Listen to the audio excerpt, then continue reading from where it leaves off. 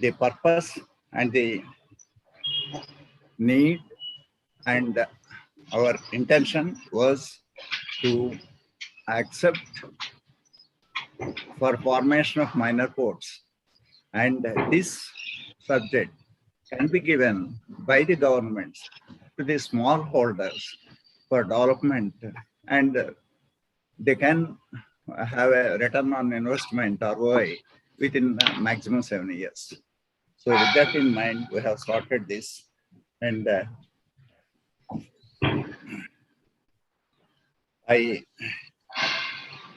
hand over this to Sri G. Venkat Subbai Garu to introduce about special guest.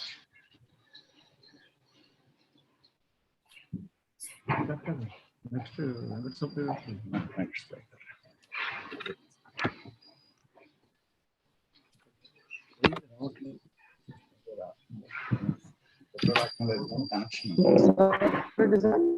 Venkat Subbai Garu. Hello, Honorary Secretary. Hello. Honorary Secretary Garu. Sir. Please introduce the special guest. So kindly introduce the special guest, sir. Sir, Bandarkar Garu, sir. Yes, sir. Yes, sir. Yes. Thank you, sir. Sir, Commander Dr. B.M. Bandarkar Garu did BSc, BTech, MTech, MBA. Sir, am I audible, sir?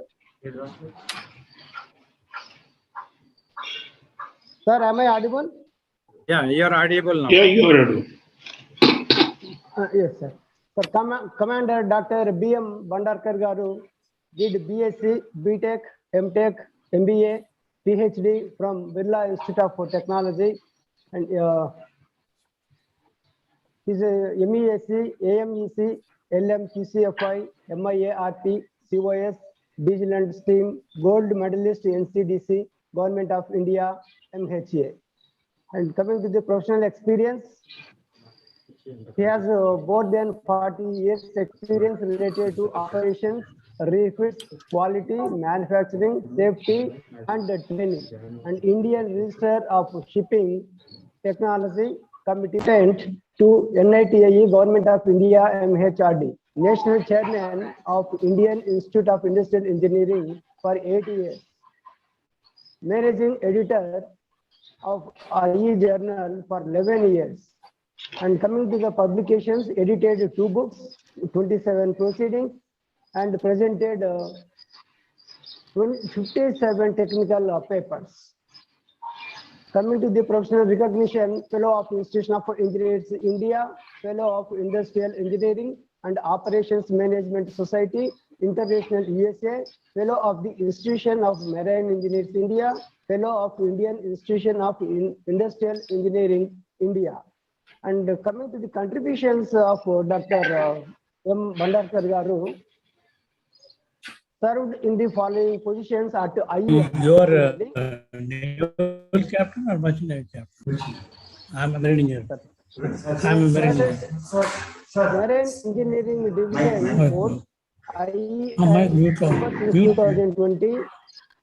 Andhra State Committee, Hyderabad member for 4 years, Andhra State Committee, Hyderabad Joint Secretary for 2 years, Vizag Local Center Committee member for 2 years, Vizag Local Center Convener Technical Committee for 2 years, Maharashtra State Committee member, Mumbai for 4 years, Bellapur Local Center Committee member for 2 years. Coming to the international assignments, board member Asia Pacific, IE and Management Society, Japan, principal investigator of Indo-US Science and Technology Forum, IUSSTF 2019, invited talk given in Asia University, Taichung, honorary conference chair of IUOM USA, associate editor of International Journal of Production Research, Taylor and Francis series.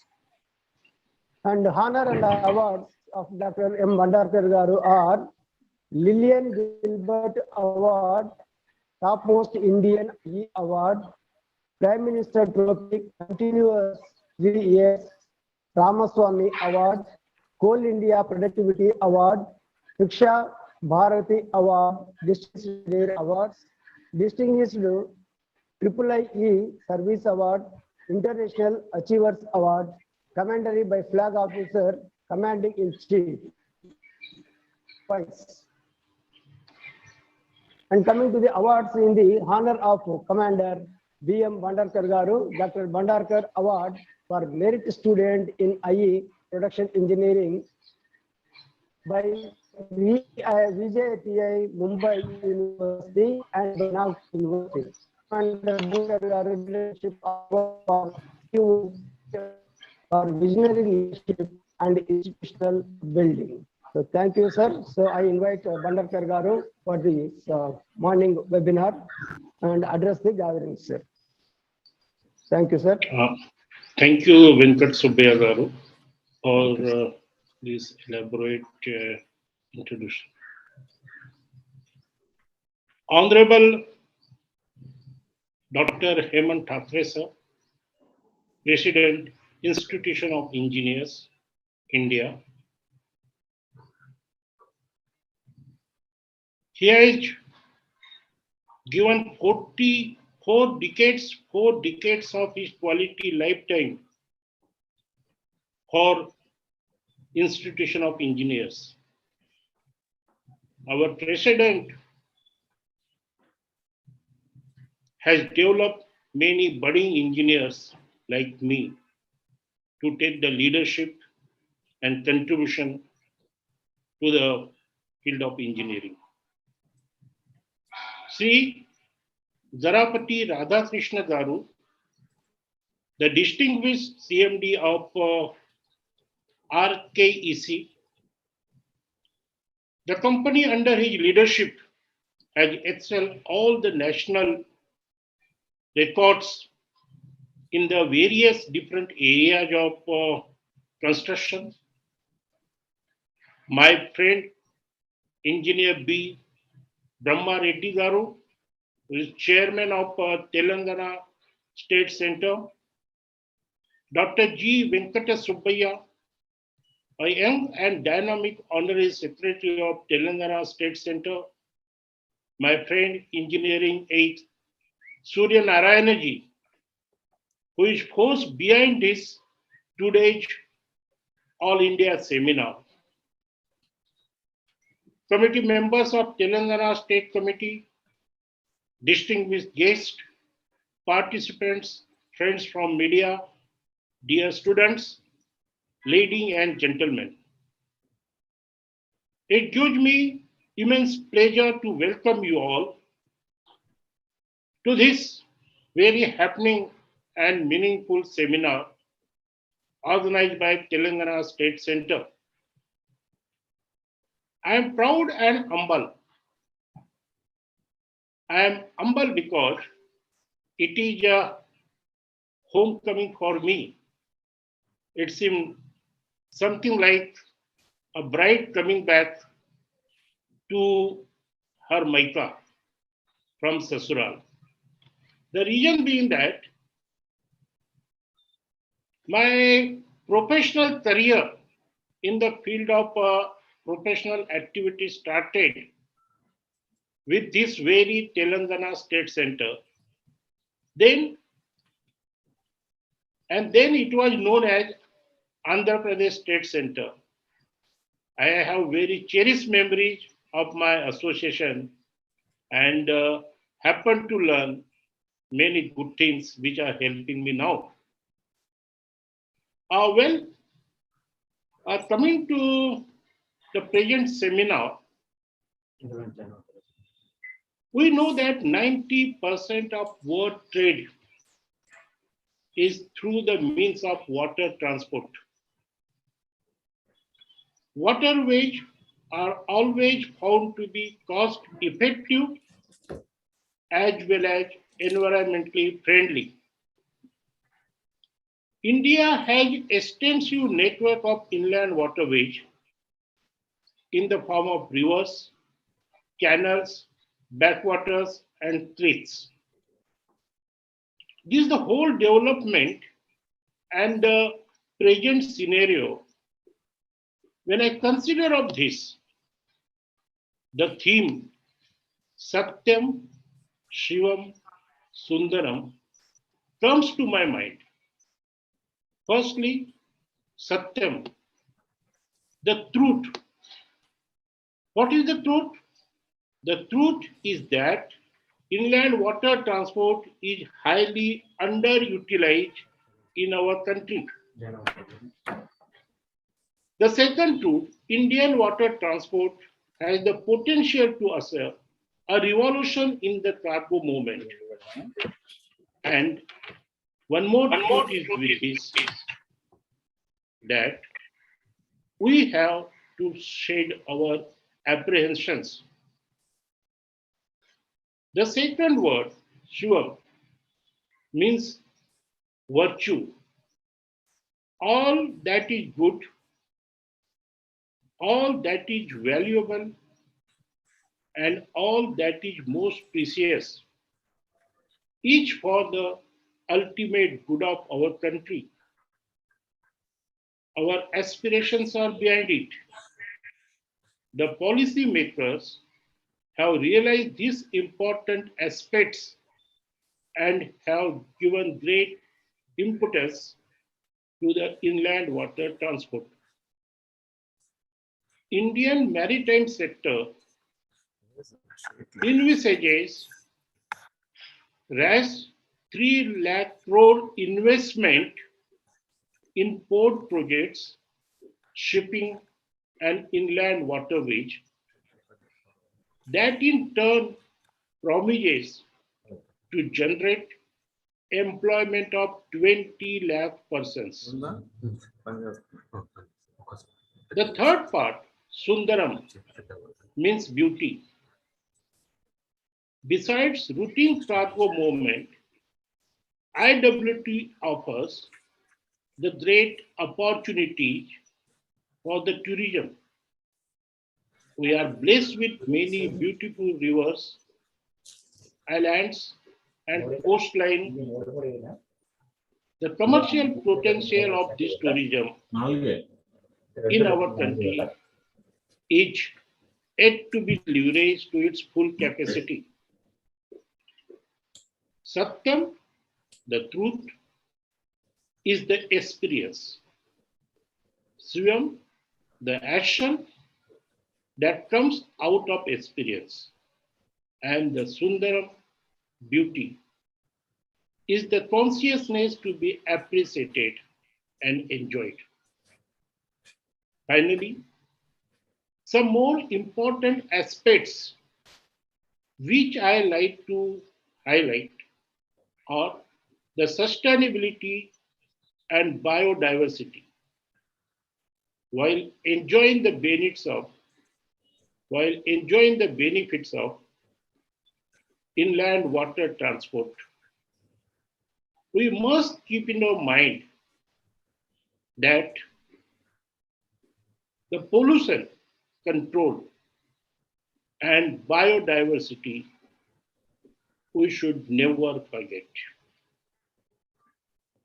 I once again thank the organizers of this webinar for their untiring efforts in organizing this webinar and also for giving me this opportunity to share my thoughts. I wish all the participants a great interaction, deliberations, and thoughtful insights into the area of inland water transportation. Shano Varuna, Jai Hind. Thank you all. Thank you indeed. Thank you, sir. Commander Dr. Bhaskar Bandarkar, sir, Chairman MRDB, for the kind address.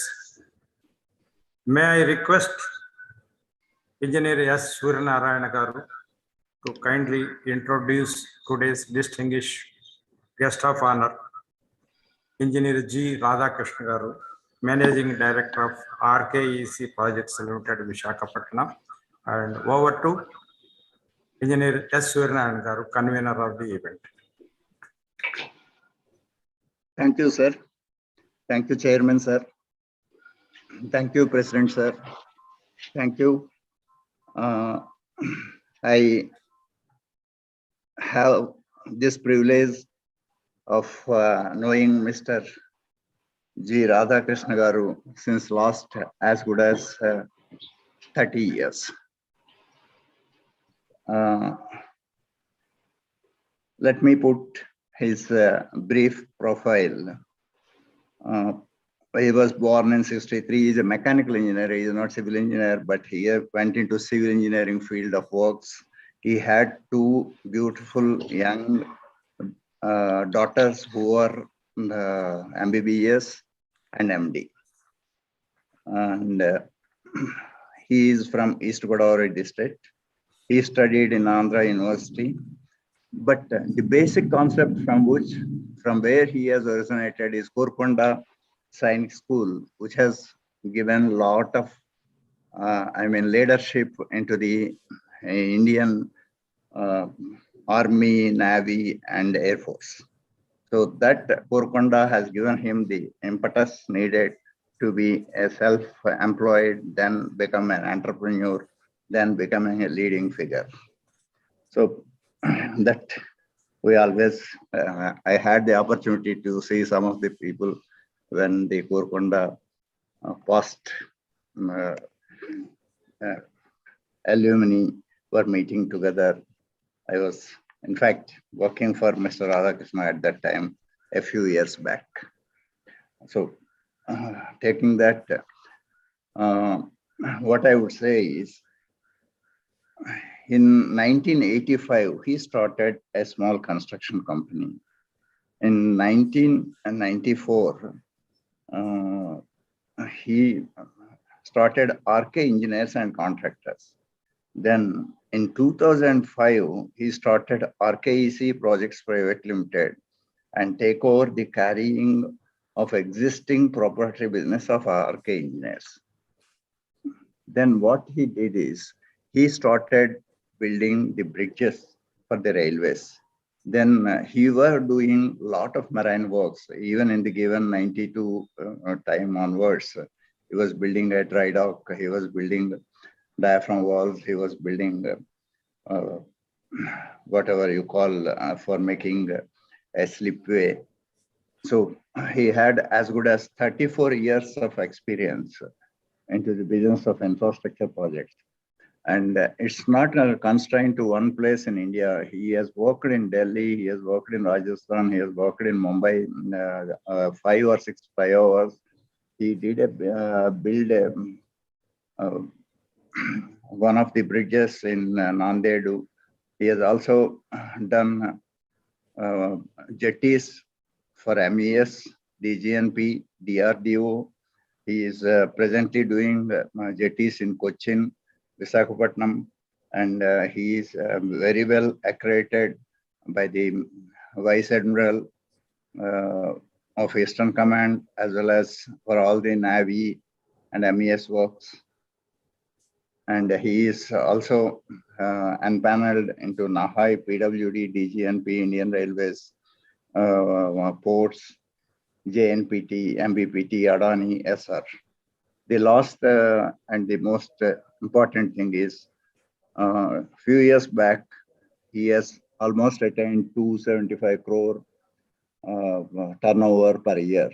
And let us wish this year or next year he will reach 400 crores turnover. He had the record work orders given from various agencies, and so the achieving 400 crores turnover will be possible. Thank you very much. I request Sri Radhakrishna Garu to give his speech as the guest of honor. Sri G. Radhakrishna Garu, I request you to please continue. Suryanarayan garu, thank you very much for the kind words.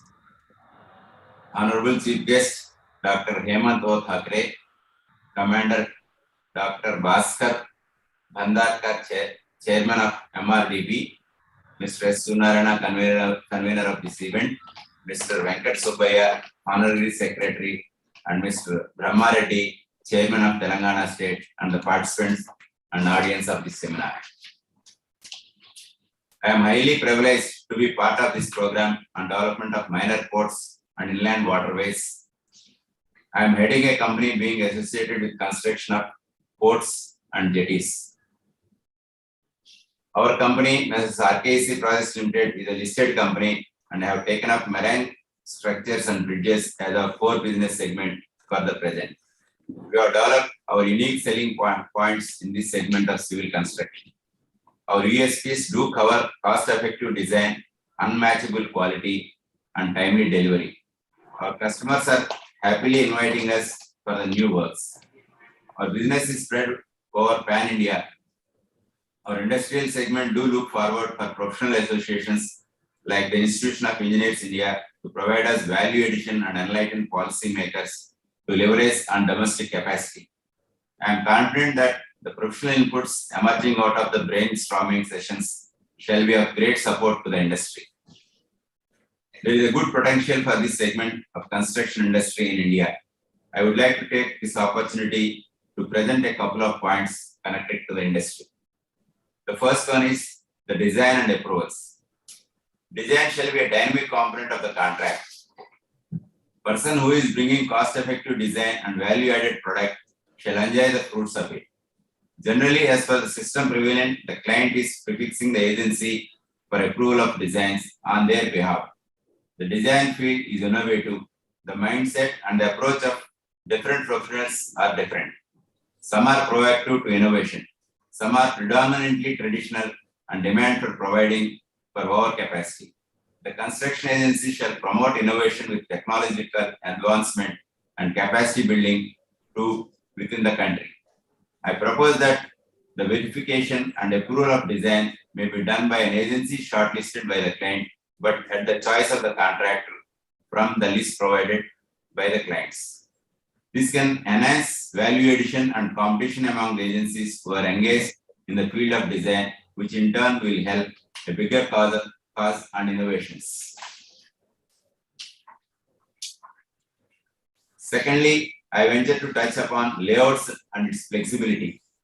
Generally, the tender documents are designed by prefixing layout and hardly any flexibility is allowed during detailed engineering and construction stage. A non-technical approach by focusing more on commercial angle by taking shelter under CVCs, CTE is seen adopted by some of the clients. I propose that flexibility in layouts be allowed, provided the same offers value addition to the client and a cost effectiveness to contractor without blindly branding it as post-bid changes. Thirdly, the need for technology transfer for jetty construction at inland waterways. The development of waterways in our country is at nascent stage. We have no option of luxury for depending on trial and error development strategy.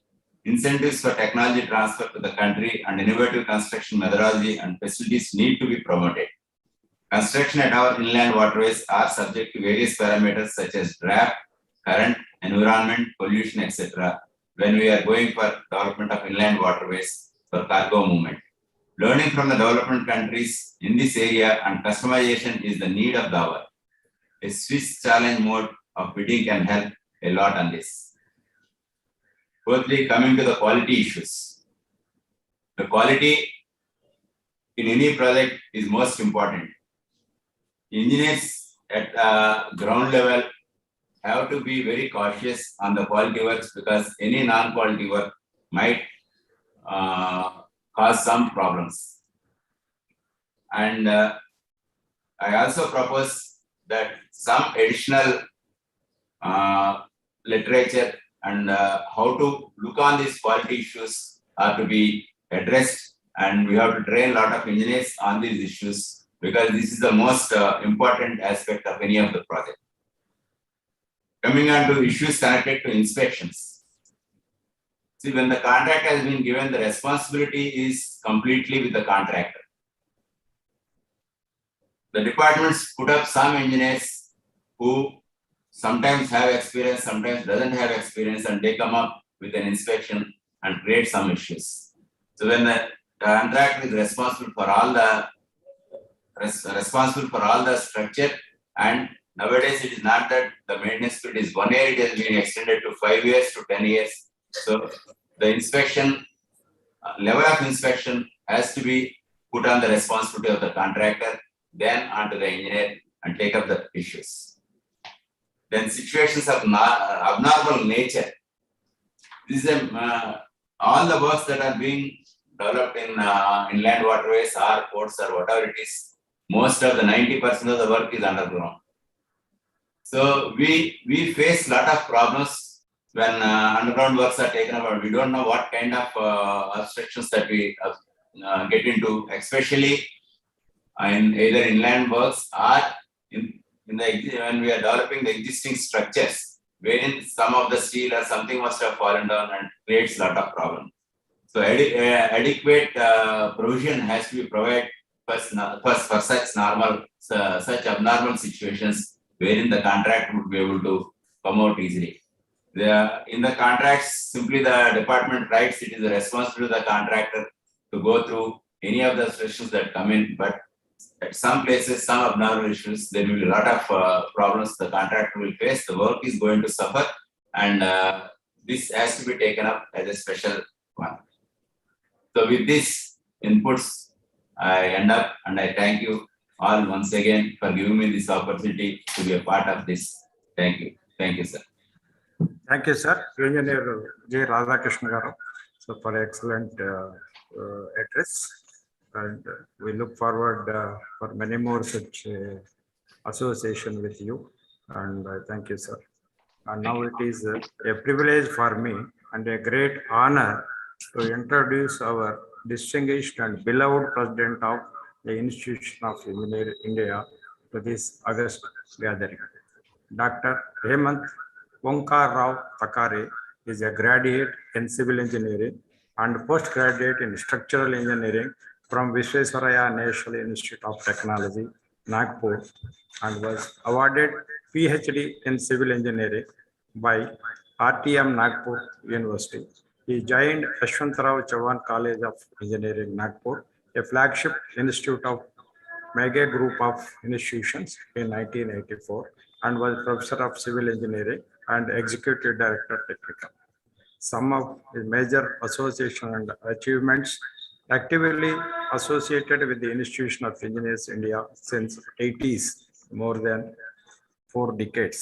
He was honorary secretary of Nagpur Local Center for 2 terms, first chairman of Maharashtra State Center, and also Nagpur Local Center.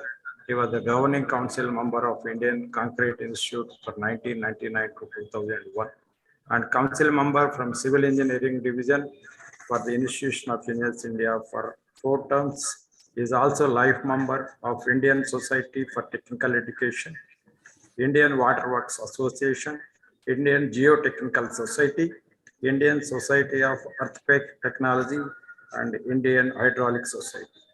He was the organizing secretary for 12th Indian Engineering Congress held at Nagpur. Dr. Hemant Thakare Saab actively associated with various social, educational, sports, and cultural organizations in and around Nagpur, and was president of Amateur Boxing Association of Nagpur district.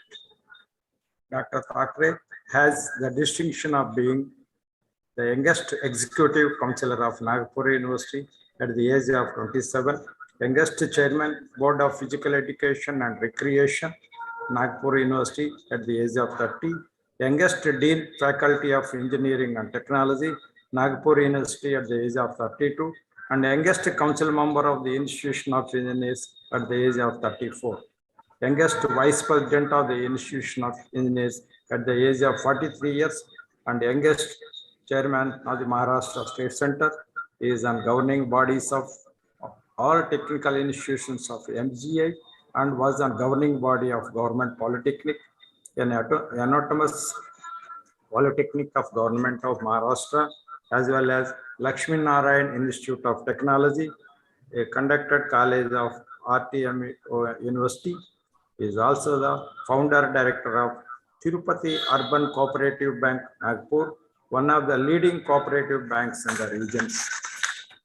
Dr. Hemant Thakre has over 35 years of rich experience in the engineering, social, and educational field and is currently working with Cine Tech Limited, known as properly CTL, the director and chief operating officer. Prior to being appointed as director and COO, served as president and business unit head for the education software solutions business. CTS, formerly ADCC InfoCAD LU Cited, established in the year 1998, is an ISO 9001, 27001 and 14001 certified and one of the premier geospatial solution providers in the country with a team of 1000 plus employees and 2600 plus clientele, having head office at Nagpur, corporate office at Mumbai, and branches office at various locations across India, Hyderabad, Lucknow, Jaipur, Ranchi, and 2 offices in Assam. Dr. Hemant Thakre ji is an active member of Association of Geospatial Industries, registered with Dun & Bradstreet and rated for its financial performance by CARE.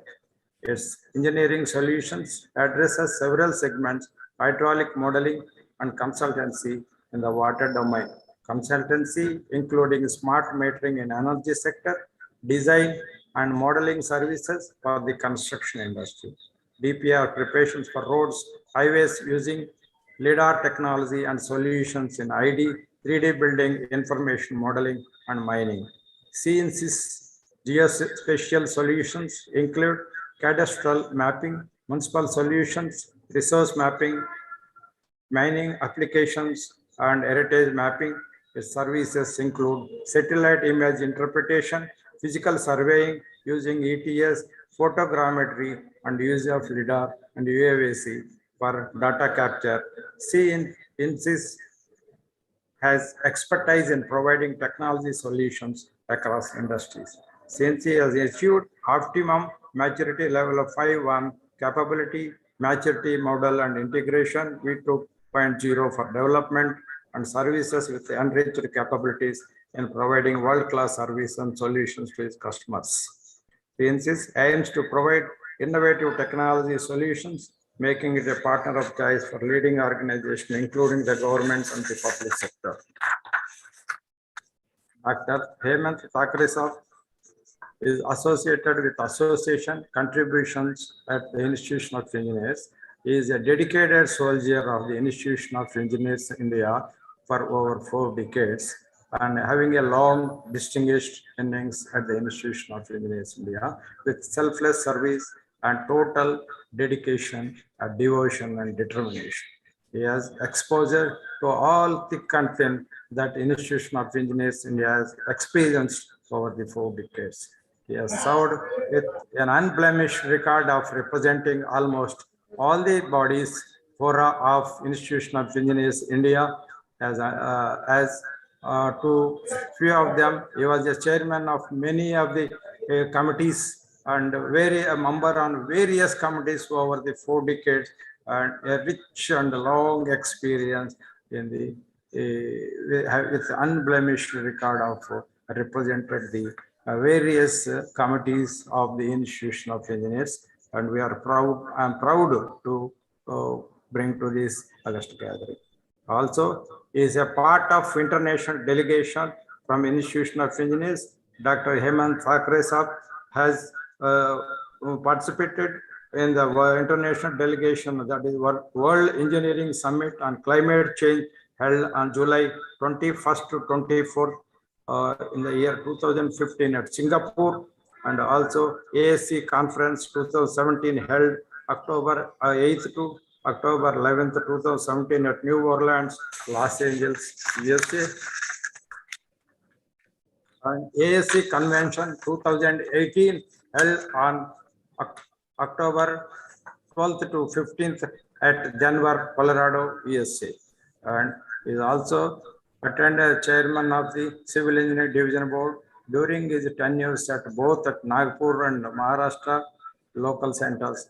Dr. Hemant Thakre Saab has led by example and was instrumental in undertaking massive infrastructure development projects which are testimony till date to his capacity and showcase his leadership skills and vision for the future. And Dr. Hemant Thakre has been a crusader for excellence and performance, which is the need of the hour in this critical time that the Institution of Engineers India is passing through. His skills, exposure, networking, deep understanding, and total commitment shall be the most desired credentials to lead the Institution of Engineers in its hour of crisis and need. And we are all proud being the part of the Institution of Engineers, and there is a dynamic and vibrant leader, such a youthful leader is heading this institution. I thank for giving me this opportunity to introduce the Thakre Saab. Sir, I request you to kindly address this gathering. Thank you, Engineer Brahma Reddy Garuji. Very good morning to all. Honorable guest of honor, Engineer G. Radhakrishna Ji, MD, RKEC Projects Limited, a renowned, experienced, and learned personality. Commander B.M. Bhandarkar Ji, Chairman, my council colleague, and Chairman Marine Engineering Division Board. Chairman of Telangana State Center, Engineer B. Brahma Reddy Ji. Honorary Secretary of Telangana State Center, Dr. G. Venkat Subbaiah. Convener of the seminar, Mr. S. Suryanarayanan Ji. Council colleagues, office bearers of Institution of Marine Engineers, as well as committee members of Telangana State Center and delegates. I congratulate Telangana State Center for organizing the All India seminar on a very contemporary topic, development of minor ports for internal transport, managing regional waterways and canal systems under the aegis of Marine Engineering Division. Before starting my formal speech or words, I will request the organizers to what the suggestions, inputs of our guest of honor, Honorable Engineer Radhakrishna Ji, may please be incorporated in the recommendations of the outcome of the All India seminar, which will be forwarded to the concerned authorities. Due to limitations in organizing physical meetings, nowadays the All India seminars are being conducted by the institution on tropical issues, which has provided a virtual knowledge sharing platform for our members and many other professionals attached to the trade. The Institution of Engineers India has conducted such technical activities in virtual mode during last 1.5 years, with comprehensive coverage of various engineering topics, which have witnessed enthusiastic participation from a wide range of professionals. The waterway transport can be classified into 3 categories: inland waterways, coastal shipping, and overseas shipping. Waterways transport is always advantageous as is a relatively economical mode of transport for bulk and heavy goods, safe mode of transport with respect to occurrence of accidents. Cost of maintaining and constructing routes is very low as most of them are naturally made, and it promotes international trade. There are limitations also as the depth and navigability of rivers and canals vary and thus affects operation of different transport vessels. It is a slow-moving mode of transport and therefore not suitable for transport of perishable goods. It is also adversely affected by weather conditions. The Maritime Agenda 2010-2020 of Ministry of Shipping has set a target capacity of over 3,130 metric ton by 2020, largely through private sector participation. More than 50% of this capacity is expected to be created at minor ports. There are 13 major ports and 200 minor ports along the coastline of our country. There are capacity constraints in major ports in terms of utilization. Some of them are working at their 100% capacity, and some have constraints in utilizing their 100% capacity and working at the optimum accepted range of 70 to 75%. This clearly shows that there is an urgent need of capacity addition so that Indian ports can handle the increased cargo traffic in future. The major ports would not be able to take the higher rates of traffic growth if the necessary programs for capacity augmentation do not take place. The major ports' preoccupation with international trade will influence increase in coastal vessel operations. The coastal trade will have to increasingly lean on minor ports for servicing their incremental needs. Hence, minor ports also play an important role in increasing the trade and economy of the developing country, including India. The inland waterway transport has considerable untapped potential. It holds promise of its emergence in future as a creditable mode of transport. For example, import order of coal from Indonesia, Australia, and China for merchant power projects has been issued, and since ports in Chennai, Ennore, and Tuticorin cannot handle the huge consignment of coal, minor ports at Malapadu, Nagapattinam, Cuddalore, Marakkam, Thiruvanmiyur, and Cheyur have been sanctioned to ease the congestion in coal traffic. In India, inland water transport, or IWT, has the potential to supplement the overburdened railways and congested roadways. It is a fuel-efficient, environment-friendly, and cost-effective mode of transport, and in addition to cargo movement, it also provides a convenient function in carriage of vehicles on the roll-off mode of cross-ferry and tourism. There are three types of inland waterways, namely rivers which have been modified or canalized, and specially constructed canals. Three major waterways have been designed as national waterways, which are the Ganga Bhagirathi system from Allahabad to Haldia, that is NW1. The Brahmaputra system in Assam, NW2, and the West Coast Canal system in Kerala, NW3. In the main waterways, water flow may have decreased over the years because of increased utilization of water arising for habitation and industrial and agriculture needs. Construction of dams may also have brought down the extent of regular flow. To consistently provide a sufficient depth for plying draft requires maintenance of banks and periodic riverbed dredging. Where the physical drop of the river channel is excessive, locks have to be provided to manage the height differential. Freight handling in IWT involves movement to and from the water mode, including loading and unloading of material and storage. IWT offers medium batch size possibilities, slow but secure movement, limited door-to-door opportunity, and cheap rates. As IWT is a capital-intensive industry, significant investment is required in vessels. Providing and maintaining the waterway and terminals requires even higher investment. Operating costs can involve vehicle costs, fuel costs, crew costs, maintenance costs, and loading and unloading costs. Contingency costs include running aground and damage to vehicles. In spite of all such pros and cons, where IWT is physically possible and commercially viable as part of a supply chain for a shipper, it is usually the most appealing environmentally, with its low fuel consumption and ability to carry in bulk, thereby reducing handling-related pollution and congestion.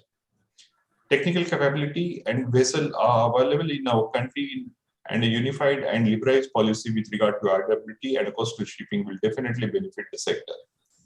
This seminar is being organized involving renowned panelists from academia and industry to discuss the highlights and pertinent issues related to minor ports and inland water transport system.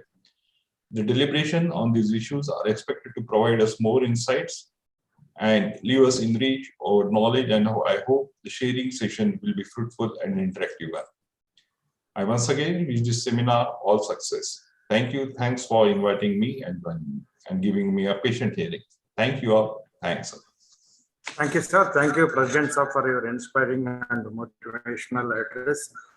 And we are all at the Telangana Center, State Center has invited for your presence in this August event. And we are all very, including on my behalf and our behalf of our committee, entire committee, and our Telangana State Center on behalf of the corporate members. We thank you, sir. Thank you for giving us the gracing this occasion as the chief guest. I request now the last session. It has come to vote of thanks. Dr. G. Venkat Subbaya, the Honorary Secretary, kindly to propose vote of thanks. Thank you, sir. Respected today's chief guest, Dr. Hemant O. Thakare Garu, FIE, President, the Institution of Engineers India, Guest of Honor, Engineer G. Radhakrishna, Managing Director, RKEC Projects Limited, Visakhapatnam, Special Guest, Commander Dr. Bhaskar Bandarkar, FIE, Chairman, Marine Division Board, IEI. Engineer B. Brahma Reddy, FIE, Chairman, IEI, Telangana State Center. Engineer S. Suryanarayana, FIE, Convener of the event and committee member of IEI, Telangana State Center. Past presidents, past vice presidents, council members of IEI, past chairman, past honorary secretaries, committee members, and corporate members of IEI TSC, budding engineers, ladies and gentlemen, and all the participants, good morning to all. It is such an honor for me to get the opportunity to thank you all dignitaries. On behalf of the Telangana State Center of Institution of Engineers India, Marine Engineering Division Board of IEI, and on my own behalf, I convey our sincere and profound thanks to Dr. Hemant Thakare, FIE, President, the Institution of Engineers India, to take out time from his busy schedule to grace the occasion as chief guest and addressing the gathering. I would like to take this opportunity to record my heartfelt thanks to Engineer G. Radhakrishna, Managing Director, RKEC Projects Limited, Visakhapatnam, for addressing the gathering as guest of honor in spite of his busy schedule. I extend my gratitude to Commander Dr. Bhaskar Bandarkar, FIE, Chairman, Marine Division Board, IEI, for addressing the gathering as a special guest on this occasion. I also thank the Institution of Marine Engineers India, Hyderabad chapter, for associating with us. I extend special thanks to past presidents of IEI, past chairman of IEI, Telangana State Center,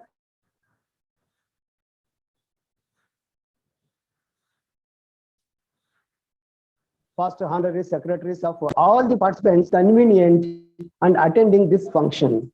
I also thank the representatives of media. Thanks to one and all. Now I request all of you kindly stand for national anthem.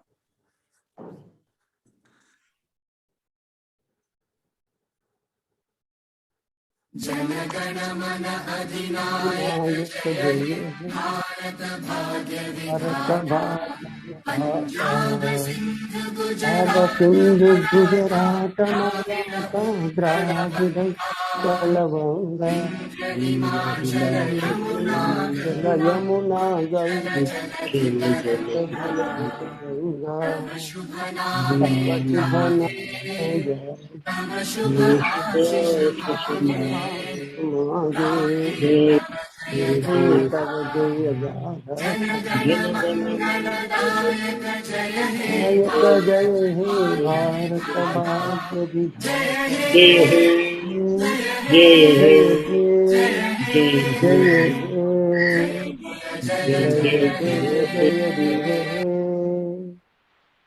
जय हे।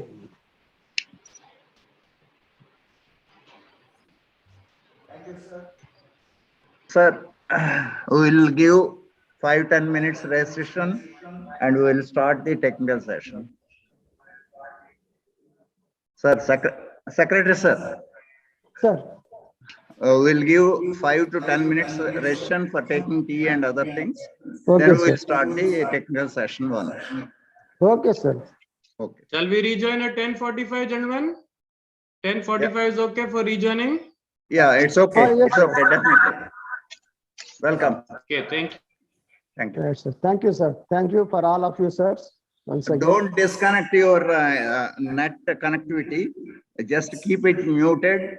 You see that the picture also is down so that you don't lose much of broadband width, and keep your net intact. Go for your whatever tea, coffee, anything, and come back in the next 10 minutes, 10-15 minutes. Thank you.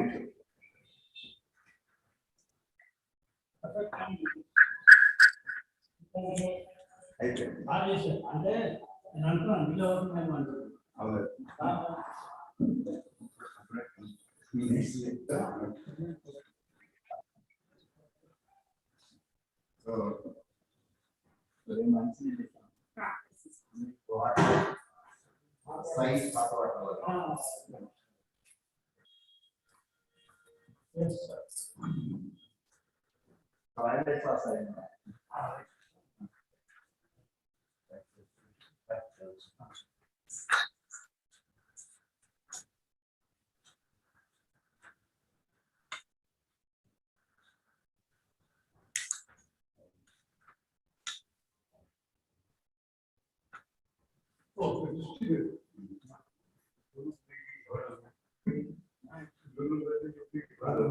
you, sir.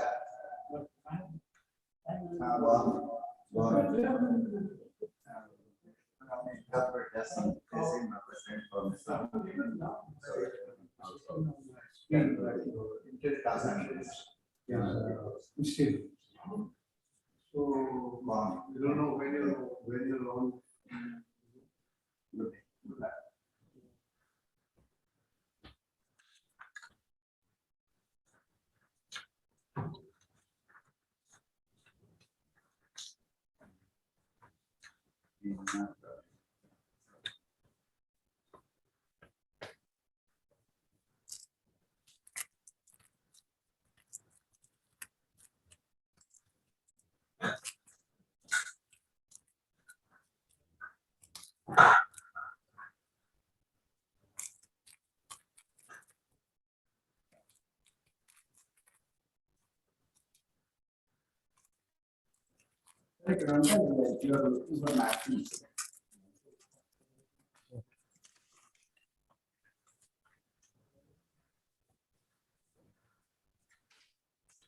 Service. Thank you very much, sir.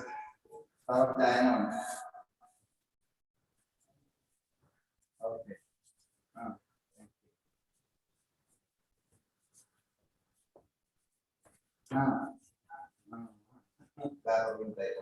ఇంకా lunch దాకా ఉంటాయి, lunch 1 hour break, తర్వాత ఏం లేదు sir, continue office.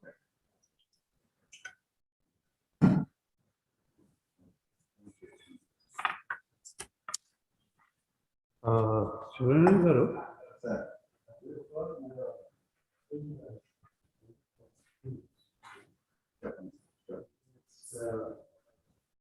today afternoon technical session, sir, session 2, session 4 chair. Can I switch with Village Kalyarko? Because that will then release me for any attendance tomorrow. Again, just to come for the session chair. talking about tomorrow. So not talking about Village Kalyarko. No, you are not talking about timing and this talking tomorrow. Today. Today. Today. Yeah, paper is okay. The co-session, I'm talking about the technical session co-chair. This one. Your paper is almost coming at the end. No, but paper is not an issue. I'll read the paper. Okay. Then after that, in the afternoon, between 2 and 2:30, the session co-chair. Can I switch with Captain Vinesh? I'll do the co-chair in the afternoon today, and he can do tomorrow in my place. Huh? That's all. Just a minor switch so that.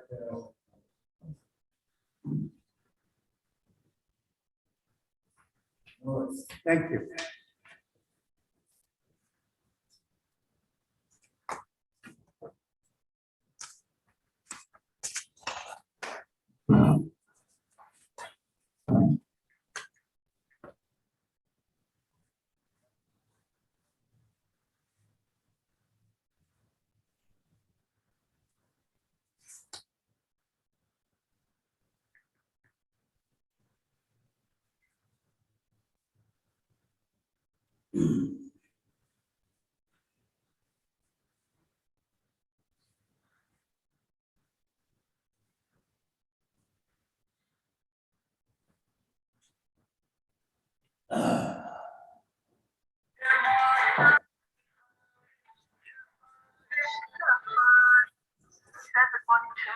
Good morning, madam. You talk to my.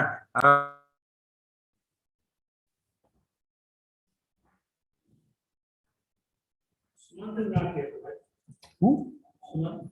Sumanth hurt himself. He hurt his thumb. And he was doing some work at home and he hurt his thumb. He had to take it to the doctor and, some procedures were done. He couldn't make it.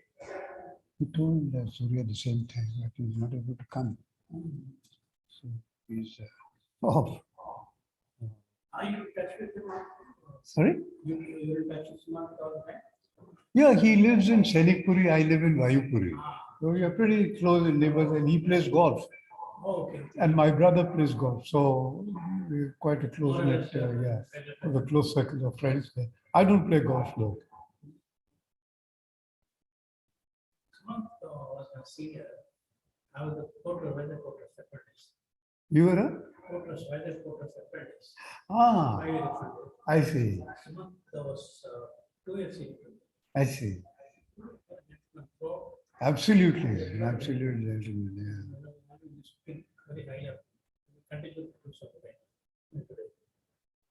So you did your marine engineering workshop from Vizag Port Trust.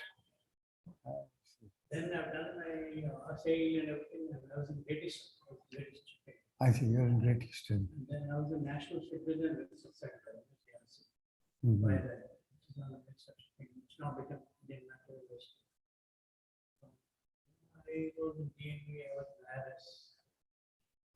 I also did my MBA in shipping from UK. Embassy from Malta, from Birmingham. I see. Which year were you there? 2002, I passed out. I did my 2002. Oh, I see. massive education training. I see. I see. So I have some interest in education training. I sort of gravitated towards it over years.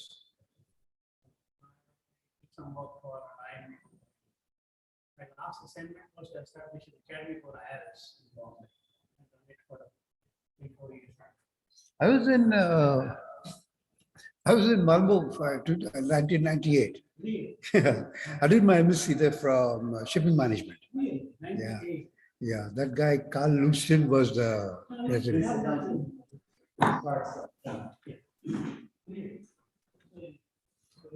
So we can have no.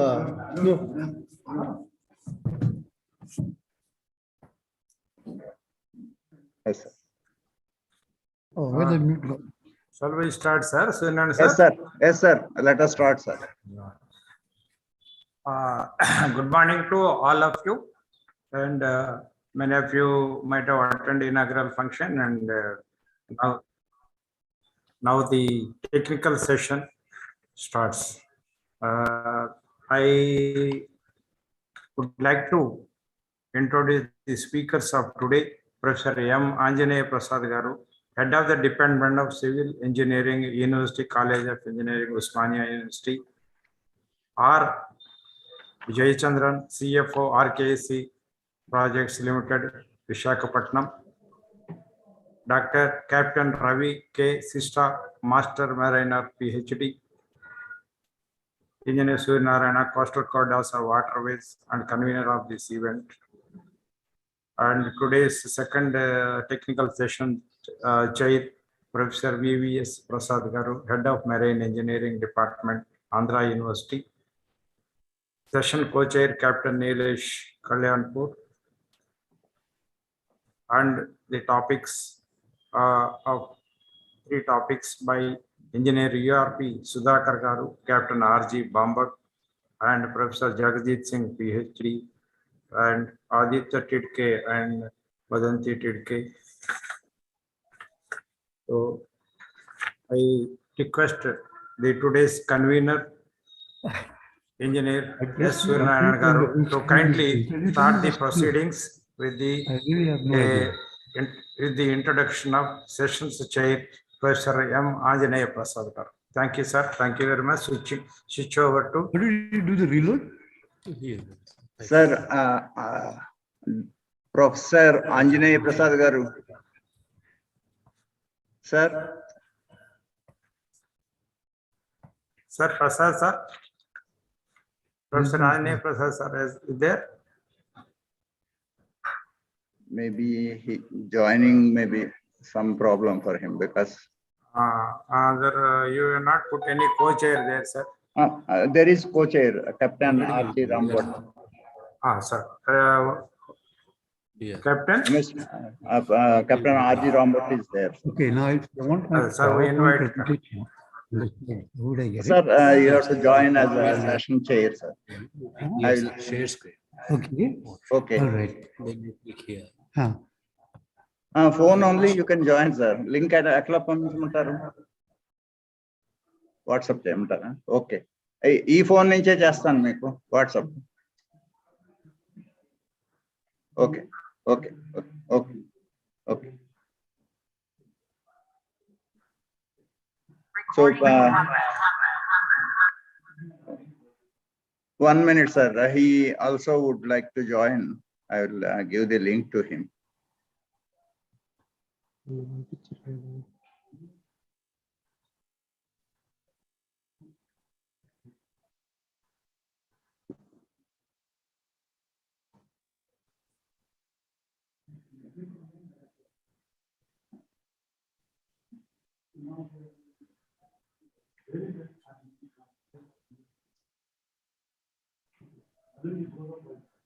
Hello. Sir, link ichanu. Then I will proceed reading your CV brief and about Captain R.G. Rambot also. I will start reading. By then you can join, sir. Okay. Okay. Thank you. Thank you. Join out. Dr. M. Anjaney Prasad is currently professor and head of department of civil engineering, University College of Engineering, Osmania University campus, and having teaching and research experience of more than 23 years in College of Engineering, Osmania University campus. Apart from 15 years in laboratory, he obtained his bachelor degree in civil engineering from Osmania University campus college, MTech in hydraulics, water resources from NIT Surathkal, and PhD from IIT Madras with specialization in water resources engineering. He has a chairperson board of studies civil engineering, University College of Engineering, Osmania University, also chairperson BOS of civil engineering, Osmania University. He is associated with professional bodies as a member with International Water Association, ISTE, IEI, IWRS, etc. He is supervising currently 9 PhD scholars, and 1 PhD scholar completed his PhD under his supervision. He has guided more than 26 ME students for their dissertation, apart from many BE project students. He has published over 50 papers in international journals that include Scopus indexed journals elsewhere, Springer, and other indexed international journals and conferences. He has more than 80 citations, and his papers were read in full text by more than 9,000 researchers. He has also reviewed more than 25 papers from international journals, including Francis and Taylor series, and more than 30 in international conferences. His papers were published in various research areas, that is optimization, simulation modeling, fuzzy logic application, neutral network application in water resources, multi-reservoir operation, and soil loss from catchment, rainfall, and runoff modeling, etc. He has involved in organizing Hydro 2019 International Conference as one of the conveners and organizes 6 national conferences, FTP programs funded by AICT, UGC, Osmania University, and has also participated in more than 30 workshops and faculty development programs all over India. He is also involved in consultancy activities of hydraulics and water resources and related works to government organizations, Hyderabad Metro Water Works, and various private organizations. So, with this impetus and with this outstanding personality, we are having a session related to our small minor ports. That is what we are talking today, development of minor ports and internal transport. We have also let me tell Captain R.G. Rambot has been associated with maritime industry since 1997 served on various ships such as tankers, bulk carriers, lacquers, food carriers, self-unloaders, offshore supply vessels, and DP ships. Served as marine superintendent in an EPC company in Mumbai, enterprise class sailing boat enthusiast as well as US FAA private pilot license holder, ship and aircraft model builder, currently serving as director for Rambot Marine Private Limited. It could be his own company. Welcome, Captain R.G. Rambot, sir. Thank you, sir. Thank you very much. Much obliged. Thank you. Honored also. And welcome, Dr. M. Anjaney Prasad, sir. The first speaker of this session is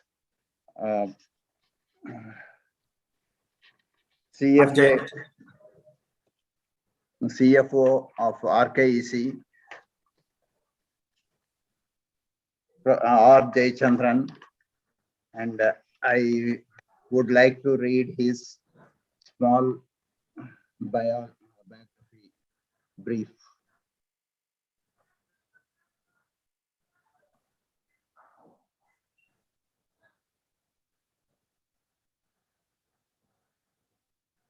Excuse me for give me 2 minutes.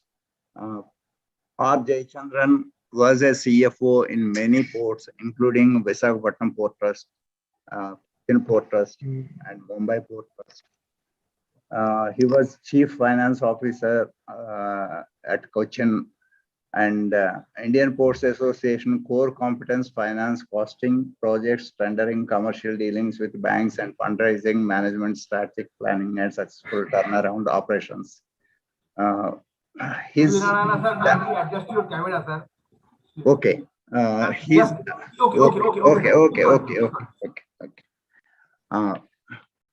His capabilities in making turnaround for the projects was well accepted in most of the tenders and port operations.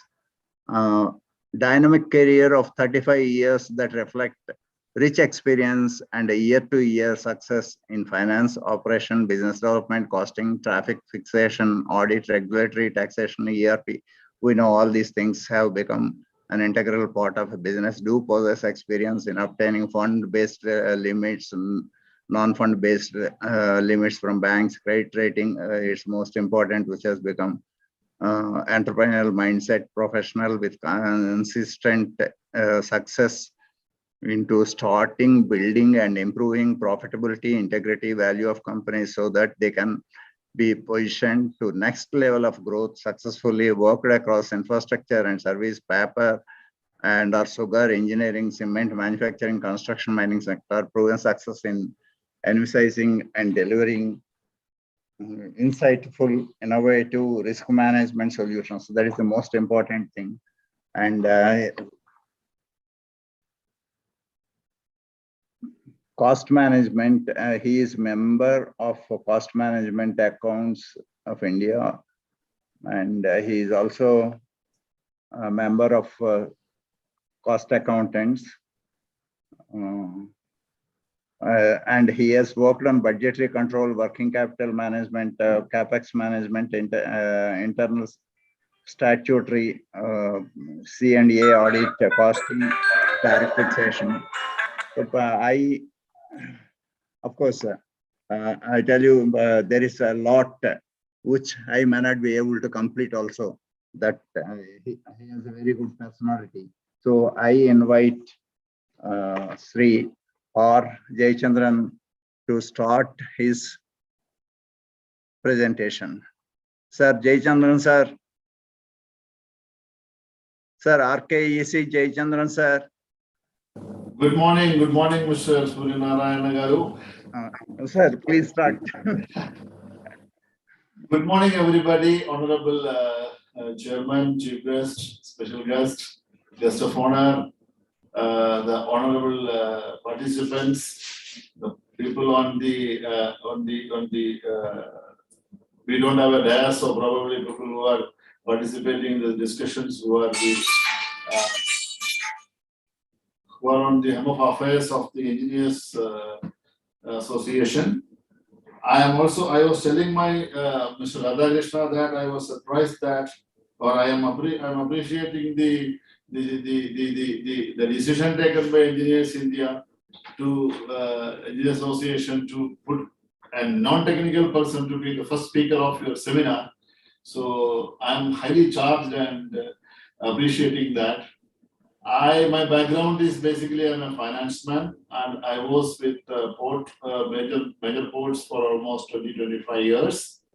Prior to that, I was working with engineering companies, and now I'm working again with an engineering undertaking, engineering business. What I will try to highlight in my presentation is that,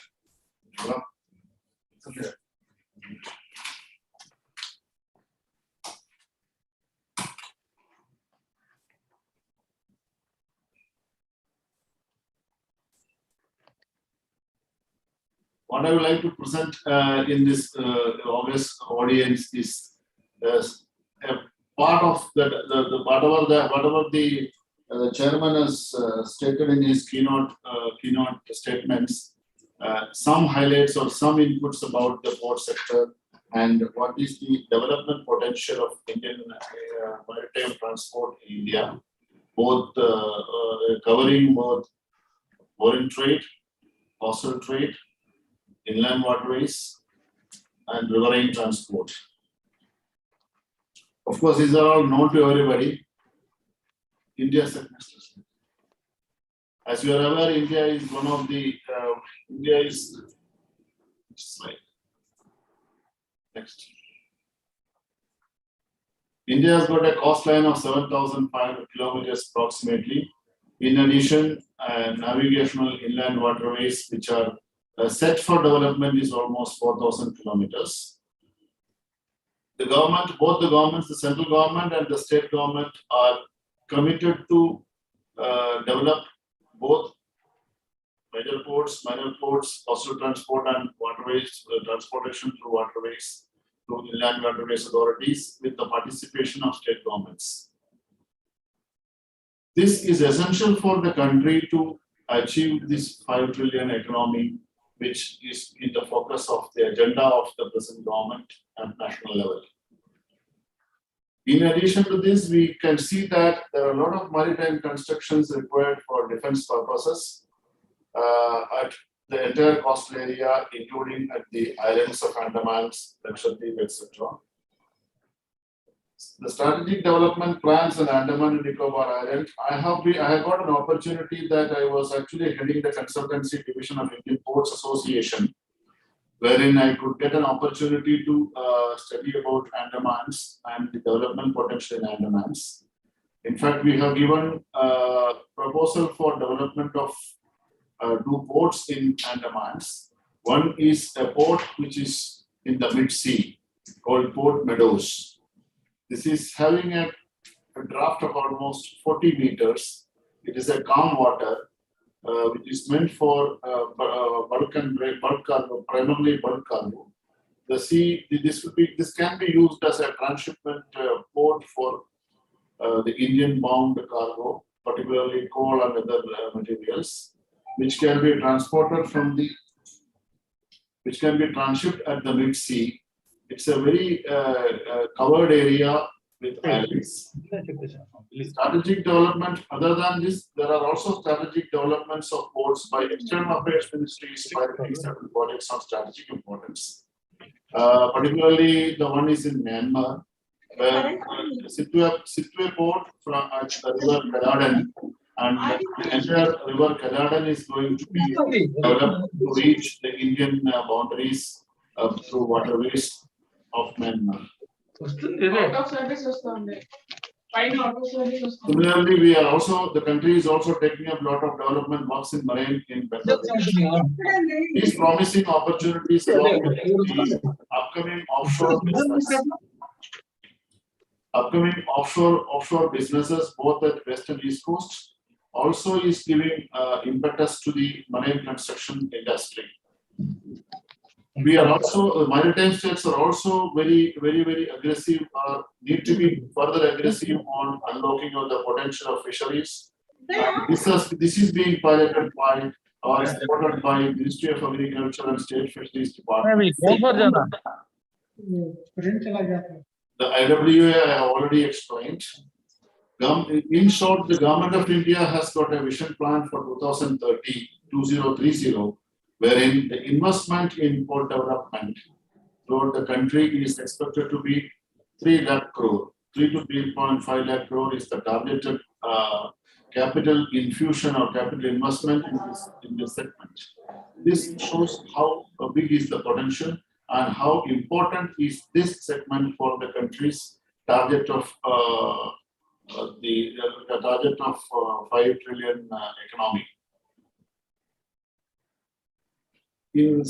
For supporting this port development, the Government of India has decided to have 3 mega ports and transshipment hub for the country. In fact, I remember that in 2007, when we have a debate in Vigyan Bhavan in Delhi, I was suggesting that we need to have 5 mega ports of minimum Rotterdam size for the country to compete with the foreign ports, because we have been developing various ports on a scattered basis, not on a planned way over centuries. These ports have been developed based on the requirement of a particular locality, particular place, particular locational advantage of a particular place, with the limited vision at that point of time. So the major ports, even the major ports of the country, suffers from that vision, or that vision would have been for 50 years or 60 years. So now things are changing, things have changed. The vision would have been for probably 200 years. Then only the sufficient facility would have been available. In fact, even though we call major ports in the country, the major ports are none of the major ports are practically in a position to compete with the ports like Colombo, Singapore, or other major transshipment ports globally. The reason is that the ports all the ports invariably are suffering from some sort of a key limitation factor. In some ports, draft is a problem. In some ports, backup is a problem. In some ports, construction of berths is a restriction. Some ports you have connectivity issues. Some ports you have land issues. So in short, what I wanted to present is that a fresh look on the port development of the country by keeping mega ports as the reception points, like in an airport, where how the flight is landing, they are not having more runways. In one runway, you are having a number of in every minute one aircraft can land. Similarly, we need to have probably 4 or 5 mega ports for the country, of which southern tip could be transshipment, and eastern and western corridors somewhere in Maharashtra and Gujarat could be one western corridor. Eastern side, Paradip, actually it has already been identified to be the corridor for east Paradip. Then maybe mid part, Maharashtra or Karnataka and Maharashtra and even Kerala or Tamil Nadu should have transshipment facilities. Plus, we can also unlock the potential of Andaman Nicobar, where there is a lot of potential for transshipment of cargo, both for containers and for bulk cargo. The existing ports and the major ports and minor ports, in my view, this is really my personal view, is that is not equipped to compete with mega ports outside the country. And the Government of India wanted the share of Indian ports to receive transshipment cargo. Presently, it is 25% only directly is coming. Any cargo coming to the country is 75% is unloaded at a foreign port and transshipped to the country. And Government of India wanted it to be reversed. 75% should be coming to India, 25% can be transshipped. So this calls for again mega ports and transshipment hubs in the country competing with foreign ports. Government is also taking various policies. It's very encouraging to note that the present government is taking various encouragement policies towards this direction. My view is that the minor ports or the smaller ports will in future, maybe over 10 years, 15 years, will develop as development hubs. Maybe having some manufacturing units, some value-added exports, and some postal movements, and some movements through inland waterways to the sourcing of cargo, sourcing of raw materials, and even for delivery of products. So this will become a smaller outfits in the whole supply chain, maritime supply chain. We have now look at how the redefining of the special economic zone policy will affect or act as an impetus for the cluster developments of industries and economic zones, so that inland waterways can also be contributing towards. The advantage of inland waterways is that it connects non-maritime states also. It is precise and understood that maritime states stands an advantage as far as international trade is concerned, whereas non-maritime states also to be taken on equal economic growth. In our country, we have 9 maritime states and rest are non-maritime states. A balanced growth is essential. While the maritime states have advantage of international trade, the non-maritime states do have. Probably Telangana could be one of such states. You don't have a seaport of your own. So, in fact, in one of our discussions, we are suggesting that the government of India either should assign one major port for each non-maritime state and do a connectivity to these major ports, so that one port which is nearer to the non-maritime state should provide an independence and a separate outlook for their economic growth, leveraging on their resources, on the resources available in those states and value addition in those states. For example, if say Nagpur or Chandrapur wanted to have industrial development, ideally cement manufacturing should be the cluster there. Of course, it is already there, but the transportation and export potential cannot be unlocked if they have an outfit or they have got an exit route for foreign trade. Because in case of cement construction, I think the raw material transportation is almost 2 times the final output. So where the raw material, that is limestone and coal, is available, and that should be the place where the industry should concentrate, so that the entire transportation quantum itself can be reduced, and only final product need to be taken out. The navigable inland waterways at present identified is only the 2 or 3 waterways, but there is sufficient potential even in other areas also, even in rivers also. Additional rivers also can be notified. However, since the development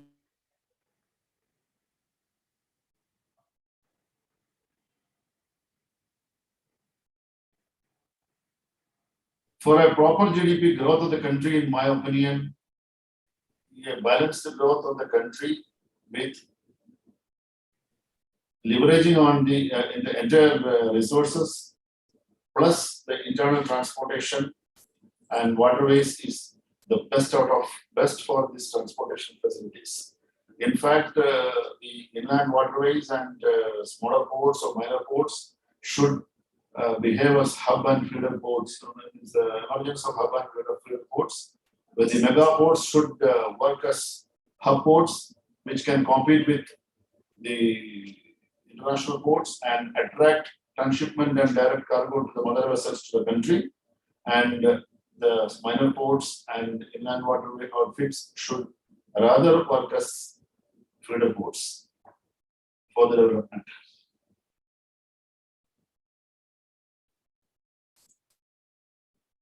Some of the challenges which I thought could be of some interest is that the government's plan is high, that 3 lakh crore rupees to be invested in the port sector in the next by 2030. This calls for approximately 60,000 crores per annum of investment. Where from this money comes? It does not come so easily. That is one challenge which I feel is to be taken care of. Second one is there must be a development. Inland waterways is developed, minor ports are developed. We have a number of the minor ports developed, but we can see that a connectivity to all these ports is taking a lot of time and it is delayed. We have live examples of ports which have become NCLT cases for the reason that there is no connectivity or there is inadequate connectivity to these ports connecting the hinterland. Even a delay, and the development should be simultaneous, because if a port comes up and it has to essentially consolidate and evacuate cargo to the hinterland for both EXIM traffic. So it is essential that the transport facility, both road and rail, has to be parallelly to be done. Suppose if a port is constructed and after 3 years or 4 years, the rail and road is coming up, what happens is this asset becomes an NCLT asset and it is being auctioned. So ultimately, the balanced growth of the development is, the purpose is not being served actually. There are live examples of that. There are also success stories wherein such developments have taken place. Another issue is that, another challenge is that for a country like India, and when we are targeting for multiple or 2 times or 3 times the cargo throughput of the country from EXIM traffic, we need to develop adequate warehouses in port nearer to the ports or in dry ports, and there must be a seamless movement of cargo to the ports and vice versa. This is a major challenge which the government will have to invest a lot of money, or either directly or through participation from participation or by attracting FDI. Identification of certain hinterland. In fact, government may have to go for some planned development, in the sense that where it is economical, you should promote that. For example, I told about the cement industry to be concentrated in a place where the raw materials are there, and a transport facility provided therein with an exit and a consolidation route to a major port will help the country's economy, as transportation cost is a substantial portion of the end cost of the product, and it has to have competitiveness also. The regulatory restrictions, of course, the government has already been in the process, but it took almost 10 years when the regulation and the port tariff has been now getting lifted. The market should determine the prices, not the regulators should fix. Regulators should only look at unhealthy practices. If anybody is following, please curtail them. But otherwise, the market should prevail and market share should prevail. This is one challenge which still things have to happen in reality.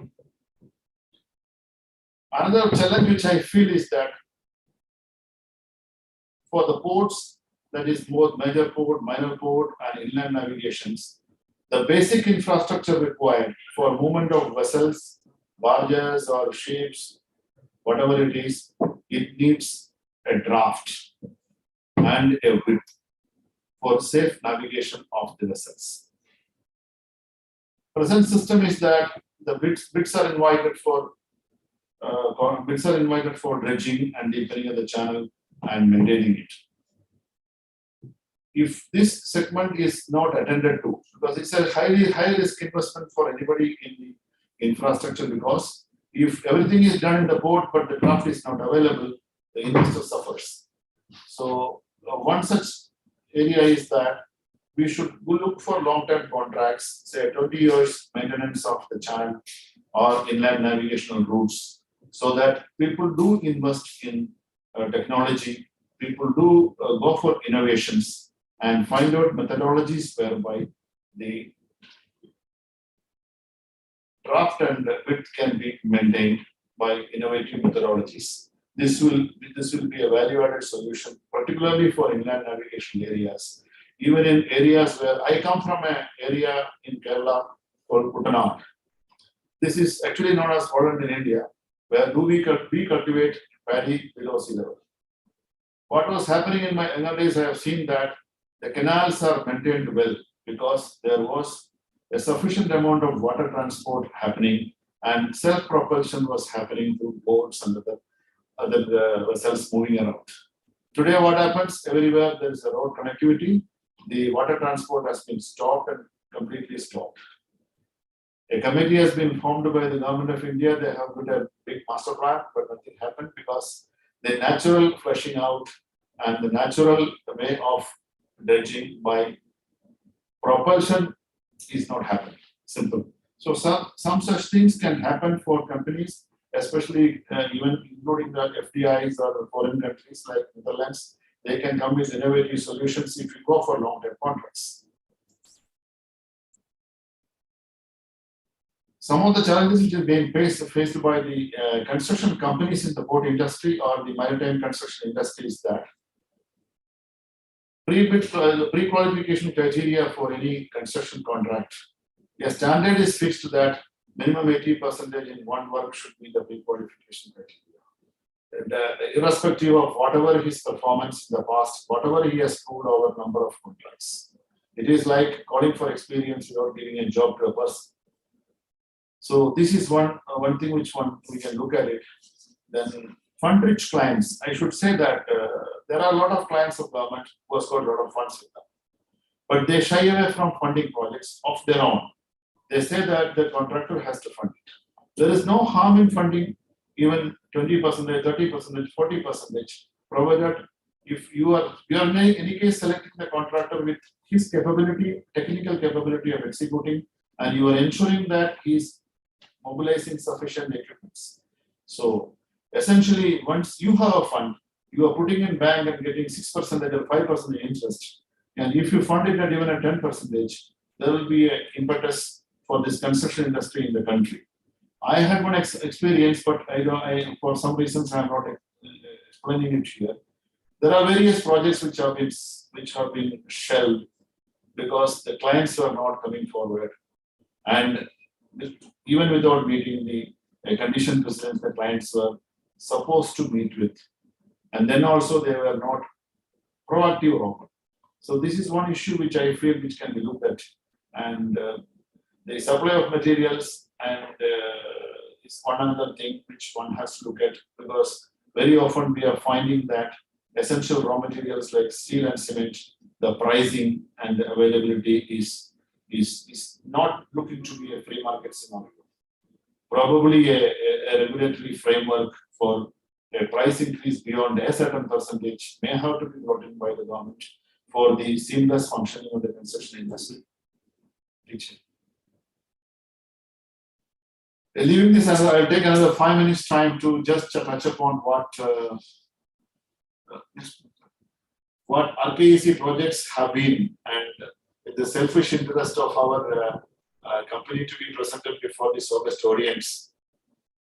We are a company, as we have CMD also explained, that we are concentrating, and we are taken marine structures and bridges as our core competent area and the prime area of our business for the next at least 5 to 10 years time.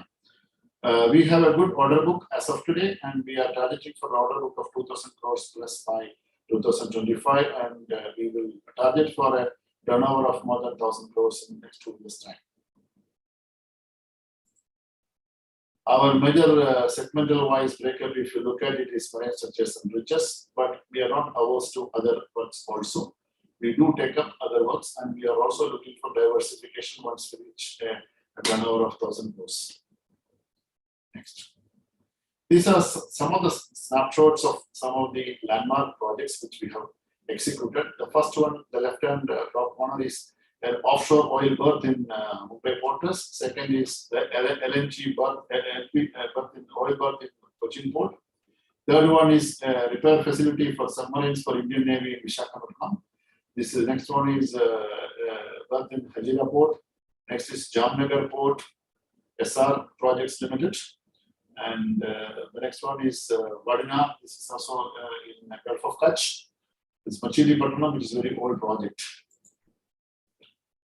These are some other works other than exclusive marine works, which are Manipur, then Pondicherry, Punjab. We are pan India. We have also done a rural electrification project in Uttar Pradesh. In short, what we wanted to present is that we are looking for value-added suggestions and support from the Engineers Association for expediting the course of construction industry. Thank you very much for a question design, and I'm open for the audience queries or deliberation or discussions on any of the points which I have presented or more. Sir, Captain Rambut sir and Professor Anjaney Prasad sir. Sir. Should we allow the questions now or after completing the other 2 number papers? No, if the time is there, now itself better to allow, sir, but limit the speakers talk to as per the scheduled time. Okay, how many? 3 or 5? Maximum? Yeah, general seminar, no, they are going on with all rich experience. Otherwise, Okay. it becomes difficult for us to organize. Yes, sir. Actually, I think 5 to 8 minutes we can allocate for question answer now, if that is okay. Okay, that's okay. Yes, sir. Fine. Fine. So please put your questions. You can raise the hand or you can unmute yourself. Or you can write in the chat box. No, if there are no questions, we can also just interact, sir. Yeah, Let us make it more interesting. Yes, sir. Yes, just sir. for a while. Yeah. Please, you give your opinions, and Captain Bambut sir, you also please give your experience. I think Mr. URP Sudhakar has got a question. Mr. Sudhakar, you can please come in and ask your question now. Yes, sir. Thank you very much. First of all, I would like to congratulate the speaker for bringing his rich experience into the forum. My question to him is, what are his views on the PPP model, in infrastructure development, and what is his experience and what are his views on that particular model of development for port sector? Yeah. PPP.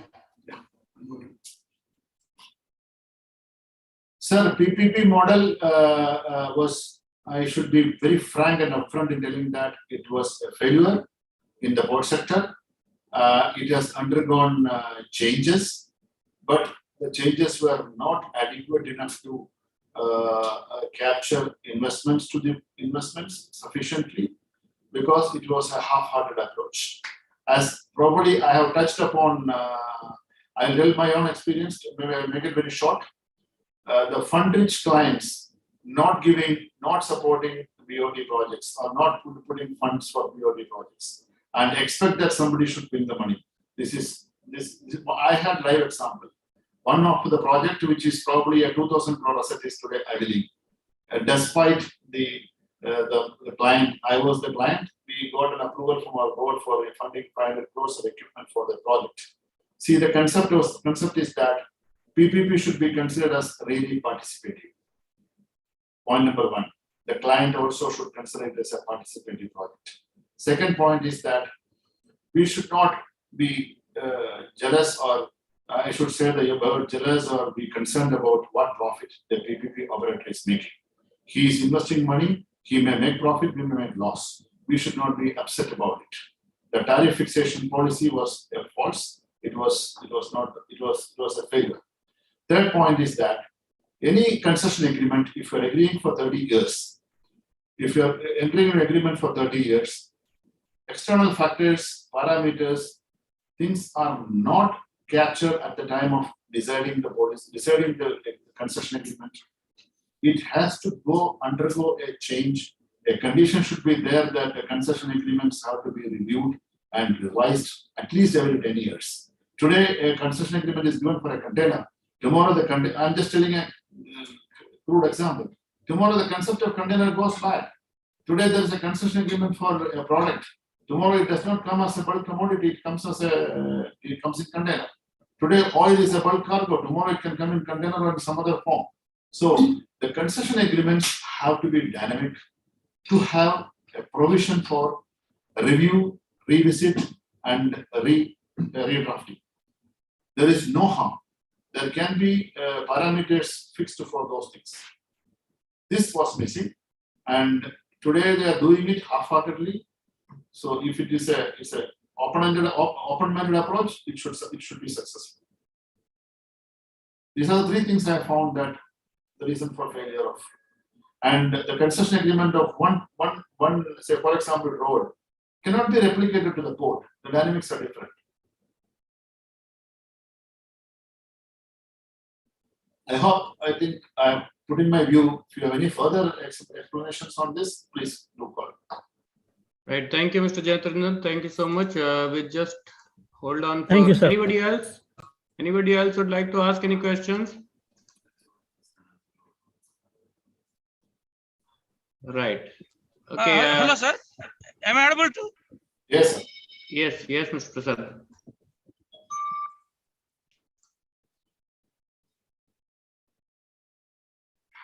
Mr. Prasad, you are muted, so you can just unmute and ask your question, Professor Prasad, please. Yeah, actually, I request the participants and speakers to restrict the timing regarding response also. That is one request. And another one is, like when people are with a rich experience in the private sector of the ports and harbors where they have executed so many projects, can they give some kind of a roadmap for minor ports or major ports?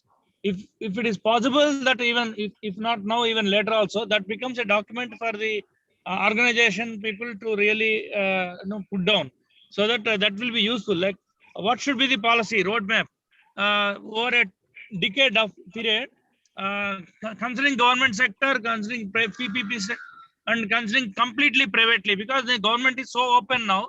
They are giving policy. In fact, they are accepting also policy if it is really good, even from the private sector. I think the speakers and organizers maybe can thought about this and then come out with some kind of roadmap, depending on the size of the project. Thank you. Thank you. Right, sir. Thank you very much. I think if there are no other questions, then we can proceed ahead with the next section. Yeah.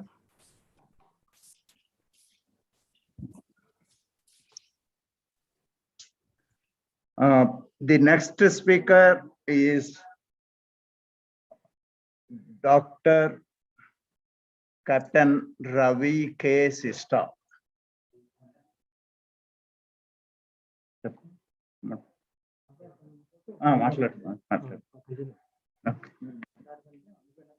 Okay. So Ravi K. Sista is a master mariner with a doctorate in philosophy. He enjoyed a career in maritime industry spanning over 38 years.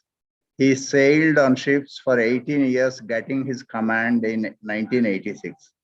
He then came ashore working in operations, agency, and project cargo movements in shipping companies. Having served in the Middle East in various leading organizations, both in the private and public sector, he concurrently lectured as guest faculty to various prestigious universities and published well-acclaimed papers on subjects of maritime. His last position held was about senior consultant to the Abu Dhabi Department of Transport Maritime sector. It was challenging post serving to high acclaim in the policy and regulatory aspects of port management. In 2014, he returned to India and continued to serve the maritime industry, publishing papers and getting interviewed by the press in featured articles. Thank you, Ravi K. Sista. He is a doctorate, he is a master mariner, he was a captain. So please start your speech, sir.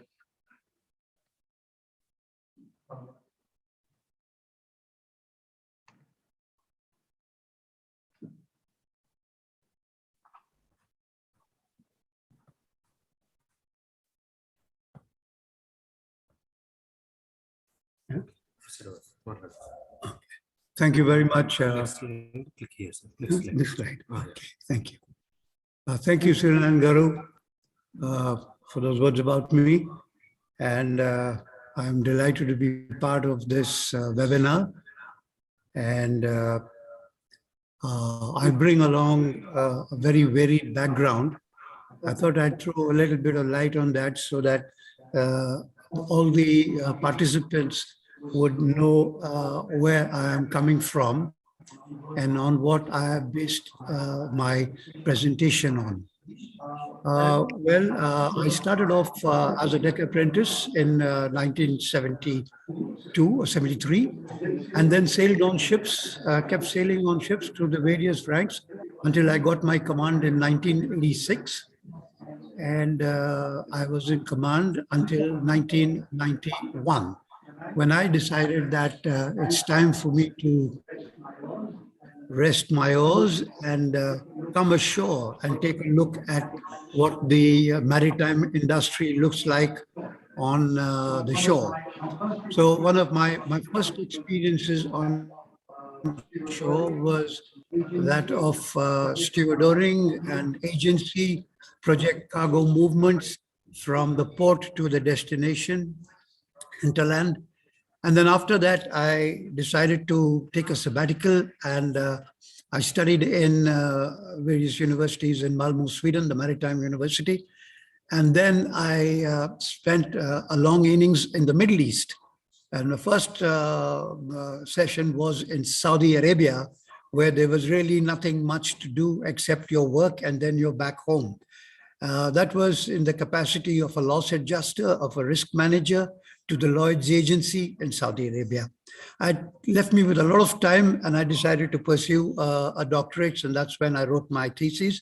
And my thesis was based on the subject of alternate dispute resolutions, because disputes are very expensive, and I thought I would look into maritime contracting and in which way clauses can be designed so that the disputes are they're not impossible. You can't eliminate them altogether, but at least you can keep them within manageable limits.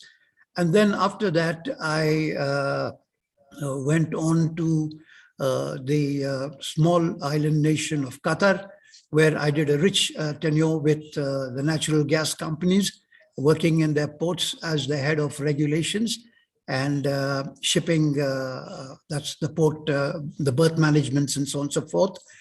And from there, I moved to the United Arab Emirates, where I joined the government there in the Department of Transport, again, heading regulations, and then moved up the hierarchical ladder to be a member of the National Technical Committee on Transport. And because transport was declared by the UAE as a strategic activity, and therefore it was upgraded to a national committee, and I was on that committee. And then I went on to draft policy, and this was the challenging aspect of my career. And then I returned back home, and a very, very much freelance maritime commentator. I follow international maritime events, both politically and economically. So that brings me to the threshold of my presentation, which is the impact of seaports and related infrastructure on maritime logistics. Now, maritime logistics, this entire perspective is from a geo-economic perspective. I must apologize, there would be a lot of fancy jargon here. And I know that this is, by the way, my first appearance in a webinar. So that's why I came away from home, so that I have any glitches I can have it immediately fixed by the learned organizers. And therefore, I really don't understand the concept of a webinar. I have my views on this, but I find it extremely impersonal and unable to contact at the body language level. But having said that, I would like to move on with my presentation. It is a geo-economic perspective. Now, this is fancy jargon, so therefore I would like to throw some light on the geo-economic perspective. Now, what really makes an economy global? See, first is the free and fair trade practices. Now, this is truly a market-driven effort where the trade needs to be free and fair. And of course, now we have a very emerging requirement called the logistic skills. That means you do with the minimum possible documentation and the maximum possible attention to the cargo in transit. When it comes to logistic skills, the world at large found itself wanting when the pandemic hit, and large amounts of vaccine had to be transported across the world under very demanding circumstances of the transit requirements. Now, this is truly a logistic skill which needs to be developed along the lines of cargo care and making sure that the transit warehousing is kept down to the bare minimum, because the larger picture of the cargo deteriorating and becoming totally useless is a very, very major threat to this entire developing of logistic skills. And I think that the third point in actually making an economy global is the creation of demand. Now, how would a country create a demand across the globe? I think that our neighboring country, China, much as I don't like to say it, but we've got to take the bull by its horn, and China has set the standard. I mean, I do not want to buy Chinese goods, but I must tell you folks that the computer I'm using on the webinar is Chinese. If I have to amuse children, I go to the market and buy toys that are Chinese. And therefore, China has successfully created an overall master plan for the creation of demand. And this methodology could be studied and adapted to local conditions. Now, in creating demand, there have been very conventional methods, like what I spoke to you just a while ago, were very unconventional methods and very bold. Indeed, you enter the country where your markets are located, and that's where you create the demand. But now, and thus far, the demand creation has been dependent on joining trading blocks and telling all the members of the trading blocks that we should be given preferential treatment because we are neighbors. We should all prosper economically together. And that's a unique selling point in joining trading blocks and creating a demand. It's not a very sustainable way to create demand, but nevertheless, it's there. And then we come to importing quality materials for value addition for industrial produce. Now, when you are importing, we got to take cognizance of the material specifications so that your output is in demand. It's the output. For instance, though it's being phased out, but thermal coal, a high calorific value generates more coal at more power at a lesser cost. And that's a classic example when power is generated to industries and it is uninterrupted and reliable, the industry can really boom. But if we are going to be having, outages like, we have all the time starting from this morning, it's not going to create a very good business environment. And then another important aspect of demand creation is the quality of the goods that you export and the credibility that you gain by being the owner of the goods till it reaches the consignee.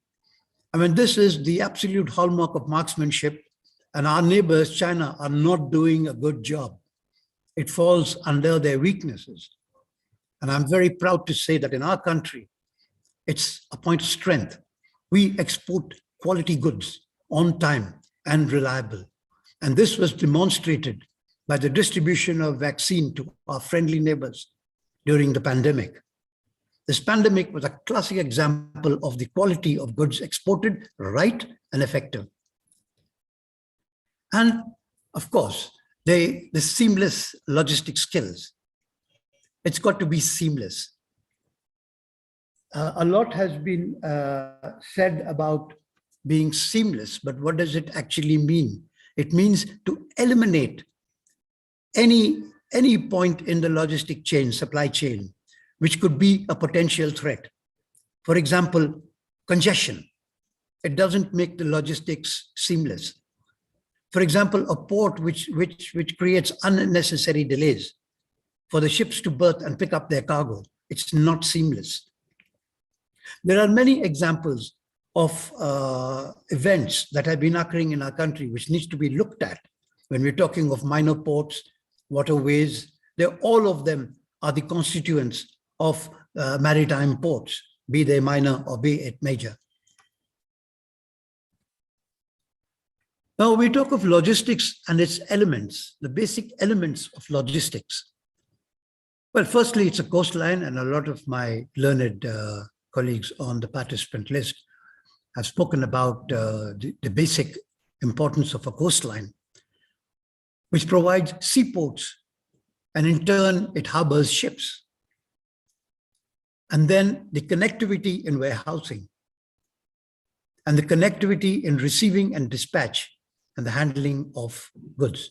These are all the cornerstones of a good logistic system.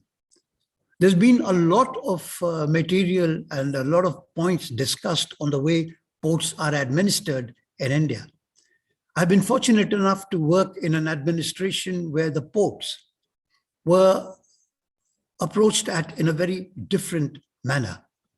I mean, just not for the sake of being different, but a seaport is something which is a forward integrated facility for the industry. One may note that in the soon after the World War, Japan had a huge steel industry, and they had to recover their economy from the destructions of war.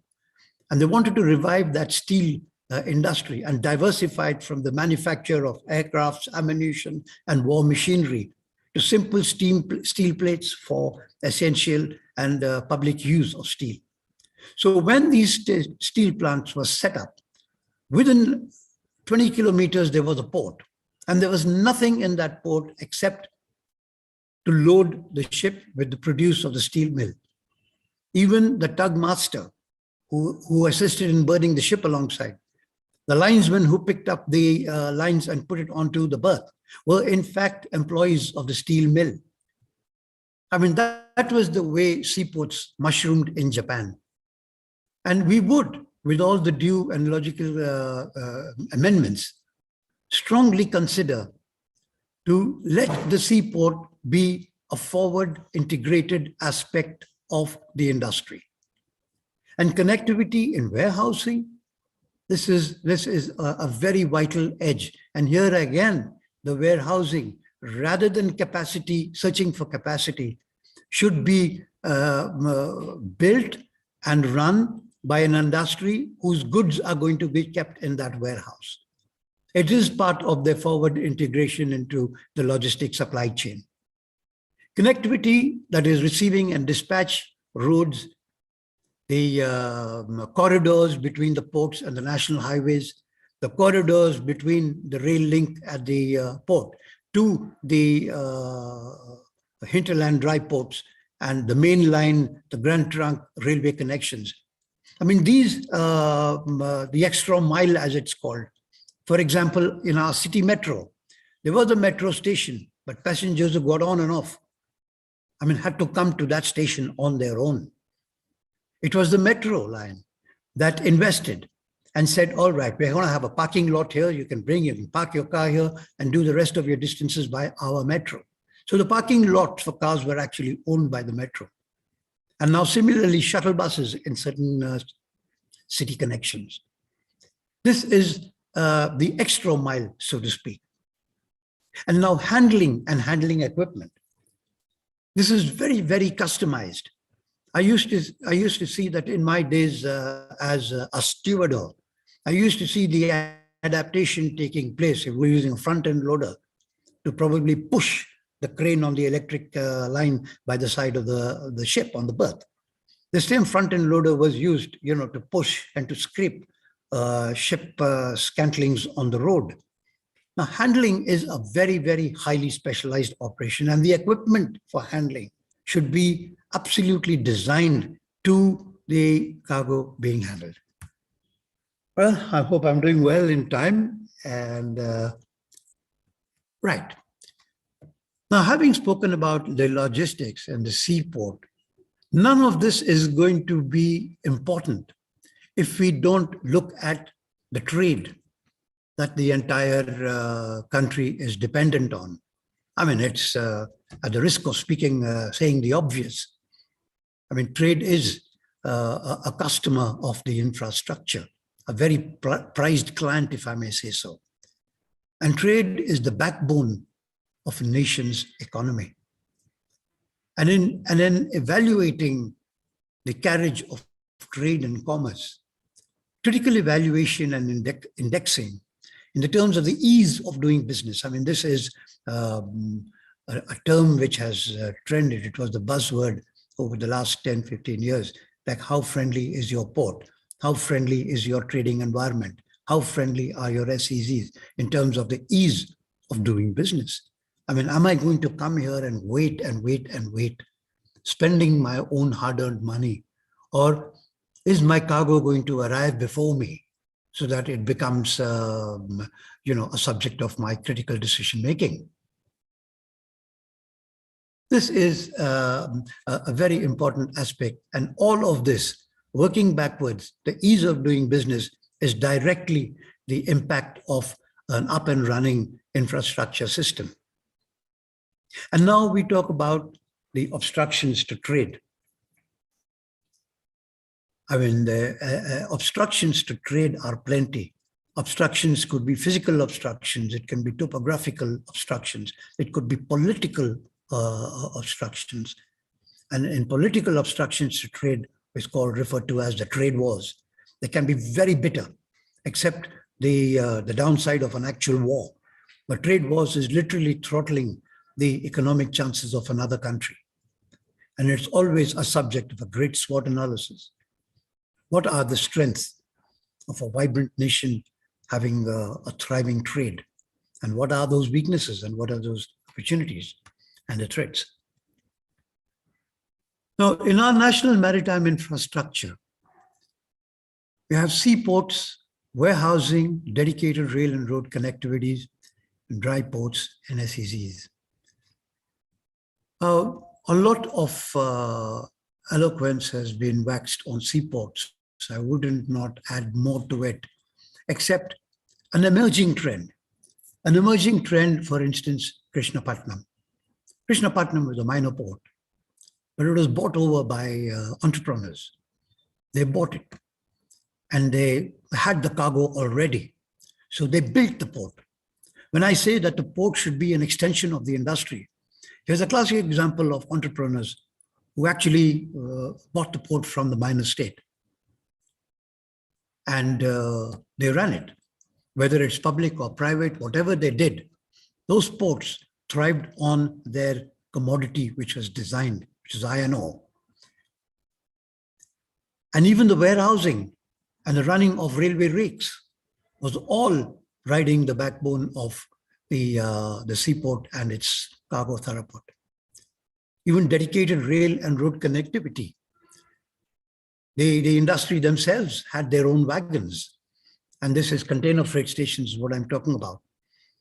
And these wagons run right up from the north of the country to the gateway port.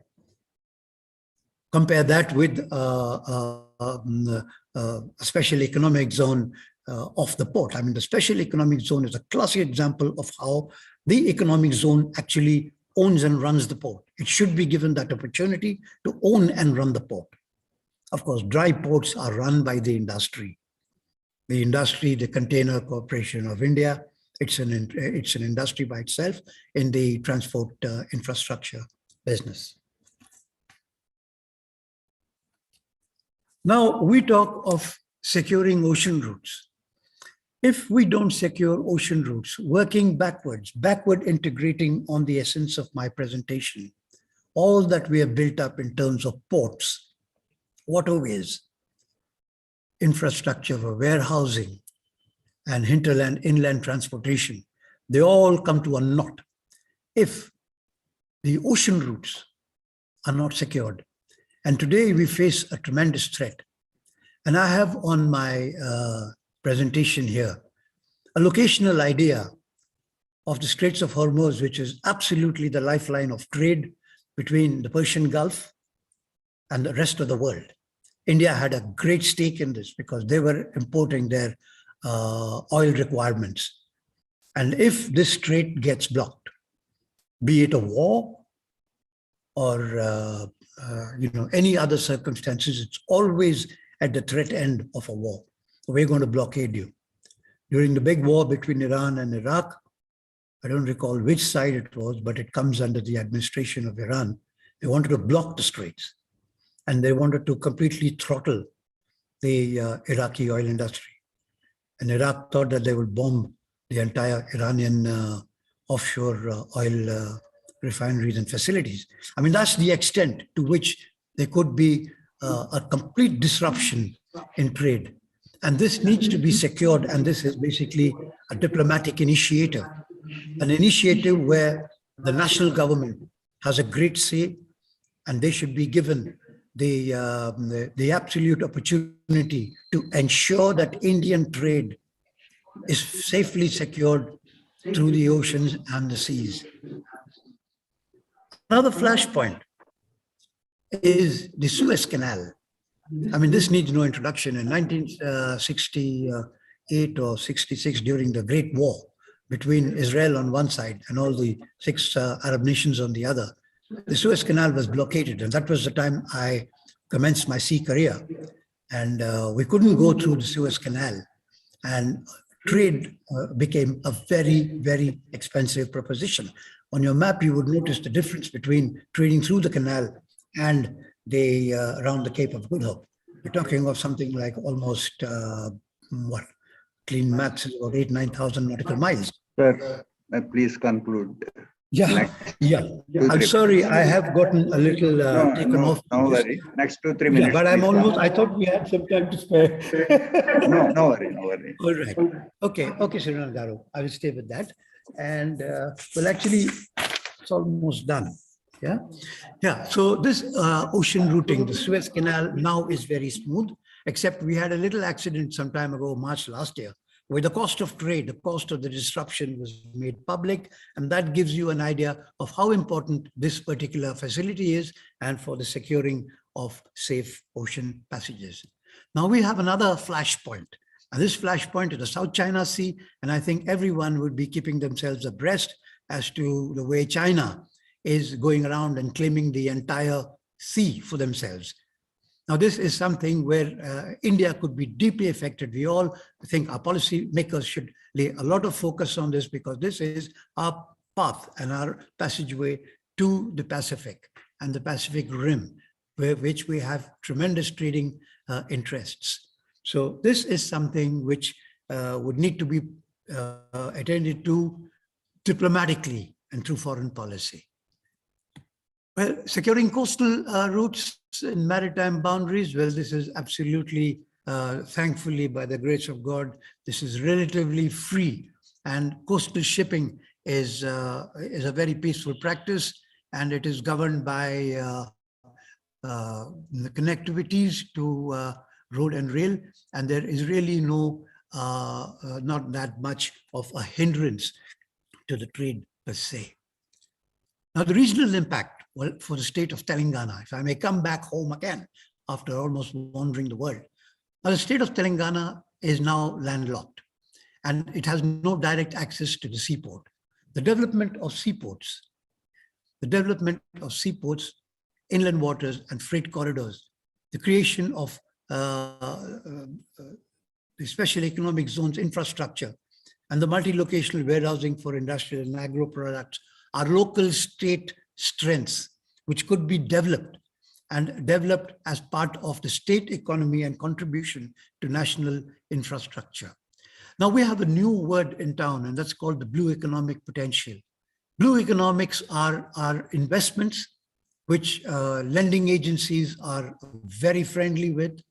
And the cornerstones of a blue economy is maintaining water bodies within the state. Telangana is flowing, and these are godsend, and maintaining those water bodies within the state, developing inland water transport, fisheries, and dedicated dry ports and freight stations, road and rail connectivity to gateway ports. These are all the cornerstones of the blue economy, and the blue economic output is more cargo to trade and in the region internationally. But I would like to conclude this presentation by saying that the state of Telangana is rich, fertile soil, natural resources, and industrial potential. Its contribution to the country's wealth, to trade and commerce is immense and has a lot of potential, and this should be tapped with whatever is the natural bounty of the state. And now we talk just a few recommendations which I would like to make to people who would be affected by it. And one is first one is the setting up of a policy think tank that will proactively trace national changes in order to deal with potential supply-demand flows of and/or raw material. Krishnapatnam being a case where the port that was designed for iron ore, and when iron ore was banned by the state of Karnataka, suddenly the port went out dysfunctional, but they managed to diversify their design by creating special economic zones and container terminals, and try to still keep the port viable. And then flagging the value addition of industrial and agro products that has a direct impact upon assets such as warehousing and seaport design, and tracking of security threats to the movement of trade up and including gateway ports. This is very important, and these security threats are mostly domestic in nature, and one should see this proactively. These are just three very modest recommendations, and I hope they come in handy. Well, if there's any questions, I will take them. Otherwise, if I've gone over my time. I think Mr. Suman Bankar sir has a question, sir. Say. Okay, Suman.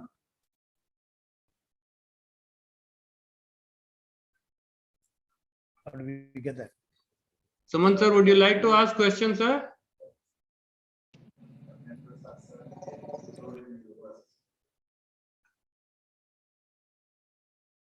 Okay, as we wait for him, I'm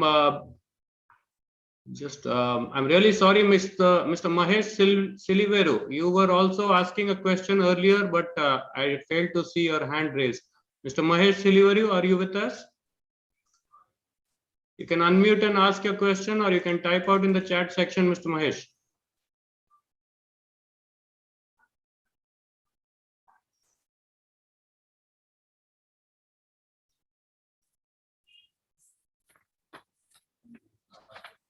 Yeah, probably not. Okay, I think Surnarna sir, we can go ahead, I think.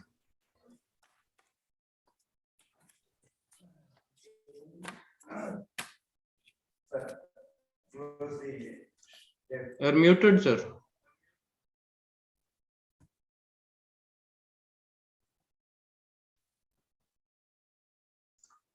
Thank you, Ravi sir. Thank you very much. Very interesting and nice presentation. Thank you, sir.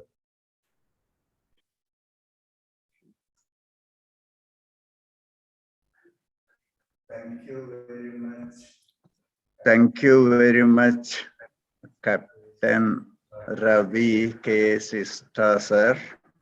You have given a very nice presentation. Very interesting. It's very interesting. And the next presentation has to be made by me. So I will read my biodata, small chips, because it's part of this, whatever I do. But before that, if you close your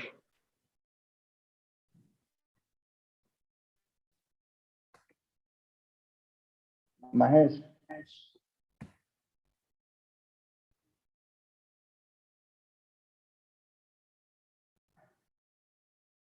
Ask him to.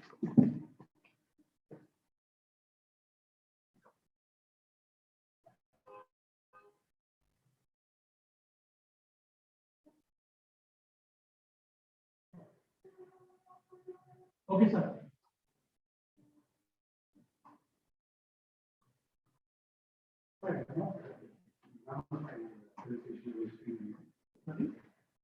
Sir presentation అయిపోయింది.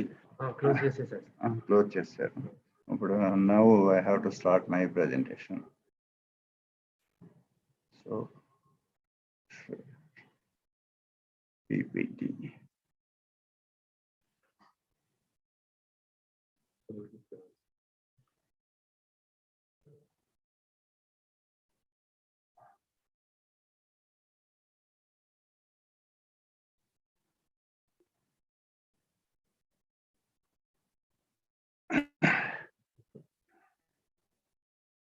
Okay. Right. So down press just వెళ్ళిపోతుంది. Okay. Right. Okay. So my brief about me is I'm a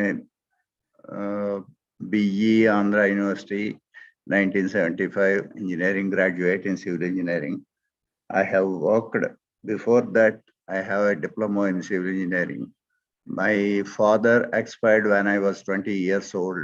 So I had a elder sister to be married.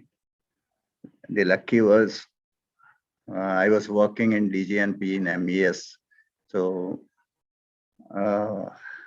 my uncle was a joint secretary in Ministry of External Affairs. So the DG and the colonel, if used to go there to go to Russia for naval project. So one day they came across, then they started telling my uncle that your so-and-so ward is okay, we are looking after him well. So that's how I was in Slipway. I was in Gammon India Works for wharves and jetties. I was in a repair berth. I was, most of them are actually either a piling, diaphragm wall, or a monolith constructions. Even the same technology is still used. So from there, I just moved to Irrigation Development Corporation, which is also hydraulic based in Hyderabad. From that, after doing more than 10-15 lift irrigation schemes design, including motors, pumps, electricity, and all that we have learned. Lucky for AP Ranganath Swami Garu and MS Naidu Garu. Then we moved on to I moved on to a company known as Cannon Dunkerley. The first thing I went there, I was given a cement plant execution here in Kadapa region.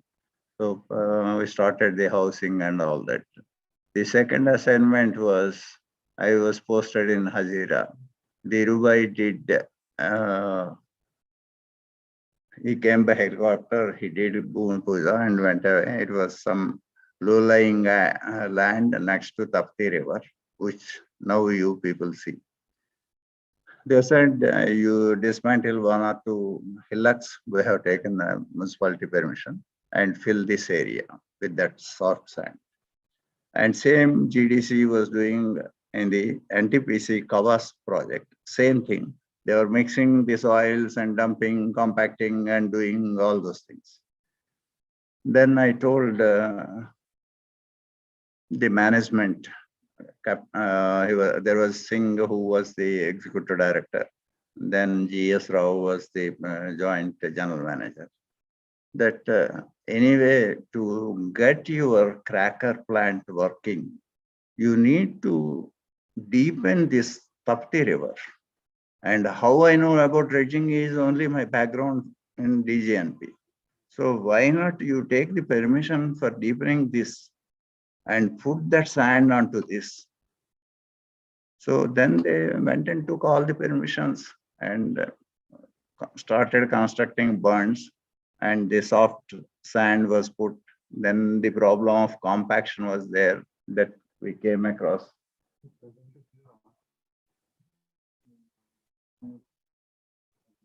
Okay.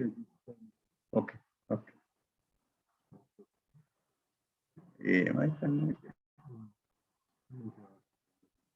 ఈ system వచ్చి రాస్తున్నారు. Okay. So that way we were helpful for starting a project in time with less cost. And still there is one gentleman by name Perumallu who was the CEO of Jamnagar.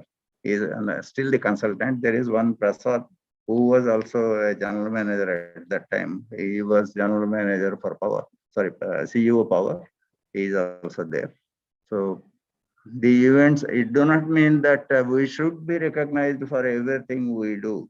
It's that what contribution we do and how far, how better we come out.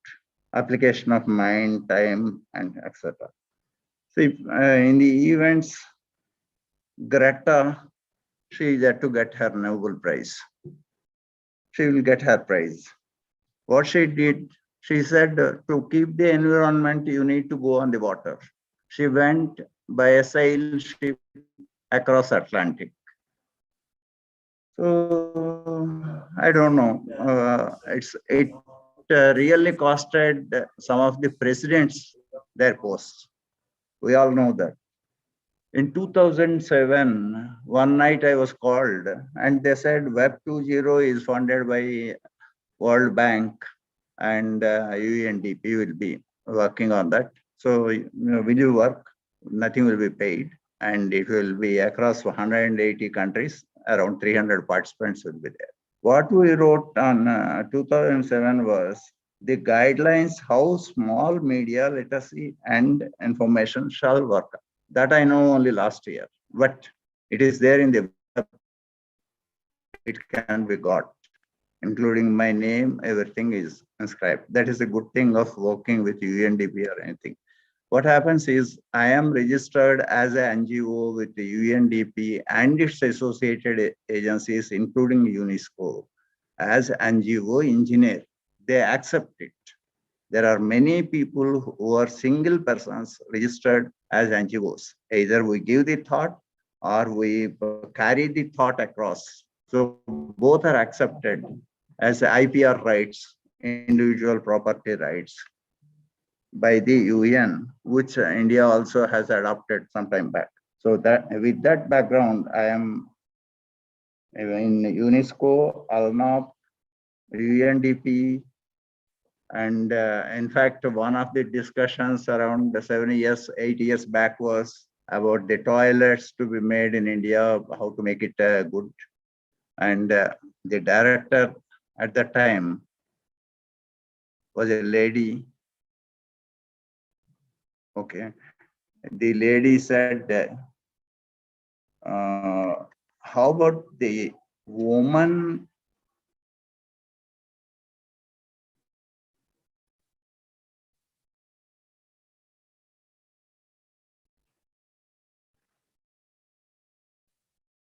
hygiene, how do we protect? Then many of us are who were discussing were confused. She said, see, ministerial hygiene for women, she being a lady, she recognized it, is a most important thing for the reproductivity, because we have a lot of problems in Africa and other areas, either mutation of organs or making people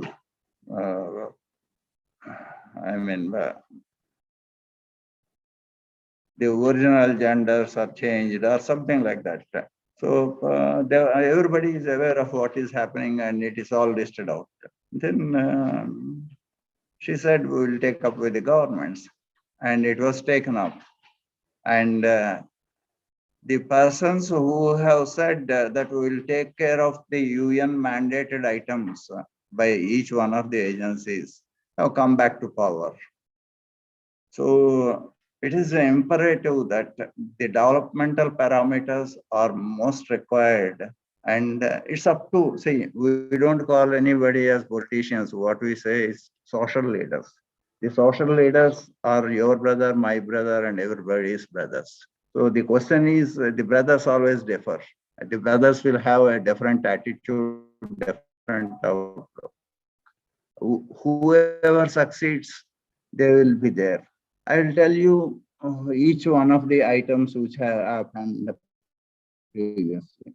Hazira, 10 kilometers inside, there are private ports, SR and Reliance. We have developed the area by dumping the dredged soil, and the area is developed. And today, what they're telling, in the next 10 years, there will be at least 1 meter height of seawater. So what happens is, don't think we are immune from the nature.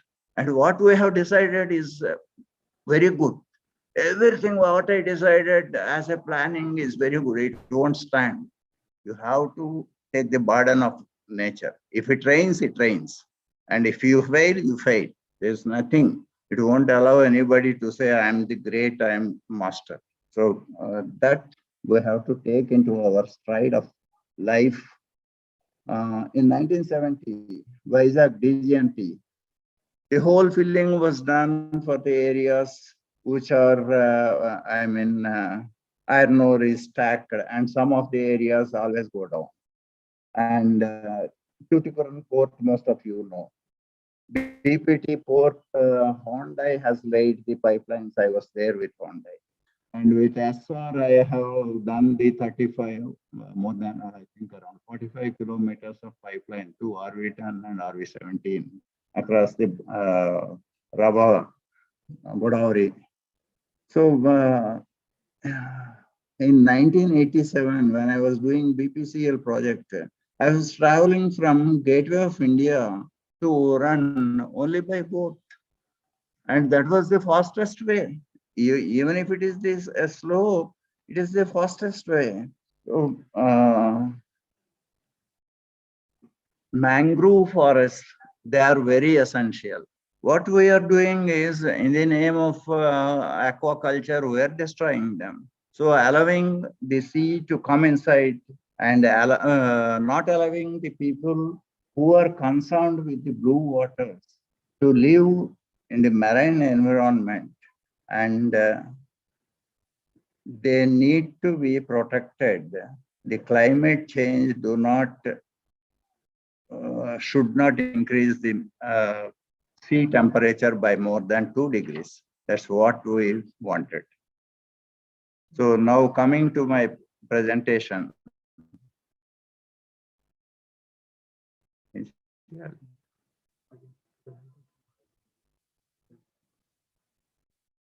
Okay. Move on. I will tell no hurry. Mamla patients are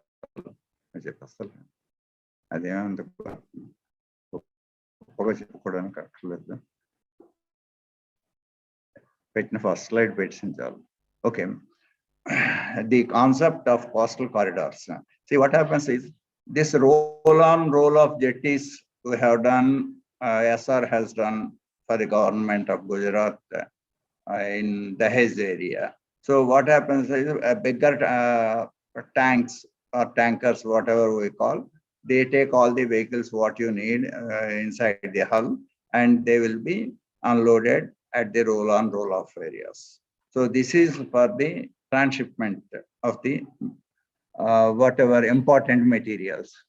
The next is the coastal corridors. What concept we are telling is, they are very much needed to protect. One is the environment, mangrove forests, and the people whose lives are dependent on the marine, fish and other things. And to protect your country, we have already protected all the rivers by creating bunds. Why not create another bund on the territory of the sea and the land? So some sort of bunding has to be done.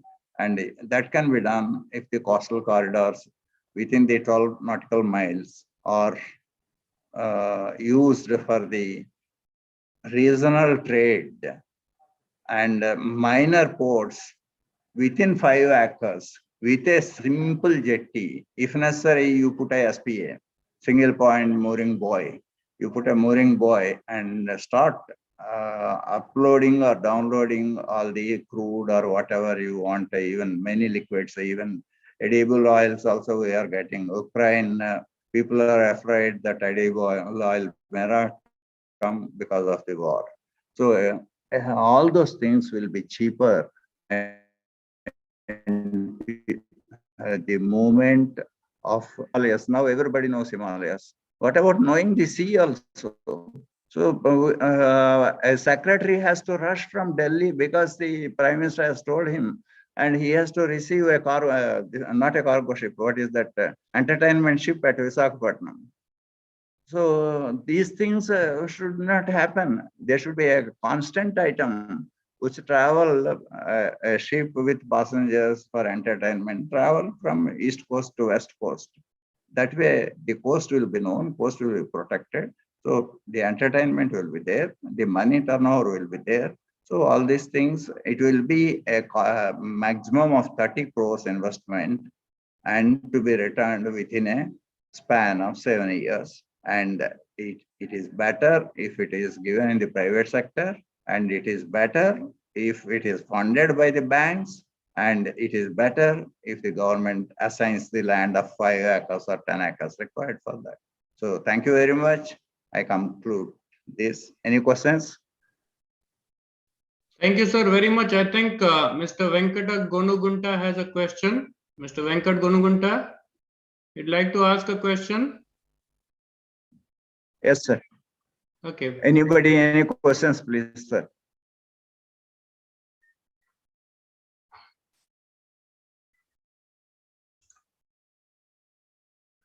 So if there are no questions, we will adjourn for lunch. I tell you before going for lunch, 2-3 items. One is do not, stop the link. You continue with the link. You see that your image or video is stopped. Link is always continuous till today evening 5:30. That is first item. Second item, finish your lunch and come back because we have important talk. Sir, the link is active till tomorrow evening.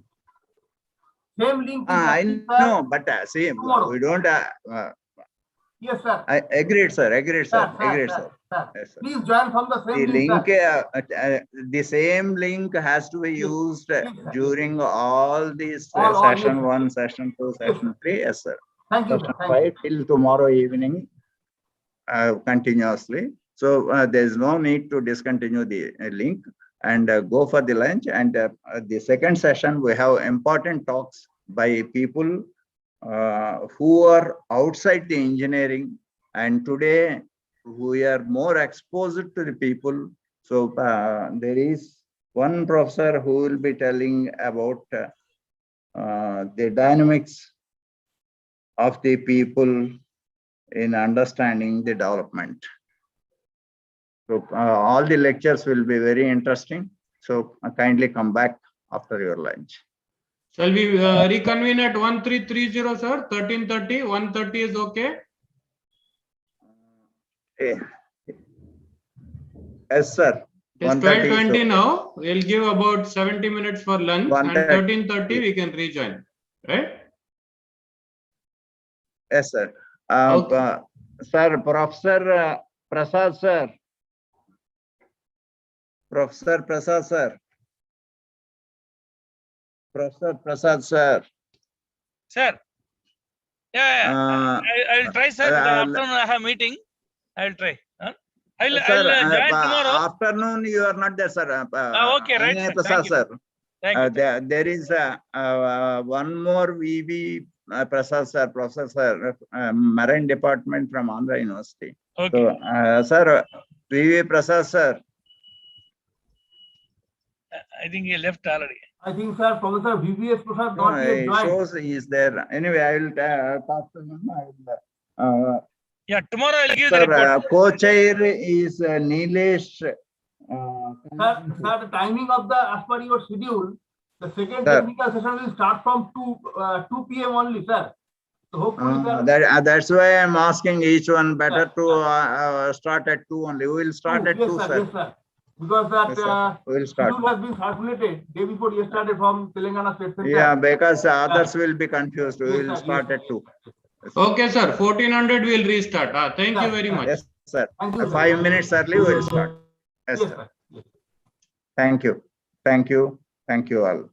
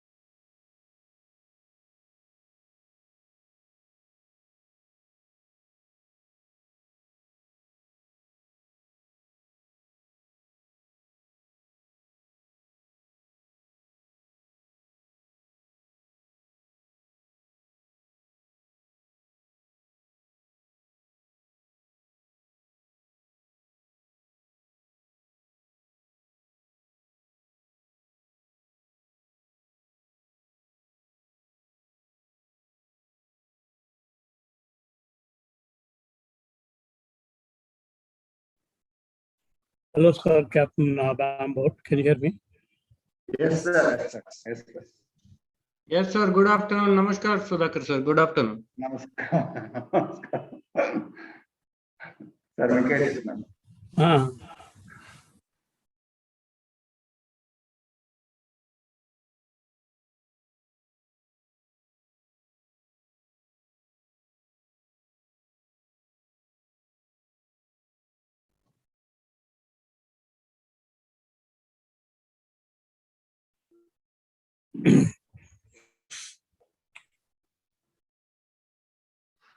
చేయమంటారా అంటే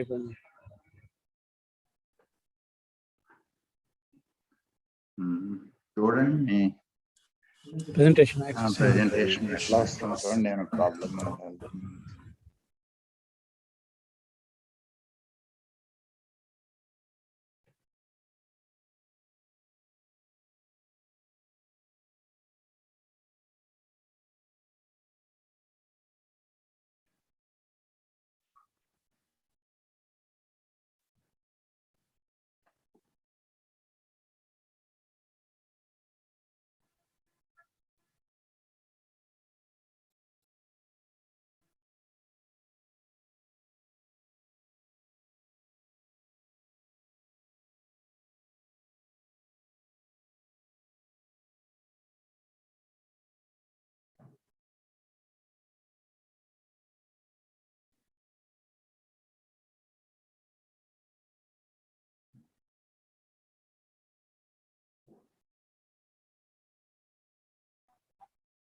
Yes, sir. Your screen is visible, sir. Yeah. Kindly make it full screen, sir.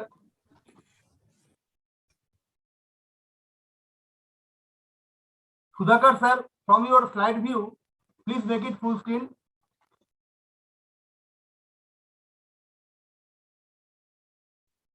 Sir. Which sir? Okay. Okay, sir. Okay. Start అయిపోతుందా? Start చేద్దాం. 2-3 minutes. Hello. Sir. Hello. Able to hear you.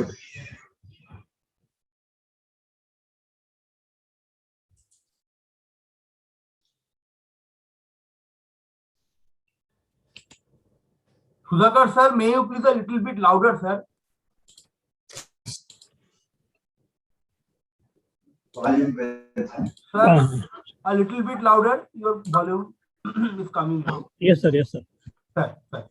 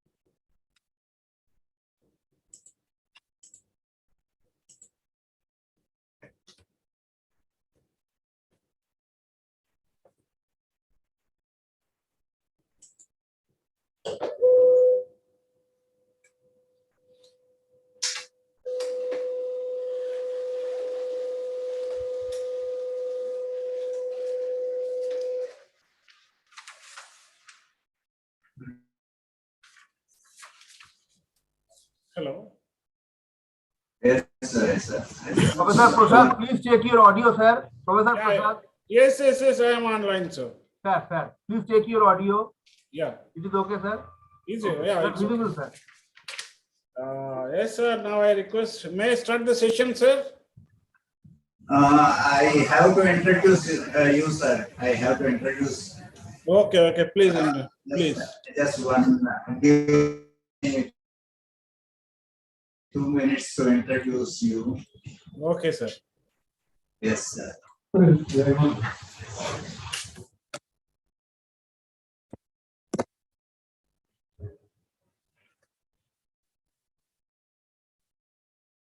afternoon second session is starting. Welcome everyone, whoever have come freshly also. Please feel free to ask any questions. If you have any other issues regarding the voice and other things also, you may please talk to us. So this session, chair is Professor V.V.S. Prasad. Mahesh.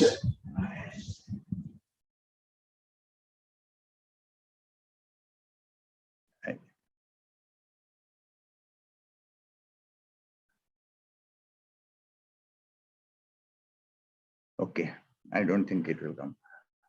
Dr. V.V.S. Prasad is the session chair.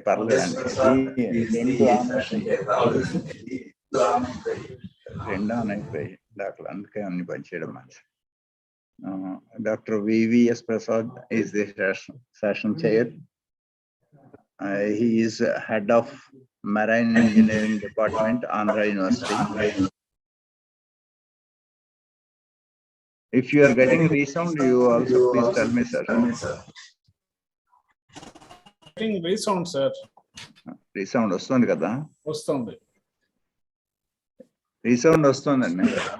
ఎట్లాగా?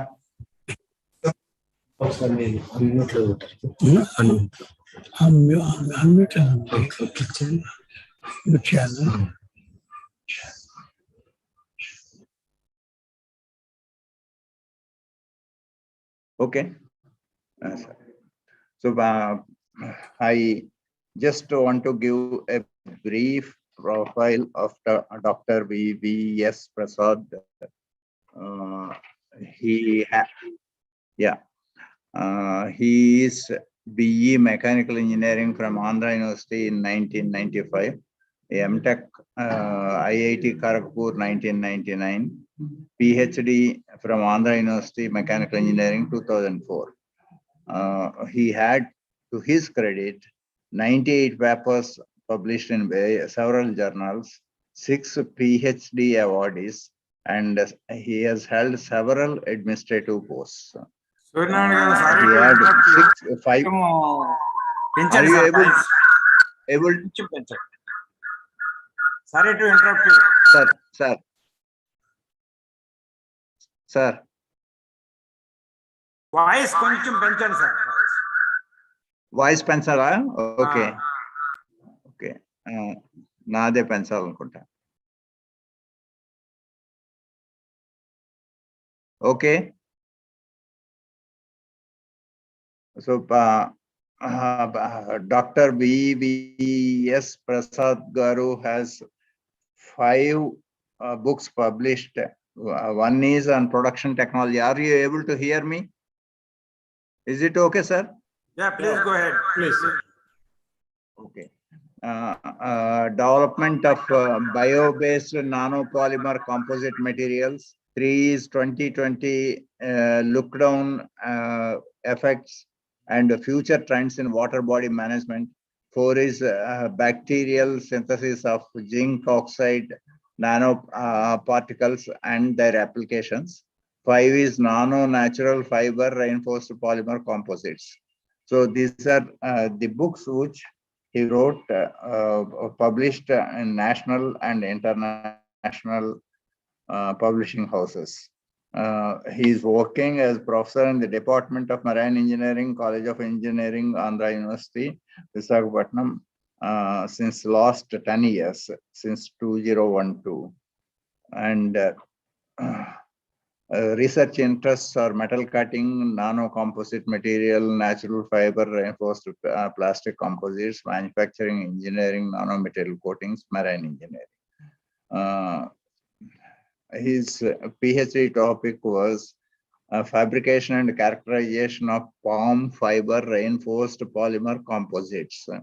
Dr. Prasad has visited Italy, UK. He had several administrative experiences, including MSET for 3 years, OSET for 2. OSET was Andhra University set for 2 years, BCA set for 2 years. Which, this was abandoned later by the university itself and everybody. Chief Superintendent of University Exams, BE, part-time, MSc, ME, MTech examinations, Assistant Superintendent of University Exams for some time, in charge for university examinations, evaluation of ME, MTech thesis project for JNTU, Kakinada, Geetham University, Visakhapatnam, Centurion University, Orissa, Indian Maritime University, Visakhapatnam, and Sri Venkateswara University, and Chief Teacher Associate, MTech, ME, M Planning 2007. Of course, personal details are there, which I have already read. His email is there, his phone number is there, his address is there. So we are happy to have Dr. VVS Prasad as the session chair. And we also have Captain Nilesh Kalyanpur. Nilesh Kalyanpur, sir, are you there? Can you unmute, sir? Kalyanpur, sir. Okay, I will read about him, Nilesh Kalyanpur. He started his sea career in 1991 with barber ship management, sailed with vessels, steamships, Canada, and World Tankers, Singapore. Shore-based role started in 2006 as a surveyor with the Indian Register of Shipping, was involved in survey of ships for various international conventions, a lead author, auditor for ISM code and ISPS code, formulated various training programs for surveyors in the organization, joined Baker Hughes, a global leader in oil and gas services, as the India head for marine operations. Responsibilities include timely mobilization and optimum performance of fleet of well simulation and offshore pumping support vessels in India for the fracturing rejuvenation of depleted oil wells of ONGC. Joined the leading Indian port management and operation organization Ocean Sparkle Limited in 2017. Head of operations and designated person ashore as part of the team of Indian National Ship Owners Association, have been instrumental in preparation of many standard operating procedures for the Director General of Shipping, especially during the times of the pandemic. And he will be also giving us one of the lectures tomorrow about the pandemic and the role of the sea surfers. So thank you. Thank you, sir. Nilesh. Thank you for the wonderful introduction. Thank you. So you are good. Yeah. So now the session will be started by URP Sudhakar Garu, Research Scholar, School of Maritime Management, Indian Maritime University. Let me also read a few lines about him also. 2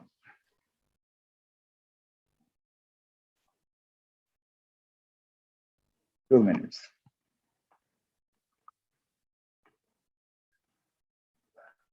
URP Sudhakar, engineer, is a very senior and highly qualified marine engineer with an MBA in maritime management from UK and an MSc in maritime education and training from World Maritime University in Sweden. He is currently pursuing doctoral studies. His experience is spread across ship operations, ship design, maritime consultancy, and maritime education and training. Mr. Sudhakar went out to sea as a junior engineer in 1975, having sailed for nearly 15 years on maritime ships.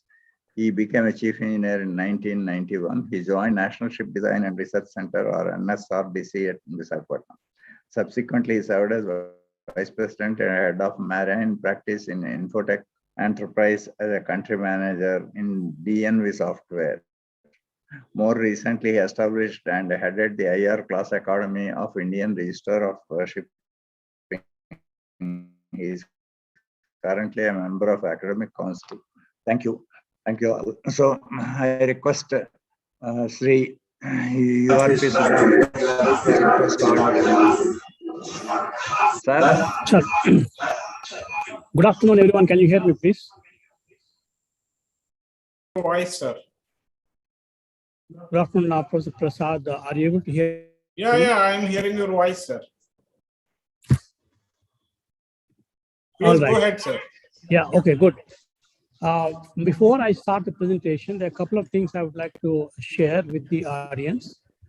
And even before that, I would like to thank the organizers of this event, particularly the Institution of Engineers, Hyderabad, and the Institute of Marine Engineers, in which I'm a member and have been a fellow, for giving me this opportunity to share some of the findings of a recent study that we have carried out on behalf of Indian Maritime University as a part of my, or as a pilot project for my doctoral work.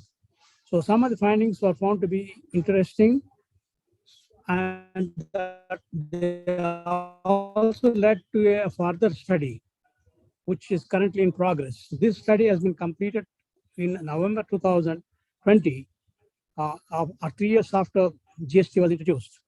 And I'll talk more about that pilot study now and mention a little bit about the further study, what we are undertaking now after this study. And also I would like to mention that I'm not going to repeat everything that is written in the paper, but give only a very brief overview of what has been found in the course of this pilot study. So whoever is interested might go through the actual paper, which will be available in the e-publication. And also this particular presentation has only 6 slides, not too many.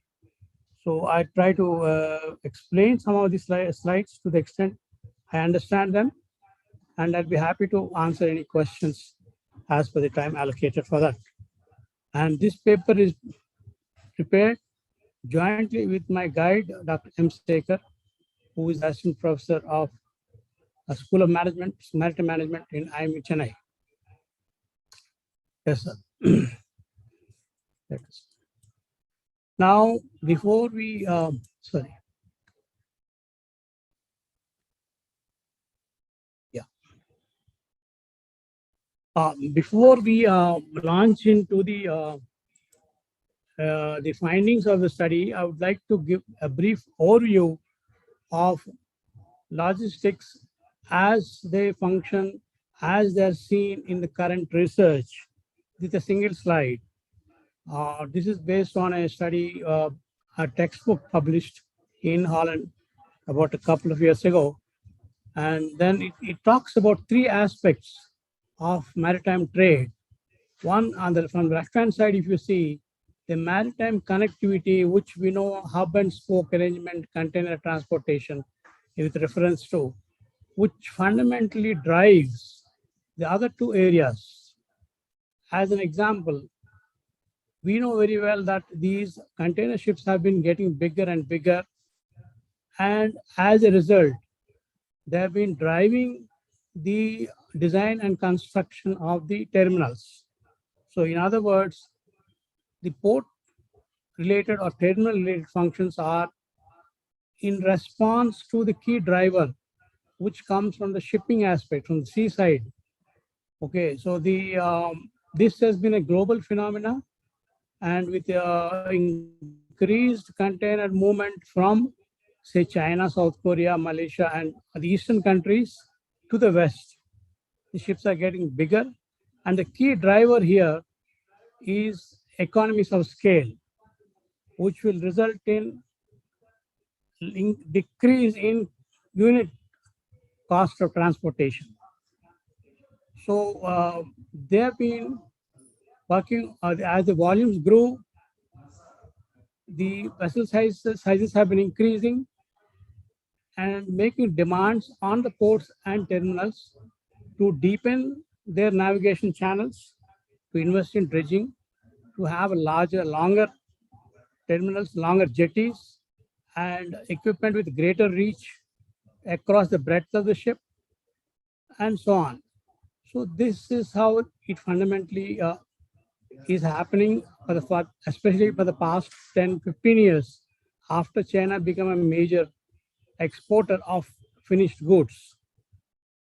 Now, the second aspect is the port efficiency, what we talk about, and port is relatively compact entity, and the terminal has a certain scope for performance, and efficiency is somewhat easily measured and compared between transshipment ports and ports of destination and ports of origin. Ports of destination and origin are, say, for example, a Chinese port exporting, say, some Shanghai, and Dubai being a transshipment port, and Singapore being a transshipment port. The way it is measured and structured are different, because in transshipment, the container does not move out of the port premises. The real problem starts when the container is required to move out of the port premises. That is the next question, is the interland connectivity.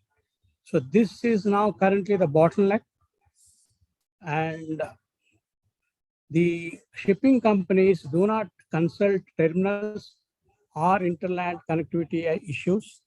They go by what is most appropriate for them in terms of economies of scale, as I mentioned. And just for clarification, economies of scale are measured as a combination of parcel size and frequency of operation. And both parcel size and frequency of operation are very time sensitive when it comes to handling in the port. So, and a ship being a high capital intensive investment, the measure is the important for the emphasis in port is always on minimization of turnaround time. So that is where the crux of the matter. But then what happens is, if the shipping is driving the port facilities and port facilities are geared up to handle certain quantities, then the problem is shifted to hinterland connectivity. So the congestion starts happening down the line. So we are shifting the problem from one aspect to another aspect. So unless there is a continuity, there is a match between the performance capacities and capabilities of all these three elements or three aspects, we cannot achieve overall efficiency in the maritime trade. That is a message that comes out of this. So the real issue as of now in countries like India especially is port interland connectivity. So this is what the study looked at. In the context of GST being introduced and electronic e-way bill being introduced about 4 to 5 years ago. So what we looked at is these developments like one nation, one tax, and having a uniform as a very identical system across all states with respect to taxation is definitely a welcome move. But how are the stakeholders perceiving these developments?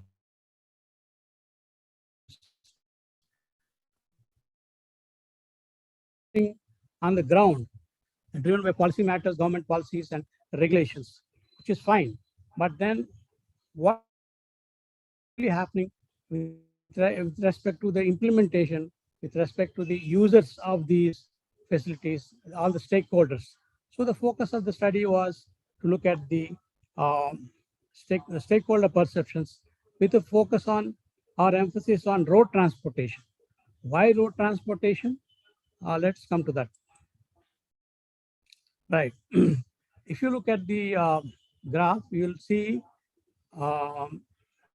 that right from around the time of independence, from that period to current period, the contribution of rail transportation has been steadily coming down and the road transportation has been increasing with some small marginal contribution from inland waterways and air. So, yes, some changes are taking place, but the volumes have increased tremendously over the, say, past 60, 70 years. But the contribution of the road is has increased significantly, but that of rail has remained more or less same. In other words, government, we have been talking about dedicated freight corridors. When that happens, probably the contribution of the rail will go up. But before that, what happened in our country was the roads have developed in terms of investment in highways, greater connectivity across cities. We know very well that roads have improved, and that is also showing in terms of the contribution of the roads in cargo movement. So as of now, and for the time being, for some more time in the short term, road transportation is going to play a significant role. And secondly, one last point I would like to add here is for the first mile and last mile connectivity, road transportation is still important. Supposing you are importing something by air, but somebody has to go to the airport, pick them up and deliver at your factory or whatever. So ultimately, the road transportation is going to play a certain role. You can't completely do away with it. So with that, we'll move to the next slide. This study, as I said, looked at perceptions of the stakeholders and GST. So what has really happened over the past, say, 5 years since GST was introduced in July 2017? Now, for that, this is a very preliminary kind of a study to get a feel of the ground realities. And we also carried out interviews of various people, some of the key operators, and we tried to summarize the findings. People representing different segments of this transportation business. Not very large sample, but initially to get a feel of what people's perceptions are. And now the position, more importantly, the position of the people is such. Oh, this slide is not complete. Yeah, now we can see. Yeah, now mostly from senior and top management. So people who had the big picture, they responded, and we talked to them also over the phone. And because of the COVID situation, we could not meet them one-on-one. But this response is fairly valid or reliable type of response, because people who are in the know of these things have come out with their opinions and responded to the questionnaire that we sent them out. Now,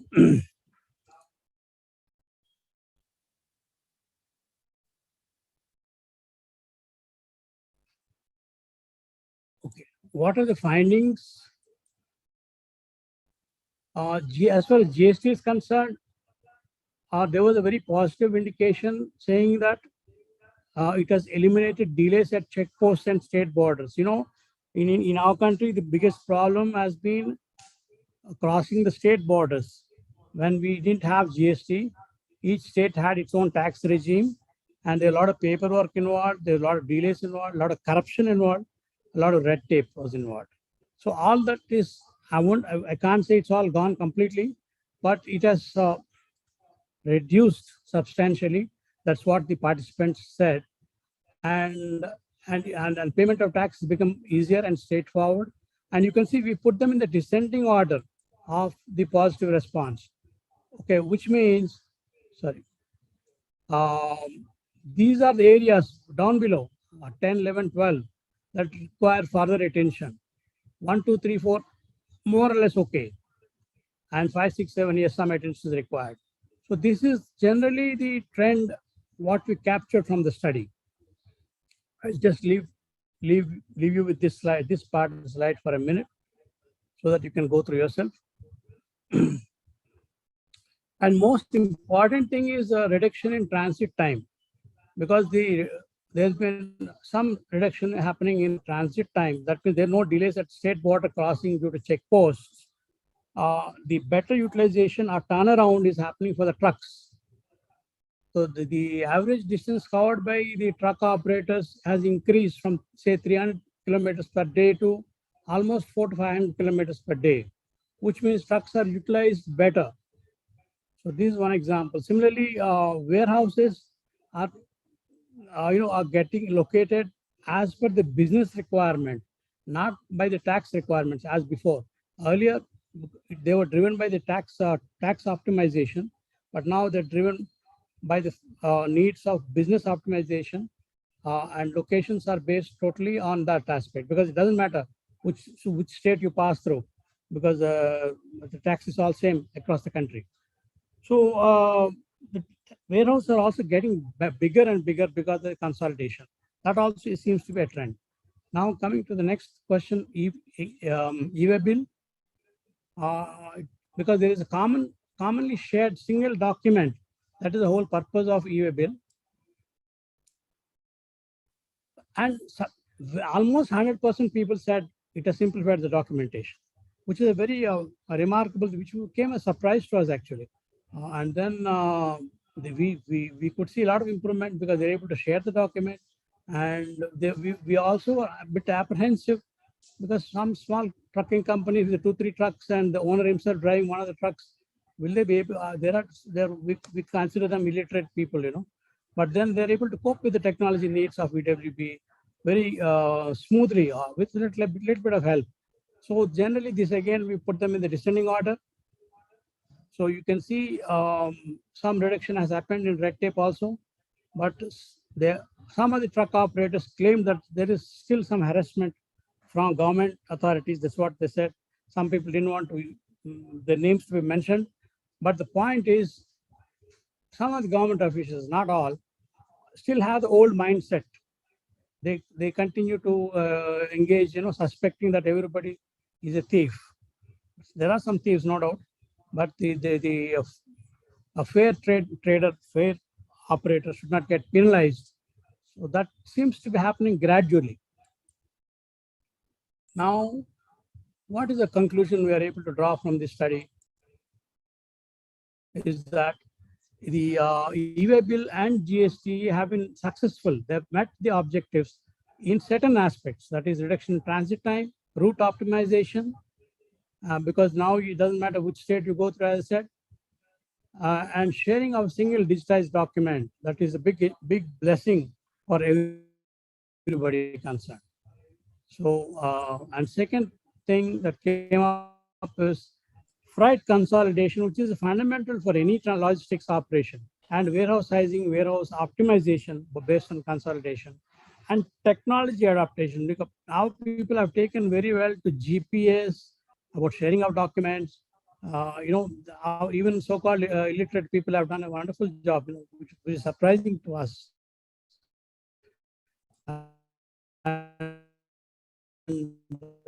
They're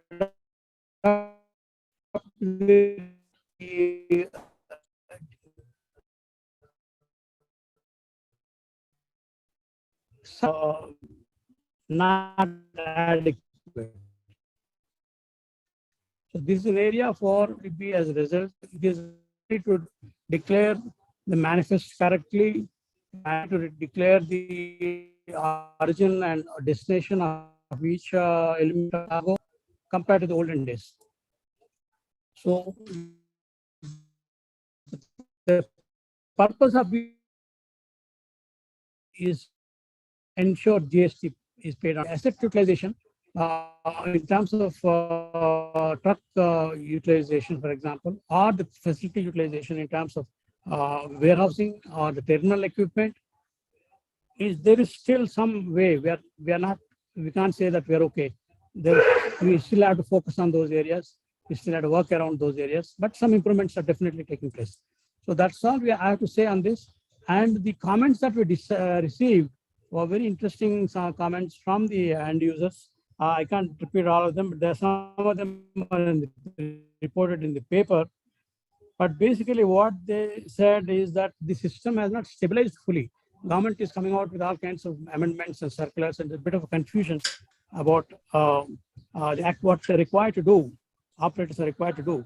And secondly, there was also a complaint on matters of these ITC, that is input tax credit, because one key element of GST is that you are able to draw back or recover your costs by claiming the tax already paid at an earlier stage, so that when you're exporting something, you're drawing back something, or when you're manufacturing and at each stage, whatever has been paid, you are able to recover that cost. So that recovery is taking too long. That's what many users said. Otherwise, there were some minor issues which are not very difficult to overcome, but overall, the system is stabilizing, definitely. So that is the message we are getting. And thank you very much. That's all is my presentation. And what we're moving forward to at the next stage, I'll come back to that if time permits. The next stage of this study, what we are going to look at. If time permits, 2 minutes if I have, I'll repeat. I'll mention that. Otherwise, I can stop here. Thank you very much. Thank you very much, Sudhakar Garu. It's really appreciable and clear and well managed, and giving sensitivity to all the people who pay the taxes. Thank you very much. Sir, Prasad Garu, your... Yes, sir. Sir, Sudhakar Garu, your presentation is good. You did a good work, but there is a small gap between this paper and your actual work. So the connectivity is required by means of through technology, software technology improvement is required, so that your work may be use more impact of your thesis, and then do some analysis. Okay, so that your work maybe will give them more and more appropriate. Thank you very much. Sir, you can respond, sir. Nana? Sir. Right. Okay. Now, first of all, thank you, sir. Thank you, Prasad, for your comments. And as I said, we are now going through the analysis phase. This is our, as I said, preliminary report, a preliminary survey. This helped us to clarify on a number of issues. Now we are looking at a more structured study in terms of what is the way forward. GST is fine, EW is fine, then what is going to happen next in the logistics business, where the road transportation of containers is involved. So with a bigger scope and with bigger analysis tools, analytical tools, quantitative tools, we are moving forward with the next course of study, which is actually my thesis, research study. Yes, sir. And there we're looking at the game theory in terms of competition and cooperation, how the scenarios are likely to emerge in the near future and long term. So that is that I didn't have time to mention that, so I avoided that because there is a lack of time. But the next study is already in progress, sir. Okay, sir. The next thing is better to find out one relation. Okay, by wearing these, then that one will give you one topic in your thesis. Thank you, sir. Thank you, sir. I'll do that. Okay. Then second important thing is there are so many packages also available. Software packages. Yes. Statistical quality packages. So better to use those packages also, so that your results may be good and very good. Thank you very much, sir. Thank you, sir. But that relationship is required. Mathematical relationship between all these contents, what we are discussed, what we are now, till now we are discussing. Yes, sir. They're working on that now. That is exactly what health focus is. This particular site will help us to clarify on where to focus and how to go about it. It's only a pilot study, I said. Definitely, we are going to the quantity method. Okay, then feasibility study also required. Sir. Okay, thank you very much, sir. Thank you. Anything from Captain Nilesh Kalyanpur, sir? Very informative session, sir. Thank you. Thank you very much. I have nothing at this moment. It was truly a very informative session. Okay. Thank you. The next paper is from Captain R.G. Bambot. Sir, you are Right. you are Right, sir. Thank you very much. I think I have Captain, a smallest, details about Captain R.G. Bambut. He is associated with the maritime industry since 1997. Served on various ships as tankers, bulk carriers, lackers, wood chip carriers, self-arm loaders, offshore supply vessels, and DP ships. Served as marine superintendent in an EPC company in Mumbai. Enterprise class sailing boat enthusiast, as well as US FAA private pilot license holder, ship and aircraft model builder, currently serving as director of Bamboo Marine Private Limited. Thank you, Captain R.G. Bamboo. Please continue your presentation, sir. Thank you, sir. Thank you very much. Thank you very much. Is my voice audible, gentlemen? Thumbs up or thumbs down, please. Yes, sir. Yes, sir. Okay. Thank you. Commander B.M. Bandarkar, sir, has a question, I think, because his hand is raised. So I'm just, Bandarkar, sir, you'd like to ask a question? Commander Sahab? No. That one is different, sir. That one is for different paper, not for your paper. Okay. No. His hand is raised, so maybe he has a question, right? But not for you. Right, gentlemen. Thank you very much for that brief introduction. Welcome everybody. Good afternoon. Welcome, ladies and gentlemen, to this August gathering and this session. My name is Captain R.G. Bambot. I hope to keep you engaged as well as a little bit entertained for the next 20 minutes.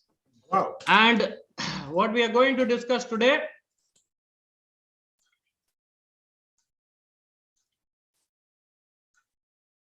Okay, is the PPT visible, gentlemen? Is the PPT visible now? Yeah, now it's visible.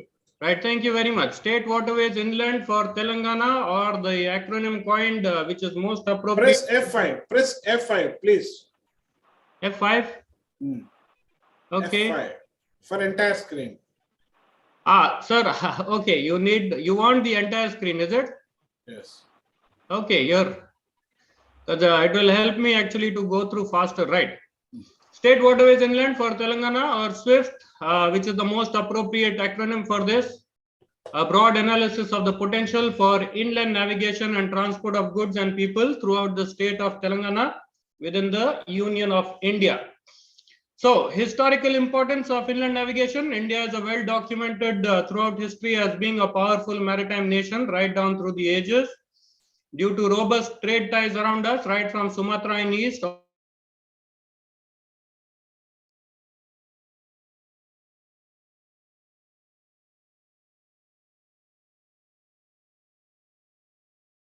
because Vasco da Gama was lost, he reached South Africa, and one Gujarati trader brought him. Oh, you want to go to India? You brought him all the way here, right? So that is how they got entry, thanks to our Indian seafarers.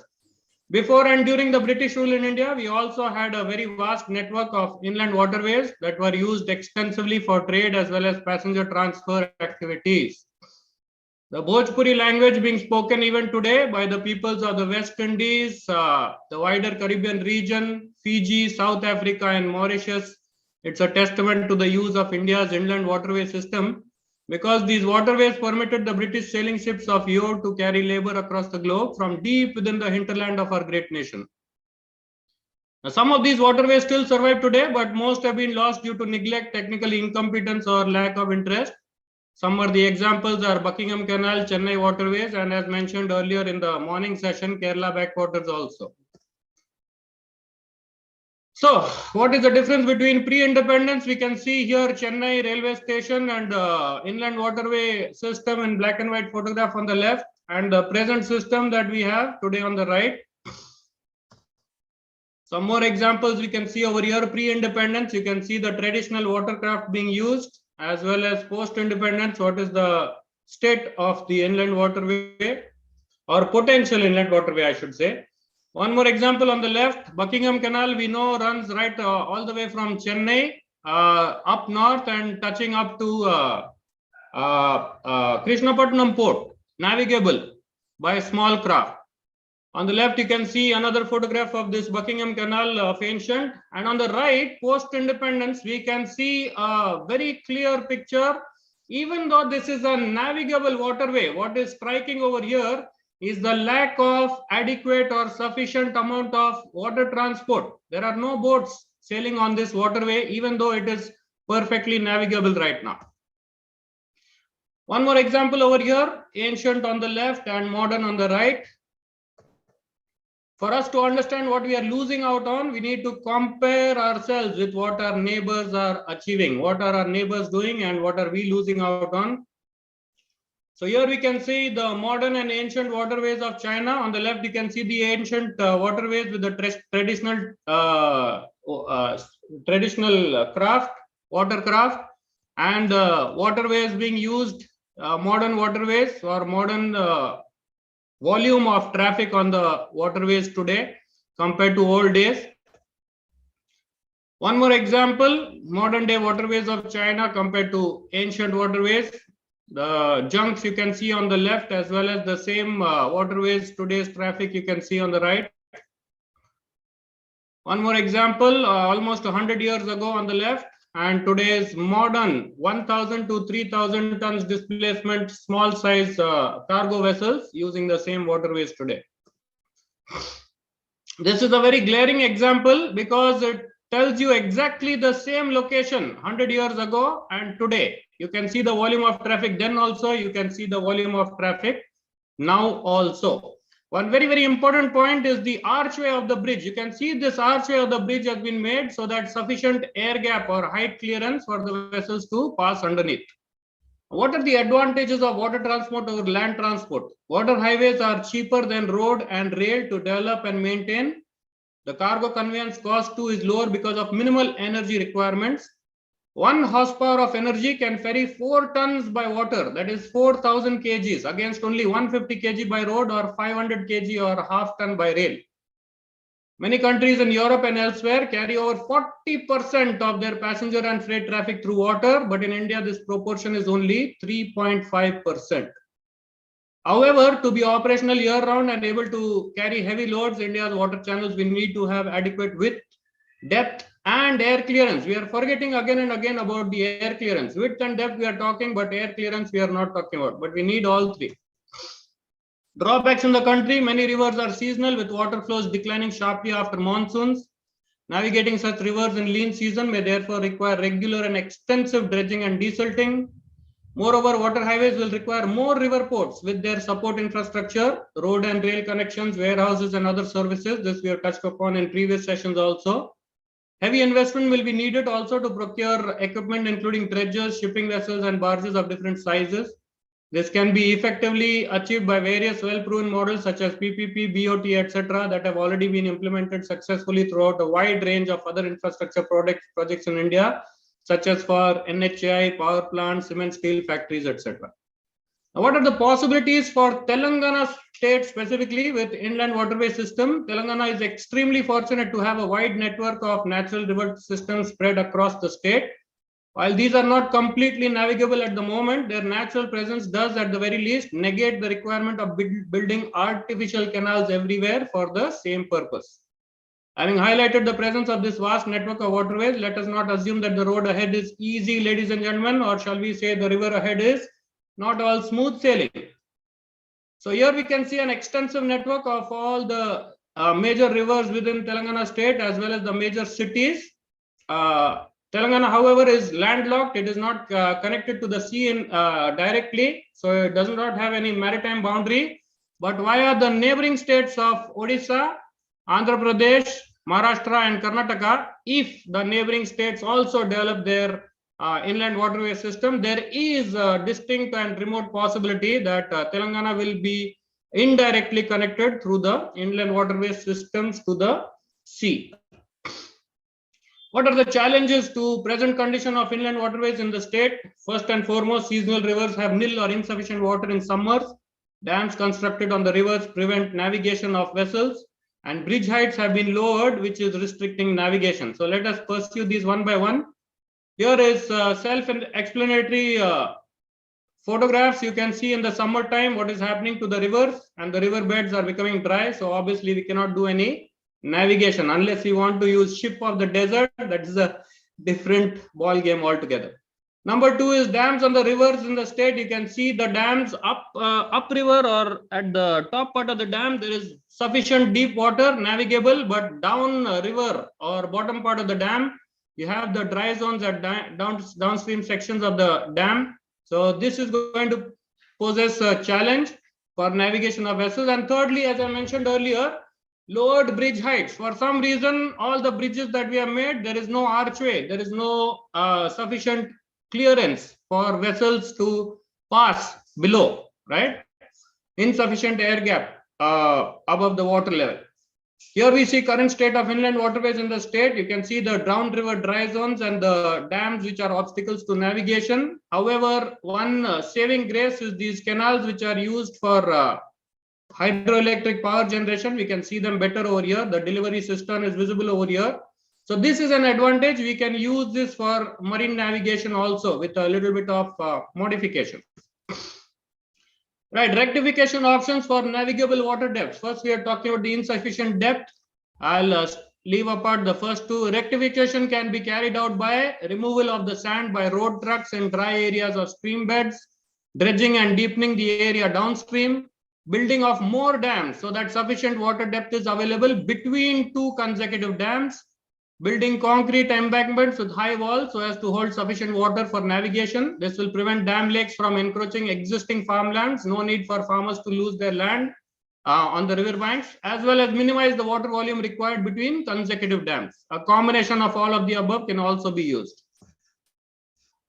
Right, challenges for transportation across dams. It is readily apparent from the above photograph that main challenge at every dam will be to cross them individually. Offloading and reloading cargo at every dam stage will be impractical, ineffective, and in terms of time and labor, it will push up the overall cost exponentially. You cannot offload here and reload over here. The solution, therefore, would be to put a set of log gates at each dam crossing. Here we can see an example of China. Again, I do not like China, but let us give them credit for what they have achieved in their country. You can see the vessel sizes or barge sizes have been restricted to the size of the log gate or the canal size. And using these locks, they are able to cross every dam that they are getting on the river. Yeah, China's Three Gorges Dam uses 5-tier locks for 113 meters of lifting height, difference between the upper and lower water levels of the dam. It takes 3 hours for the vessels to cross this 5-tier locks and 113 meters lifting height. But they have improved upon this also, ladies and gentlemen, and they have built a marine elevator. Let us put it a marine elevator, which is like a swimming pool that can be lifted up and down. And this is capable to carry ships of up to 3,000 tons displacement across a vertical distance of 113 meters, 130 meters. It's on the same Three Gorges Dam itself. The ship chamber, if you can see, it is the size is 120 meter length, 18 meter breadth, and 3.5 meter depth. That means vessels of up to maybe 3.4 or 3.3 meter draft can easily be lifted up as long as they are less than 3,000 tons in weight. Time to climb, earlier they were using the log gates, it was taking them 3 hours. Now it is reduced to just 51 minutes using the ship lift system. So while cargo ships may still prefer to use the log gate system, the passenger ships may prefer the faster ship lift with minimum delays. Here, nothing to describe. This is an actual photograph, ladies and gentlemen. It is not some Photoshop or computer graphic interface. It is an actual photograph of the ship lift system in operation at this Three Gorges Dam in China. Bridge heights is the third challenge. This challenge will prove to be far more complex than previous two challenges discussed. We cannot break all the bridges in order to provide safe navigable channels. So we can modify the existing bridges. We can either make them of this bascule type or double lifting type. We can make vertical lift type. This is a new Pamban railway channel. It has been built with the vertical lift of clear height of 73 meters above water level, 63 or 73, I forget the exact, but it's more than 63. And of course, the most feasible for our requirement would be swing bridges, because minimum amount of modification would be required. Probably existing bridges you can reuse without breaking them down. Right, ladies and gentlemen. Third is construction of tunnels or water bridges. Tunnels or water bridges, where feasible, they have an advantage because after you lift up the vessel by the lock gate, you can make this vessel travel at the same water level throughout. And these water bridges, they can cross any other obstacle, whether it is other water channels, whether it is railway bridges, whether it is road bridges, it does not matter. You can use the water channels. You can see very clearly over here that the marine transportation is using these water canal systems over any other obstruction, land-based, railway-based, road-based, other waterway-based, it doesn't matter. Right, vessel parameters matrix, because the size of the lock gates will be fixed, we will have to put some size of the vessels as per the lock gate sizes. I have given some details. It is available in the printed format, printed details, the Word document. Now, in order to maximize the cargo utility potential, what we can use is the pusher tugs. These pusher tugs are very common on New Orleans waterways. They have a composite system whereby a single tug can take multiple units in a single load, right? So you do not have to have one tug and one load. You can, in this example, we have 1, 2, 3, 4, 5, 1, 2, 3, 4, 5, 25 units are being pushed as a composite unit by the pusher tug system. Once the tug reaches the lock gate, you can tie up the barges on the side, and 2 by 2, 4 by 4, whatever is the lock size, permissible size, you can push the barges through the lock gate system. So composite unit systems with pusher tugs, these are very, very cost effective, and multiple loads can be transported using a single tug system. You can see various examples in these photographs here. Now, single versus dual lock gate system. Lock gate systems may be single, that means two-way traffic is using only one lock gate, up and down traffic, or dual, separate lock gates for upstream and downstream traffic. Below are the pros and cons. Single lock gate system allows only one-way traffic at any point of time. Cargo gets delayed. Higher safety risk due to lack of redundancy in case of damage. Cheaper initial cost and maintenance cost. Higher consequential cost for shutdowns. May not show higher positive cost benefits due to lower rates of return and higher fuel cost due to waiting times. Whereas dual lock gate systems, what are the advantage? Allows us two-way traffic at all times, except when one side of lock gates are unavailable for any reason, but there are minimum delays. Allows for maintenance of lock gates during non-peak traffic conditions without letting the entire system come to a grinding halt, because other lock gate can still be used. Higher initial cost and maintenance cost. Lower consequential cost for shutdowns, and possibility of higher rates of return and therefore positive cost benefits. Of course, lower fuel cost and consumption because minimum waiting time for the vessels. Here we see on the left side a single lock system. So only one vessel can go through at one time, whereas dual lock system on the right side, opposite traffic is not stopped. You can use the second lock for the opposite traffic. Main requirement for waterway systems. There are some details, of course, dams for sufficient water depth, lock gate systems, navigation marks at critical navigation points, dredging, permanent concrete embankments. We discussed this earlier. These are all details which are given in the Word document, so you can read through there.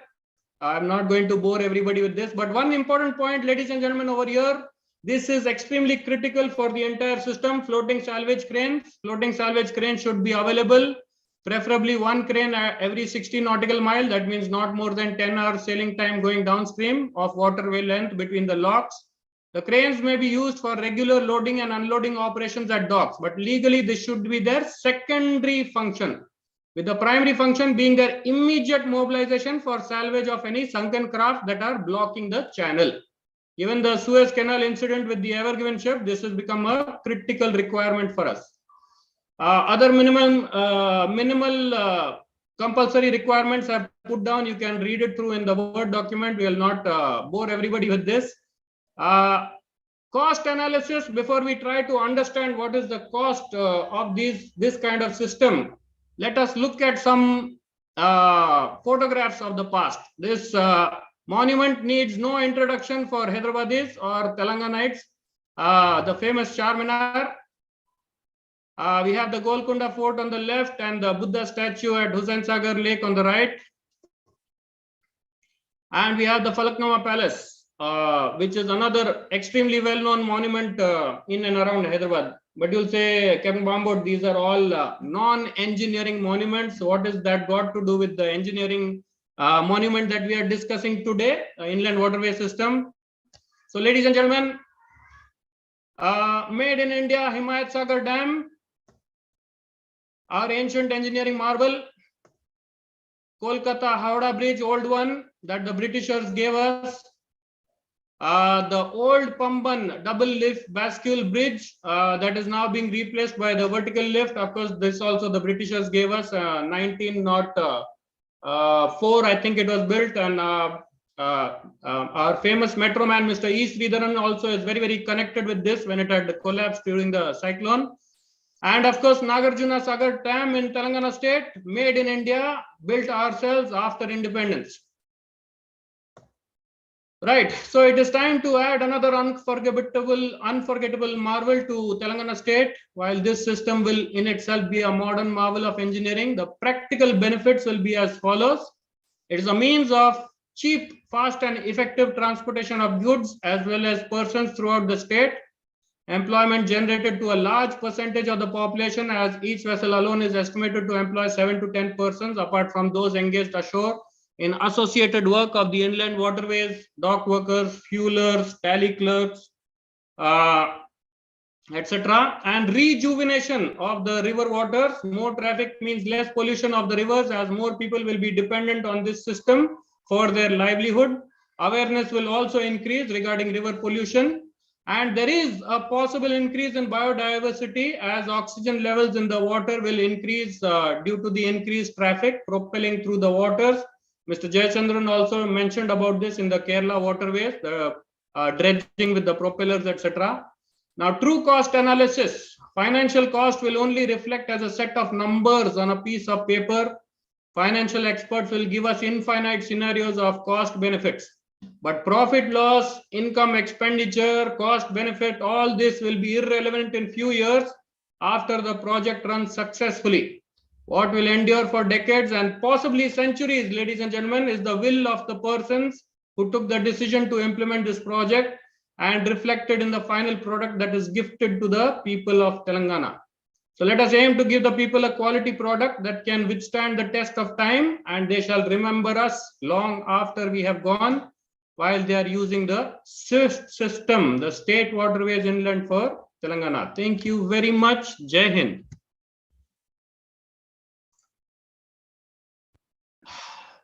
Thank you, sir. Captain R.G. Bambut. Sir, Professor V.V.S. Prasad, sir. Sir, Professor Bambat, nice collection of literature. And the second important point is, in the present scenario, better to submit one brief report to the Telangana state government of this your project, so that the Telangana government may be benefited. The second important thing is, please find out the cost analysis. If conversion from this thing, okay. And third one is, you have discussed about different types of gates. Okay, that one also very good book. Then you have discussed about modification of bridges. That one also good topic, but you covered all the points in one paper. Better to separate it and then present it in a next seminar or conference. Thank you, sir. Thank you very much. Thank you. But I like your presentation. But the collection of literature, figures, old figures, comparison, and everything is good. Nice. Thank nice. you, sir. Nice. Thank you from my side. Comments?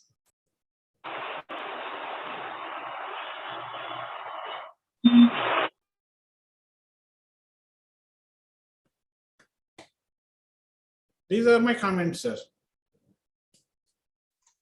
Right, sir. Thank you very much. Suryanarayan, sir, I think we can go to next topic or next speaker, whoever it is. I think no questions are there from anybody. Any questions from audience?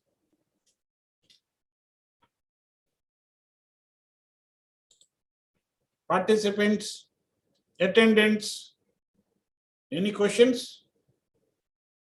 Please ask questions through question and answer messages also. Okay, thank you, Suryanarayan garu. Go to next paper. Professor Jagtar Singh. Sir, Professor, Dr. Jagtar Singh, sir.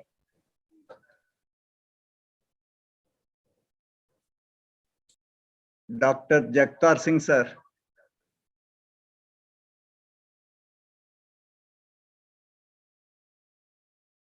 I just spoke to him, sir.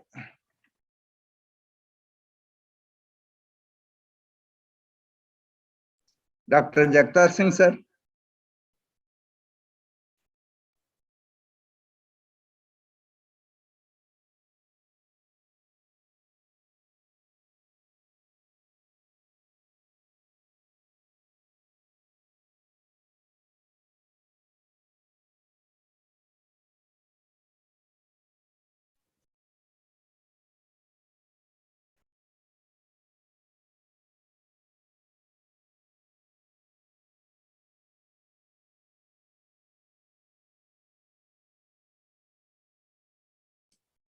Sir, if he is not available, hello? Go to next. Sir, if he is not available.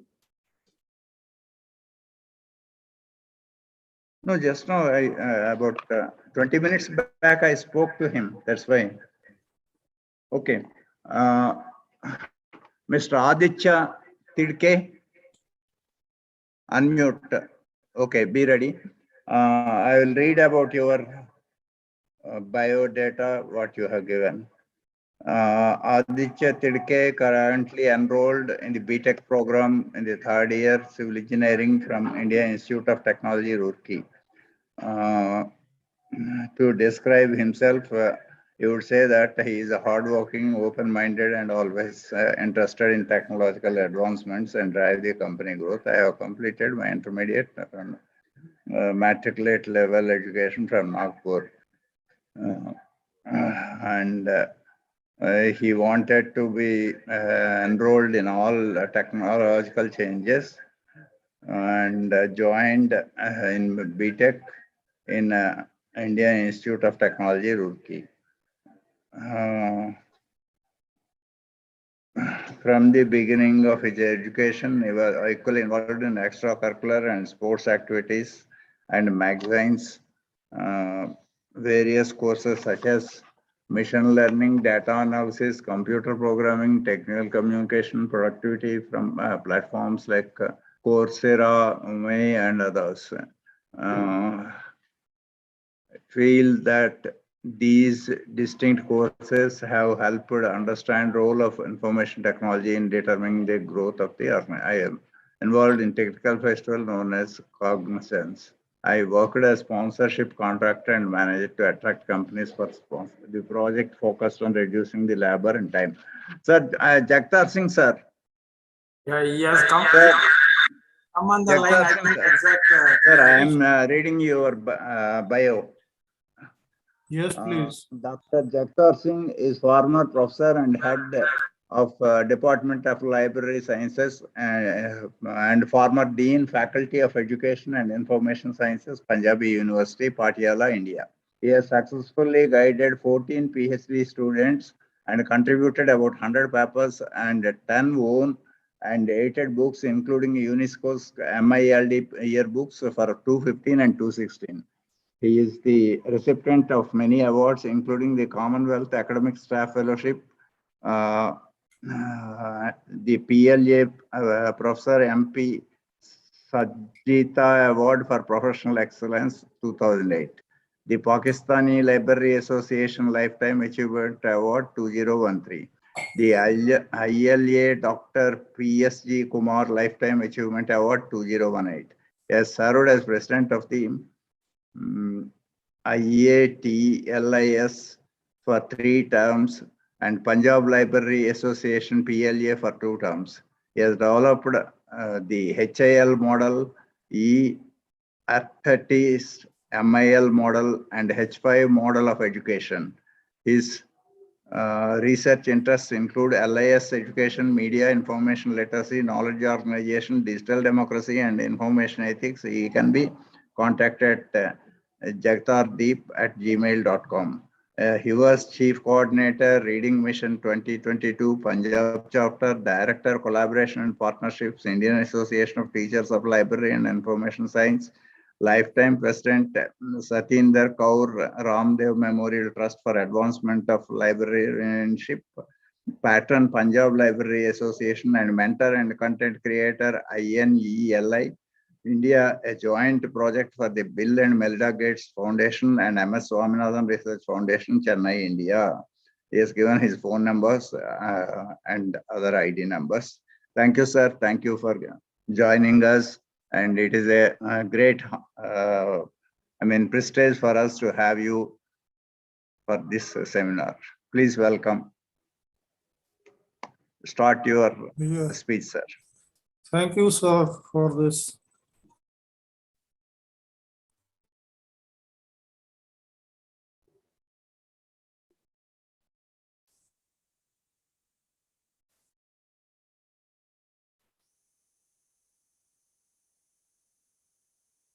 Sir, you are unmuted, but voice is not coming. Sir, Jatar Singh C, your voice is not coming. Your voice is not audible. Press F5 for entire screen.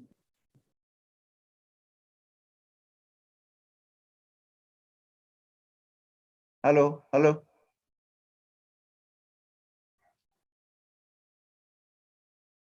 Sir, I think you have to increase the audio level of your instrument.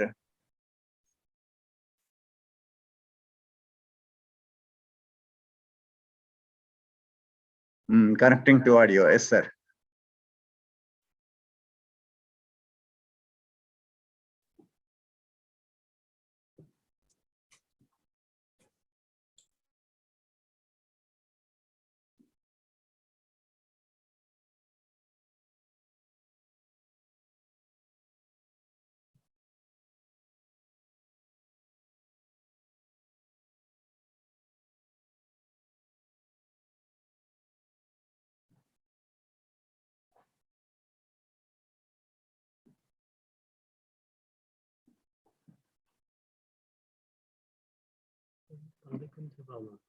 అదే తన దగ్గర నుంచే problem అందుకే పిలిచాను నేను sir.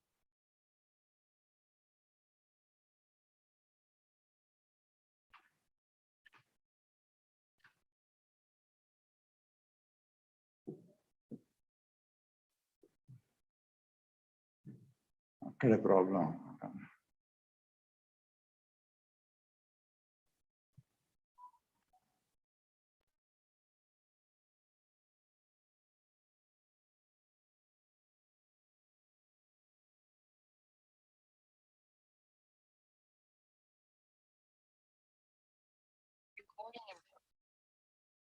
Hello, can you hear me now?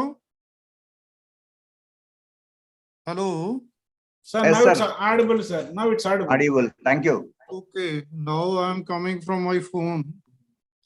Okay. So thank you very much for giving me this opportunity. So I'm going to share my perceptions on media and information literacy for human resource development. Because I feel that all development, whether you call it sustainable development, depends upon human resource and the mind behind the man or the human resource. So today, because we have moved from this nomadic society to information society via agricultural society and industrial society. So information has become our fourth need. Information has become our fourth need. So we are to make any decision, we depend upon information. So if we are to make any decision, we need quality information or trustworthy information.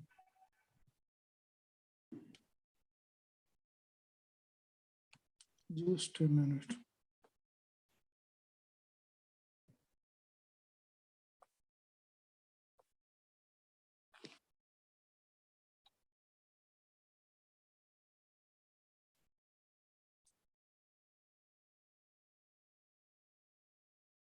Just a minute, let me again try to share the screen.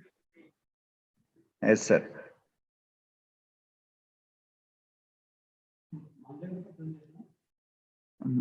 మన దగ్గర presentation ఉంది కానీ ఆయనకి audio కూడా రావటం లేదు.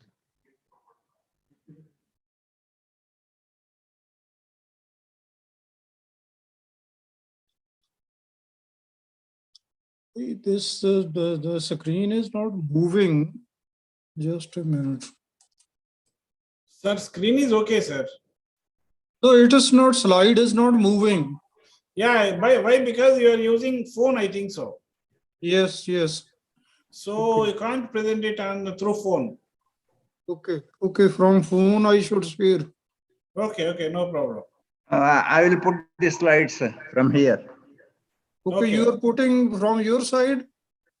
Okay. He will present instead of you. Yeah, you share the PPT, then I will explain. Yeah, that's better, sir. Yeah. Please wait some time. Okay.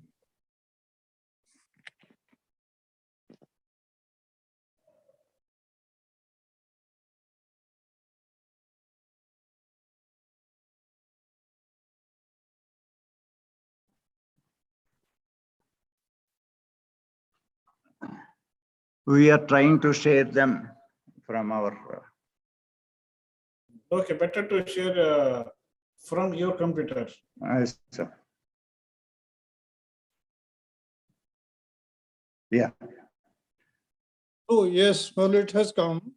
So the focus of my PPT is media and information literacy for human resource development. Next slide, please. Next slide.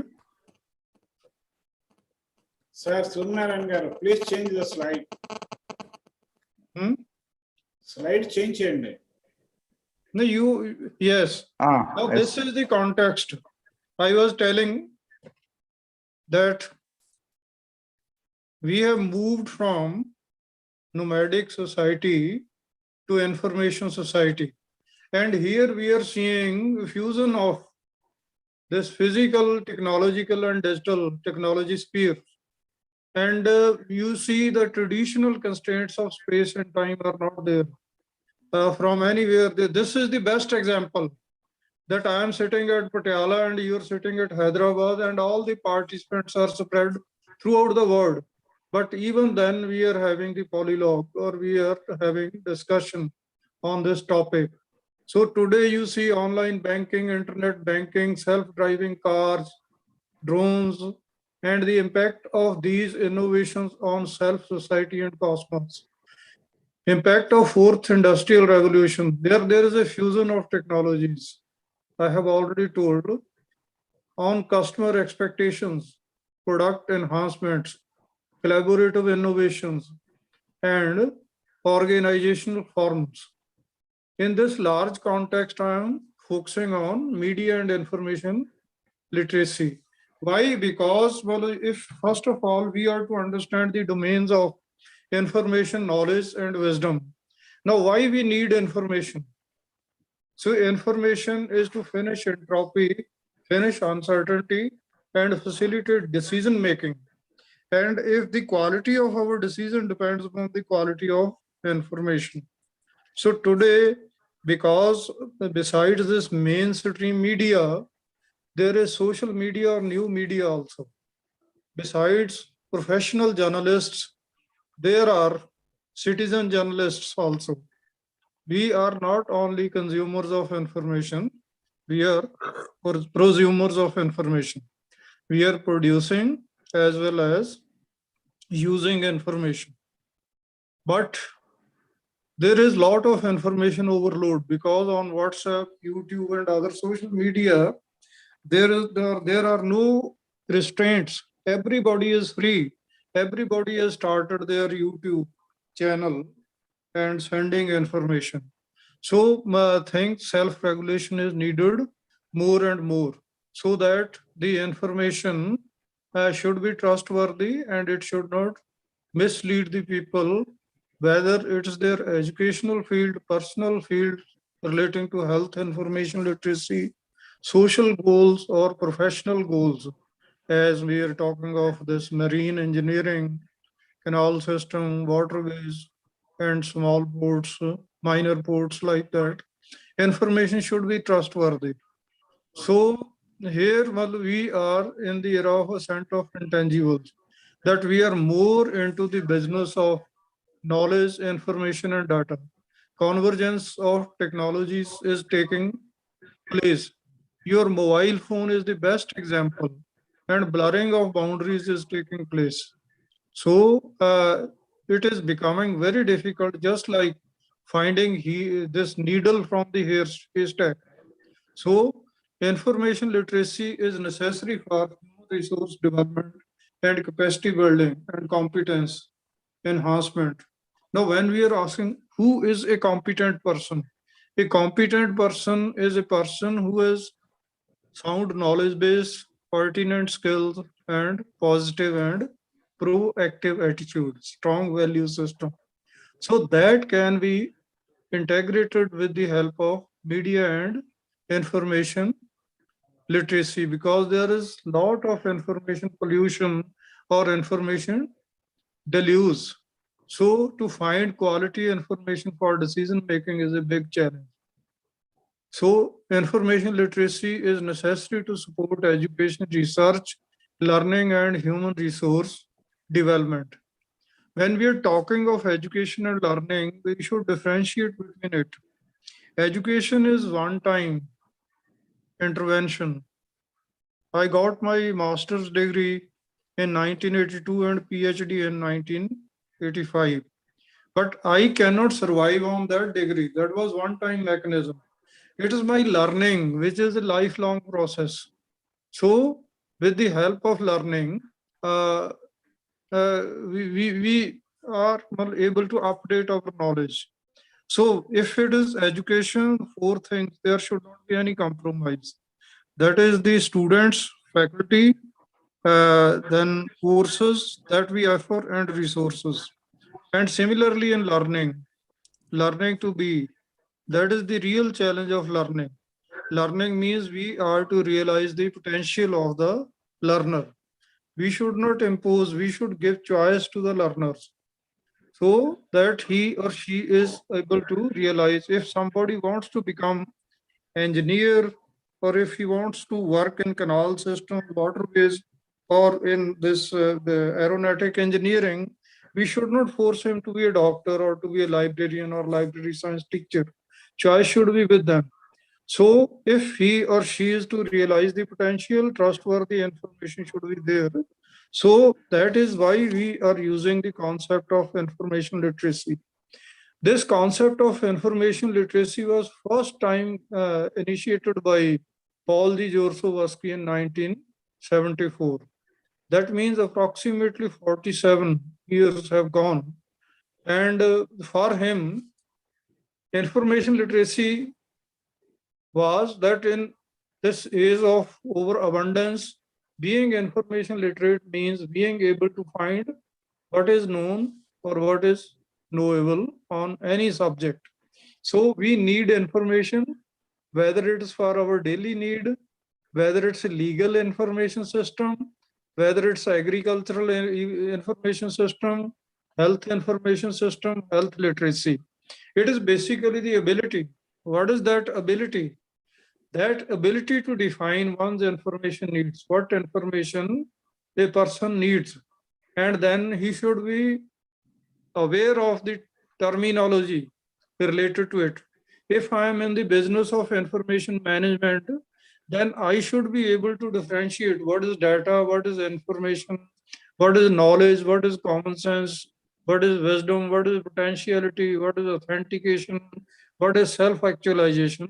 So if these concepts are clear, only then I will be able to do justice with my domain or subject of study. And then we should also have the knowledge of sources of information. That's essential condition. And the sources of information can be human source of information, documentary sources of information, non-documentary source of information, or then it can be institutional source of information. So similarly, then we should also have the ability to think critically about that information. So on information literacy, very good research has been done in Australia by Professor Christine Bruce. She has identified that when she was ascertaining the perceptions of people about information literacy, she identified 7 groups. And what were those 7 groups? One group was thinking that if we have expertise in information technology, we are information literate. Other group was thinking that if we have knowledge of sources of information on our subject of study, if we know what are the best of the best sources, we are information literate. Another were saying that information process, if we are able to process information for decision making, then we are information literate. And other group was saying that if we are able to control information, that librarians are doing, classification, cataloging, then indexing and database management, we are talking of big data, etc. And one group was thinking knowledge construction means enhancing your personal knowledge base. So when you are internalizing outside knowledge into your mind, subconscious level. And then next is one group was thinking extension dimension. When you are sharing your personal knowledge by doing research by publishing it in peer-reviewed journals like that. And final group was thinking that application of knowledge in a wise manner. That is information literacy. But no, individually it is not information literacy. If you have all these 7 competencies, you know about information technology, about sources of information, about processing of information, about controlling your information, about developing your personal knowledge, then sharing that knowledge with for construction, for sustainable development, and finally using that information or knowledge ethically and legally for the welfare of the society, then your information. So wisdom alert tells us about the consequences of our decision. So our knowledge should not be for destruction of society, it should be for construction and development of society. Next slide, please. Yeah, there are various standards and models on information literacy if you want to judge. There is one Big 6 model of information literacy that was given by Mike Eichenberg and Bob Berkowitz. and empowering it model was developed by us. I was also party to this model, and this was in National Institute of Library and Information Sciences workshop in University of Colombo. Now, what about it means? First model tells about the 6 stages I will discuss later on.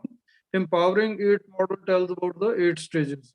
But what are the learning outcomes of the information literacy? So when a person is information literate, we will understand that he should be able to think critically.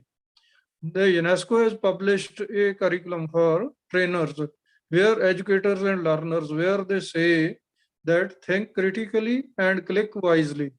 So today you see sometimes on social media you get a number. Once you click on, all your personal information is stolen by the people.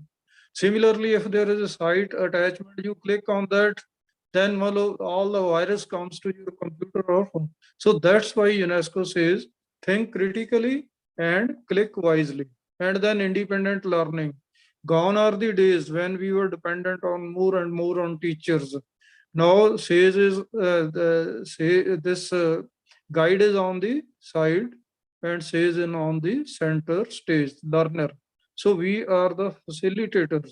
So we are to facilitate resource-based student-centered learning. So resources, we are to tell them. Information literacy is to tell them what are the credible sources. Maybe these are maritime studies, or it is on your minor ports, or it is on canalways, waterways, or canal system development. The people working in this domain must know what are the credible sources of information, from where we are to get the trustworthy information, and how to use that information independently and ethically and legally. And then self-regulation, because there is no restraint on social media, so self-restraint should be there. We should not circulate any information which is not fact-checked and verified. If you circulate wrong information, now if you are listening to the news, near Delhi there was death of a Punjabi youth activist, Deep Sidhu. Now there are many stories coming that he was sleeping when there was accident. Some people are saying he was murdered. Some people are saying that the front vehicle was suddenly applied the brake, and then it means many versions are coming, but we want to know the truth. What is the trustworthy information? What is the truth? So information literacy is facilitating, making you competent to know the truth behind the story. Any subject, whether it's marine engineering, minor ports, waterways, or canal system, you must know from where you are to get that credible information, accurate information, and how to use that information.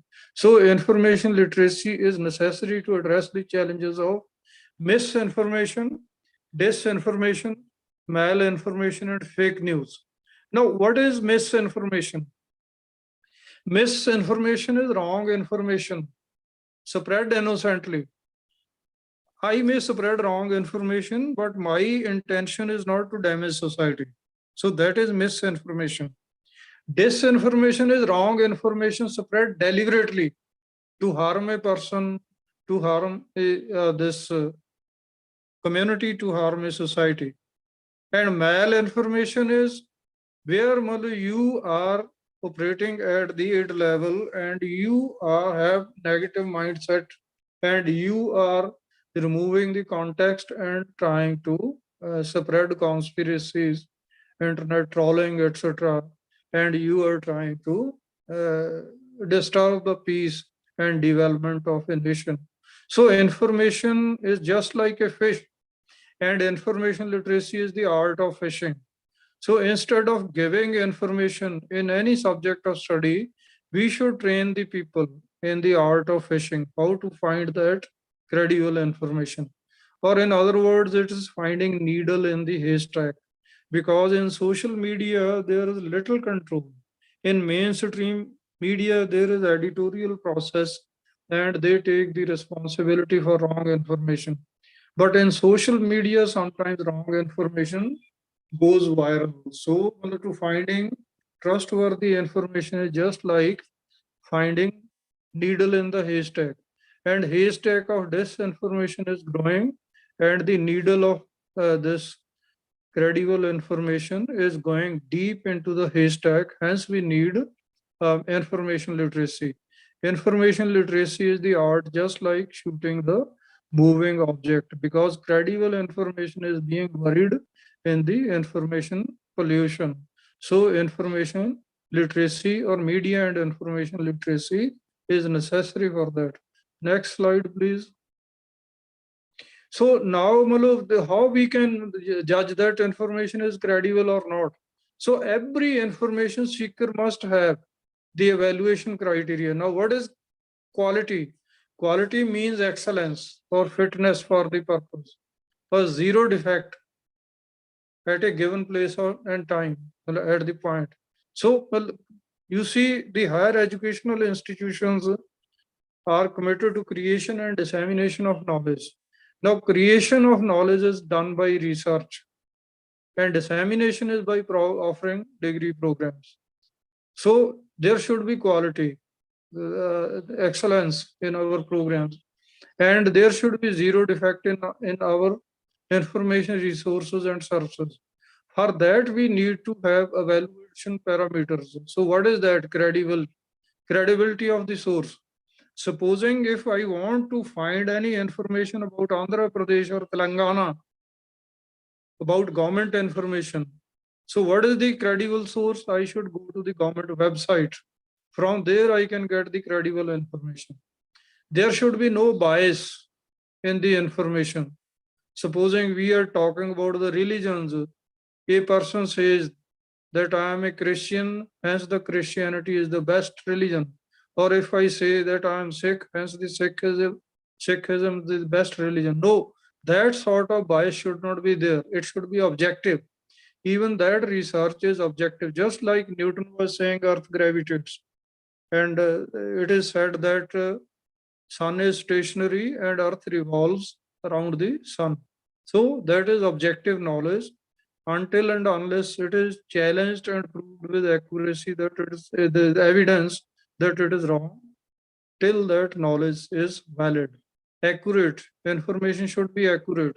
Supposing somebody wants to know how many districts are there in Punjab, or somebody says how many major ports are there in India and how many minor ports are in India, I should spread that information only if I know what is the accurate information.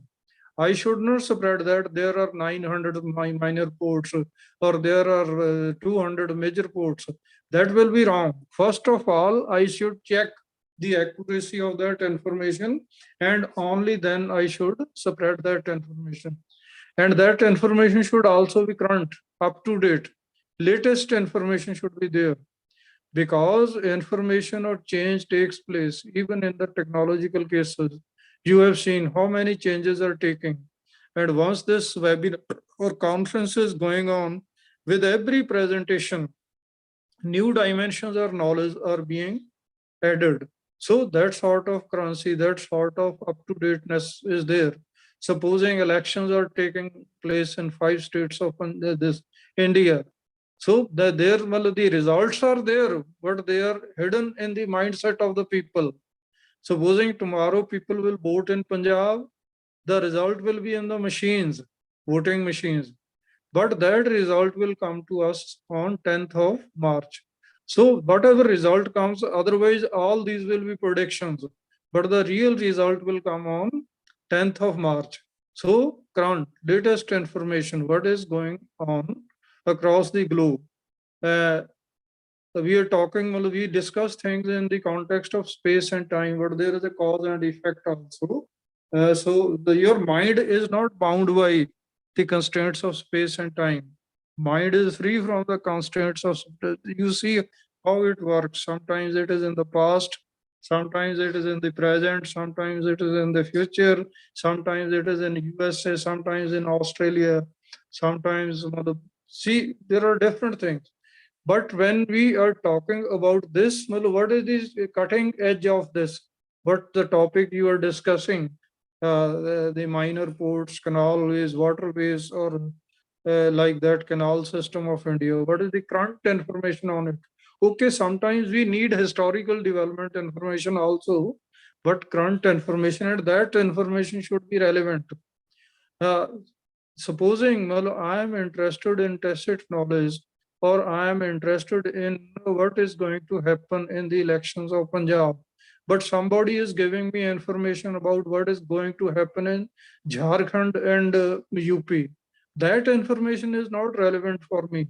I am interested in that information. Supposing in minor ports, if I give you information on library and information science, that information is not relevant for you.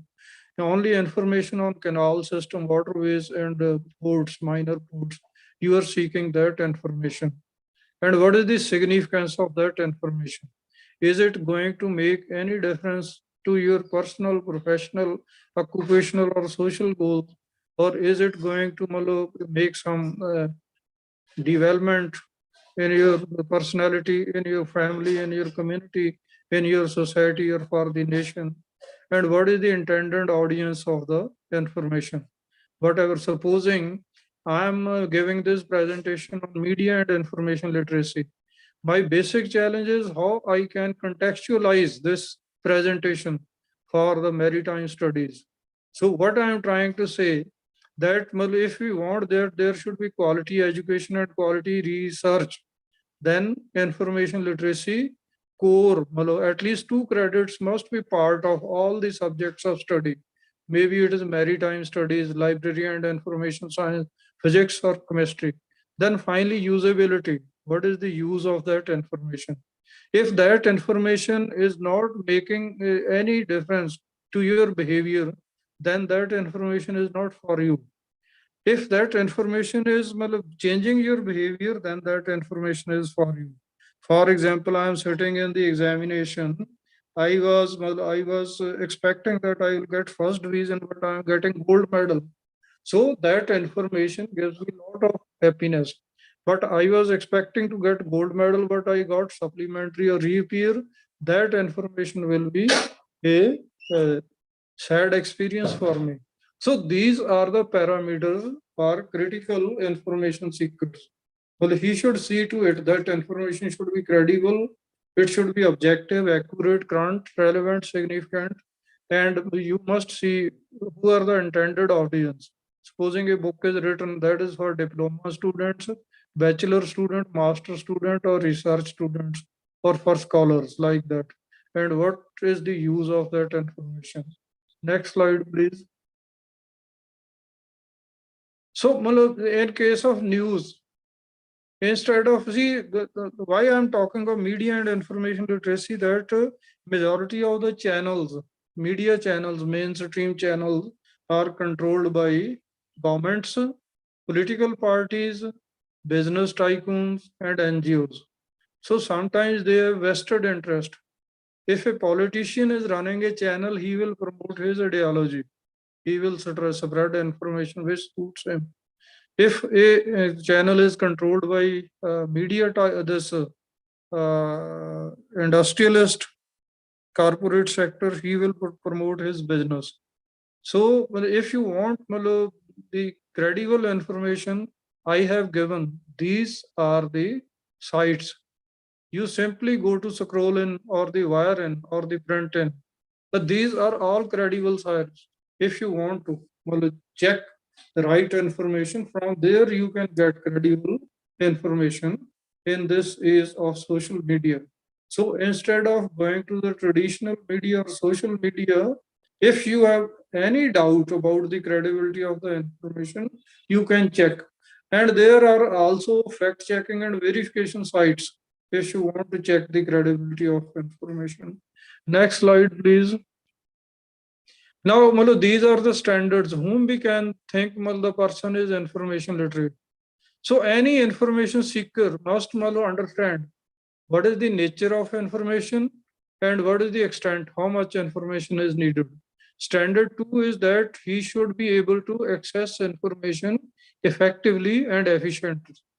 He should have the information search skill. Effectively means we should be able to find what information we need. Efficiency means to find that information without wasting much of the time, energy, and other resources. Third standard is that he should be able to evaluate the information, just like we have discussed 2 slides back, and the sources, whether these are web sources, printed sources, or other sources of information, to check their value. Standard 4 is that information literate student individually or as a member of group uses information effectively. Well, he should be able to use that information to obtain his personal, professional, educational, and social goals. Just now you see, well, this COVID-19 is a social problem.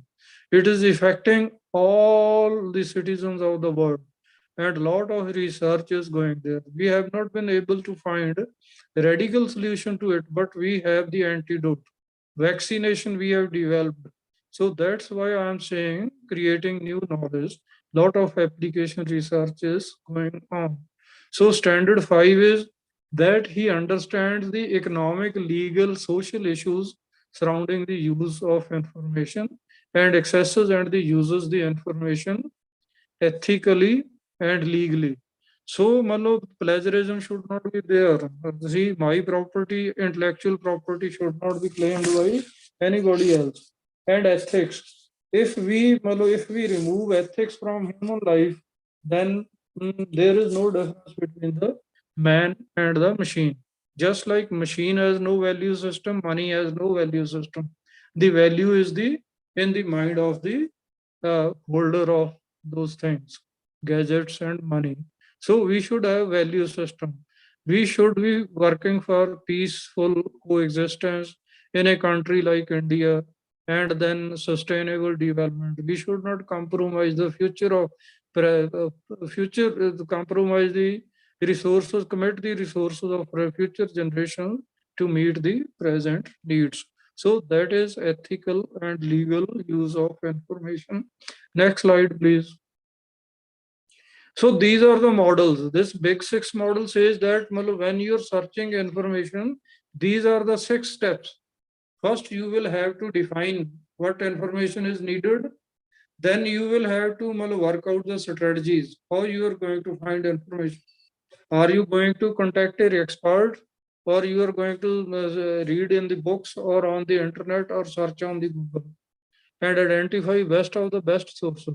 Then you have to locate where that information is. See, the biggest challenge today is what information is available, where it is located, and how to get it. So that should be known. And finally, to use that information ethically and legally and synthesize that information. Then after evaluating, you are to synthesize that information. Just like when we are doing PhD, we will collect that information from different sources from ground zero, and then we synthesize and present that information, that thesis, in the form of dissertation, and then that information is evaluated and you get the feedback. So that is big 6 model. Now next model is our E8 model. Next slide, please. So this is empowering 8 model. So this name was suggested by me when we organized this workshop in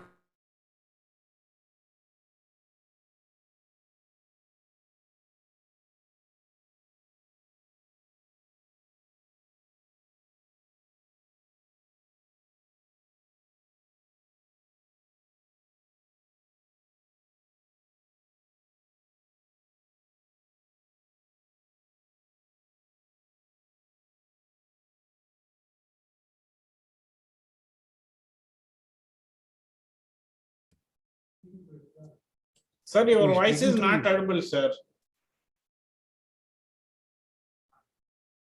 Hello. Hello. Sir, Jagtar Singh ji, your voice is not audible.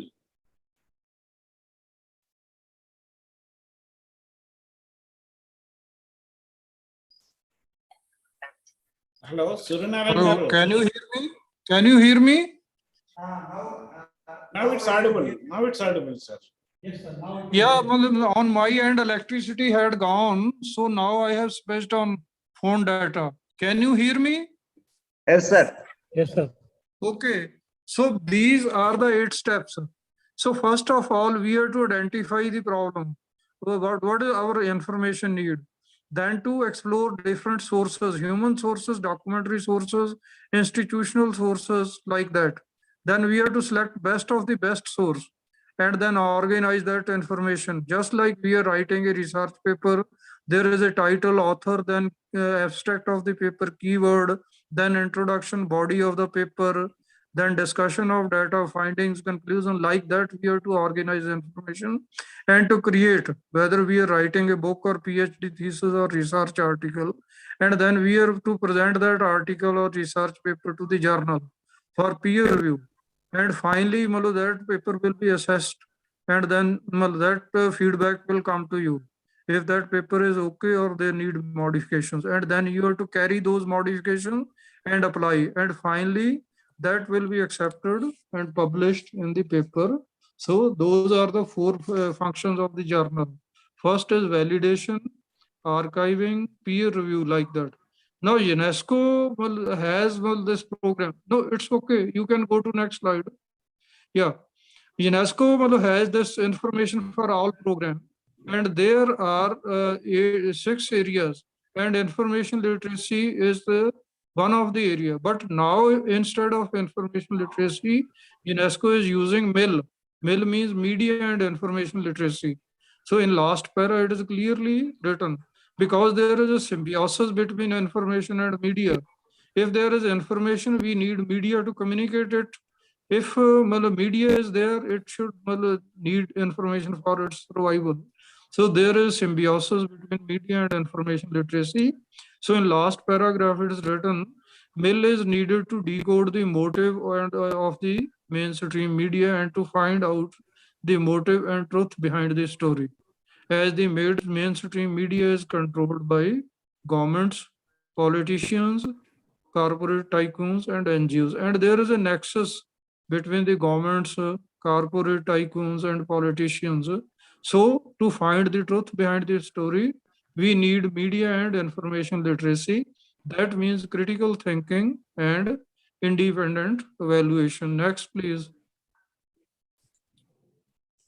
So now why we need media and information literacy? So these are the things for reinforcing human rights.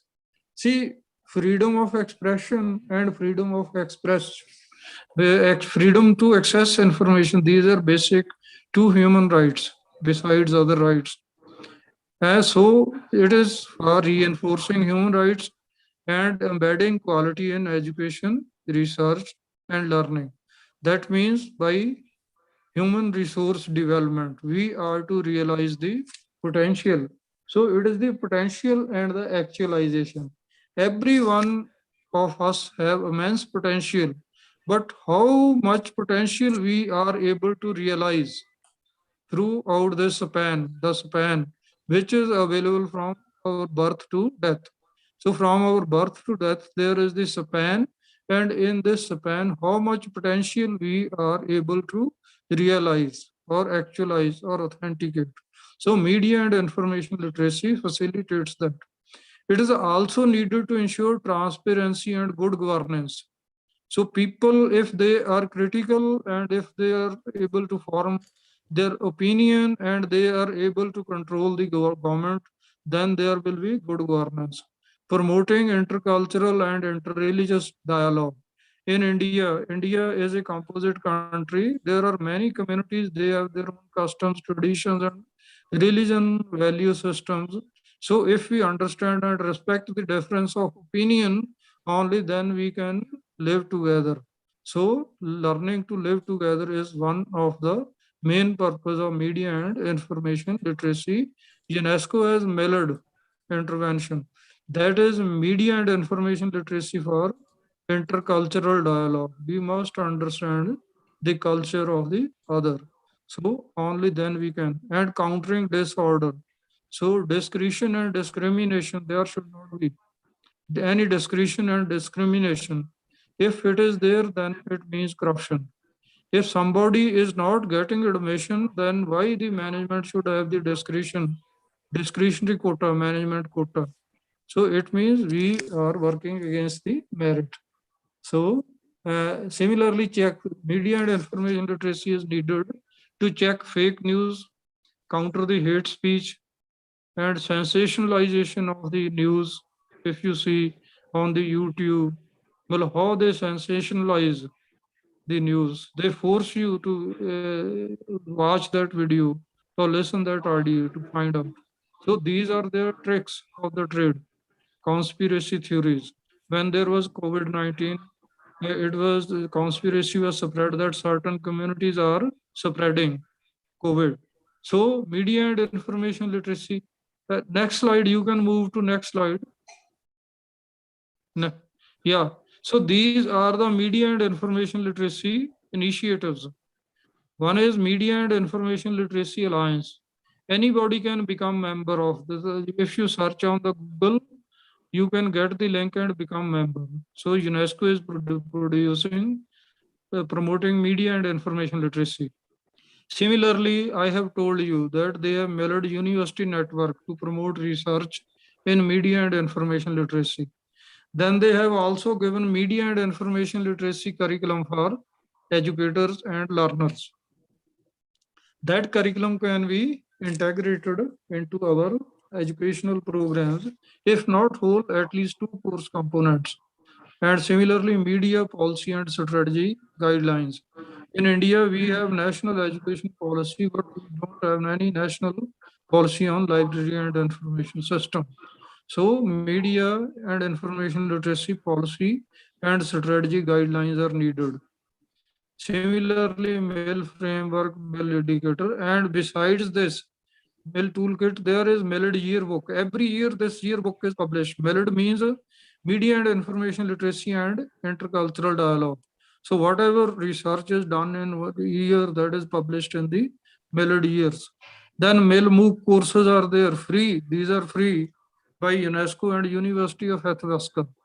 If you join those courses, these are free. You will get certification from joint certificate from UNESCO and University of Athabasca. Similarly, MailClicks is the site from where you can find all information on information literacy and media and information literacy. And every year, Mail Week Feature Conference and Youth Agenda Forum is organized, and you can participate in that conference. So, next slide. So, well, these are the other models on media and information literacy. E-artist model is developed by me. E-artist means that is, first of all, you are to explore what is your information need. Then you are to assimilate the needed information. R means reflect on that information. T means truncate the irrelevant information. Then I means internalize the relevant information into your personal knowledge.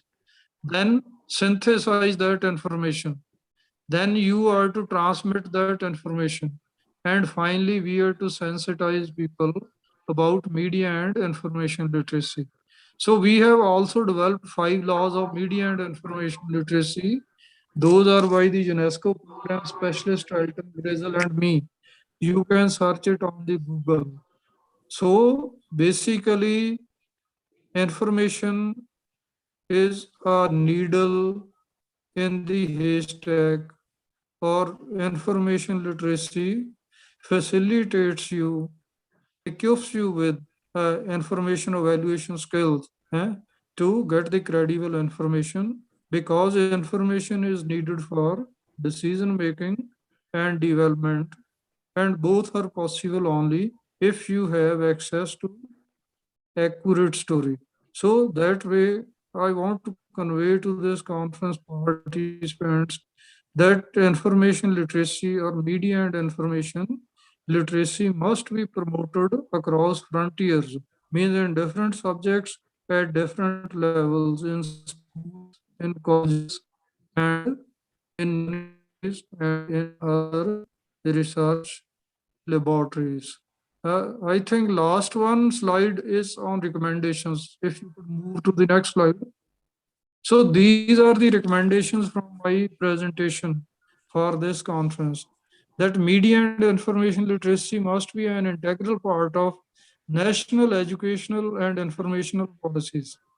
UNESCO's media and information literacy curriculum for educators and learners must be adapted and adopted by all democratic nations. Capacity building, media and information literacy workshops must be organized to for human resource development to empower the information seekers across frontiers. MIL, that means media and information literacy must be priority area, an integral part of curriculum at all levels. Okay, media and information literacy must focus on children, as we say, catch them young. So we should give choice to the children. We should develop critical thinking. Here, in the case of children, the role of parenting, parents and school teachers is very important. So to reinforce education, research, learning, human rights, and to counter discrimination and discretion, we need media and information literacy. Thank you very much for your kind attention and valuable time. Thank you very much. Thank you, sir. It is really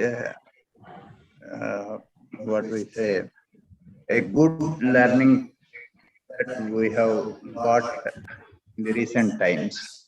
Sir, Professor Prasad Garu. Yes, sir. Sir, Professor Jagtar Singh ji, nice presentation. As an academician and a chairman board of studies, I will try to introduce this introduction of literacy maritime study in the first year. Okay, okay. As a subject. Okay. And the second important point, this subject is for universal, for any subject, any example. Okay. Then this literacy information model is very good. I like your presentation as well as your research work. I think this type of work is very much required for present generation. Yes, because our decisions depend on information. If our information is wrong, then our decision will also be wrong. And in case you need any of my help, I am simply a phone call away. When you want to develop any courses on maritime information literacy, well, you can contact me, I can help you. See, information literacy is the standard. If you put anything on the left side, it becomes the literacy of that subject. Put agriculture, it is agriculture. That's why I'm saying. Yeah. This Put is for this financial information literacy, health information literacy. So it is needed from school to universities to research laboratories and in all subjects of studies, at least 2 credit courses. Yeah, 2 credit courses required in the first year of degree level. Yes, yes, yes. Okay, I will take this point in front of my chancellor. Then I will discuss and then I will talk to you later, sir. Okay. I will Thank you very much. Yes, sir. I will take the address and as well as your phone number from our esteemed engineer of Sri S. Surnarayan Garu. I'll give you. I'll give you, Professor Singh sir. I'll give. Thank you, sir. Thank you. Thank you for making it. Andhra University Marine Engineering Department. Okay, thank you very much for giving me this opportunity to interact with the participants of this seminar. For me also, it's a great learning experience. Thank you very much. Thank you. Thank you very much. Thank you, sir. It is. I do not know how to better to thank you, but definitely 100 thanks. Okay, thank Professor you. Take Jagtar, care. God bless. I have a question Yes, for you, Professor. What are the okay. countries that have adopted? Can you hear me, sir? Yes, please. What are the countries that adopted build standards? See, these 180 standards countries, as are far by, as I know. no, as such, statistically, we cannot say it simply. Well, standards are given by this Association of College and Research Libraries of American Library Association. So they are telling that these are the standards. If these are the rubrics, if you want to evaluate that the people are information literate or not literate, you can develop a questionnaire like that, and then you can judge, and then you can assess whether they are information literate or not, or where they need information literacy instruction. But if exact data we can find either on the ACRL website or on the UNESCO website. Offhand, right now, I cannot say with confidence that whether they have adopted these standards in any their curriculum studies like that. Because these start from the individual person, information seeker, to the institution also, where we can prescribe these standards. Thank you, sir. Thank you, sir. Sir, Professor, I will ask Mr. Thikde, Aditya Thikde to start. Sir, I will be in touch with you, Professor, sir. Thank you very much. You may stay and hear our this thing. Thikde, please start your this thing. Hello, everyone. I think you are a young I'm audible? person. You are most suitable to hear what Professor Jagtar Singh sir has told. So I was please quite start. astonished by sir's presentation. Hello, am I audible? Yes, yes, we can hear you. Hello, everyone. Yeah. I think Mr. Suryanarayan has already introduced everything there is about me, which I know isn't much in the first place. In fact, this is my first presentation in such a big and prestigious institution, and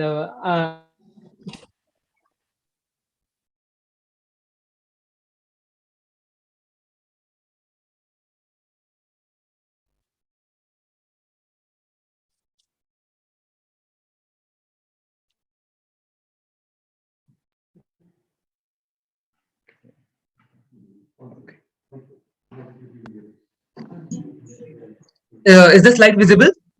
Yeah. Everything visible. Tomorrow morning you can take phone. Welcome to this presentation on the topic development of inland water transportation in India. My name is Aditya. And before we proceed, I would like to thank all of you here for joining this discussion. And also, I would like to thank the Institution of Engineers, the Telangana State Chapter, for giving me this opportunity. As we know, inland water navigation is a vast and also important topic. However, given the time constraint, we would proceed with the presentation as follows. Discussion about the inland water transportation, its advantages, statistics in context of India, and describing the aim and motivation to write the paper. Then we'll analyze the various policies and schemes of the government and other authorities and the impact they are having over the inland water transportation sector. We shall then discuss the steps and planning involved in the developing and operating IWT sector, followed by a brief analysis of the environmental impacts of the infrastructural projects. Lastly, we'll look on the challenges involved in the development of inland water navigation sector and end the presentation by concluding this discussion with some endnotes. And now, allow me to start this presentation with an interesting video clip on the importance of shipping. Like to land a farmer is, ships are to the sea. And if the world is the heart, ships are the arteries. which stock the pharmacies, move essential commodities. So there's a lot at stake across these seas. Without these routes, half the world would starve, while the other half would freeze. Without these bright-coloured containers, the four walls in our house that contain us would be empty. The books we read, the animal feed, the oil we need, the global lives that we lead. No oil, no cars, no essential spare parts. Like to land. This video essentially talks about the deep importance of maritime shipping and navigation over the years and how it continues to play a vital role in the world. Although this is largely true when we take India in reference, much cannot be said when we discuss the development of inland water navigation in India. Let us start with the discussion about the importance and role of the inland water transportation sector. Inland water transportation, or IWT in short, refers to the method of transportation of freight and cargo using the inland waterways. These inland waterways can include river networks, canal networks, lakes and reservoirs, back streets, creeks, and tidal inlets. National waterways has the potential to reduce the congestion over roadway and railway networks. A total of 16 national waterways are operational in India in the fiscal year 2019 to 2020. India has an extensive network of inland waterways. After the enactment of the National Waterways Act in 2016, a total of 111 national waterways with a total of 20,375 kilometers of length is spread across the nation. The total contribution of IWT in India is roughly 2 to 3%. This data is gradually increasing more and more due to initiatives and recognition from the scientific community. The total recorded traffic movements on the national waterways in the fiscal year 2019 to 2020 was 73.64 million tons, which is a 1.86% rise from 72.3 million tons in the fiscal year 2018 to 2019. IWT is generally a cheap source of conveyance as it uses less fuel and transports goods in bulk. The vessel can also operate on alternative fuels like methanol, thus reducing the damage caused by these emissions. IWT is a lower carbon footprint mode of transportation. Here, we can see the share of traffic on various waterways across the countries, including national waterways and state waterways. This paper aims to highlight the challenges and imperatives for effective and efficient inland shipping operations and the policies associated with it. Understanding the reasons and the facts associated with the sector's untapped potential is crucial for developing economic and strategic policies. This paper discusses the economic and strategic policies by the government and other authorities and the function of such policies in the development of IWT. Also, it analyzes the environmental impact of the IWT and talks about the measures to be taken to address the issues mentioned. Lastly, it describes the challenges IWT faces and will face in the context of India and society in general. Next, we shall bring Inland Waterways Authority of India into this discussion. IWT possesses an immense potential for our economic and sustainable development. As a result, in 1985, Inland Waterways Authority of India Act was passed for regulation and development of inland waterways to promote and enable shipping cargoes and passengers. The Government of India commissioned the Inland Waterways Authority of India (IWAI) to administer inland navigation in India. Some of its functions include building essential infrastructure to facilitate commercial and non-commercial navigation in the waterways. IWAI is a regulatory body for managing and constructing national waterways. IWAI is focusing on developing technically and economically viable national waterways. Next are the policies and schemes and the other authorities associated with the inland water transportation. Development of national waterways under the National Waterways Act was initiated in the year 2016 to create an extensive network of inland waterways all over the country. This act proposes that 106 new national waterways be constructed all over the country.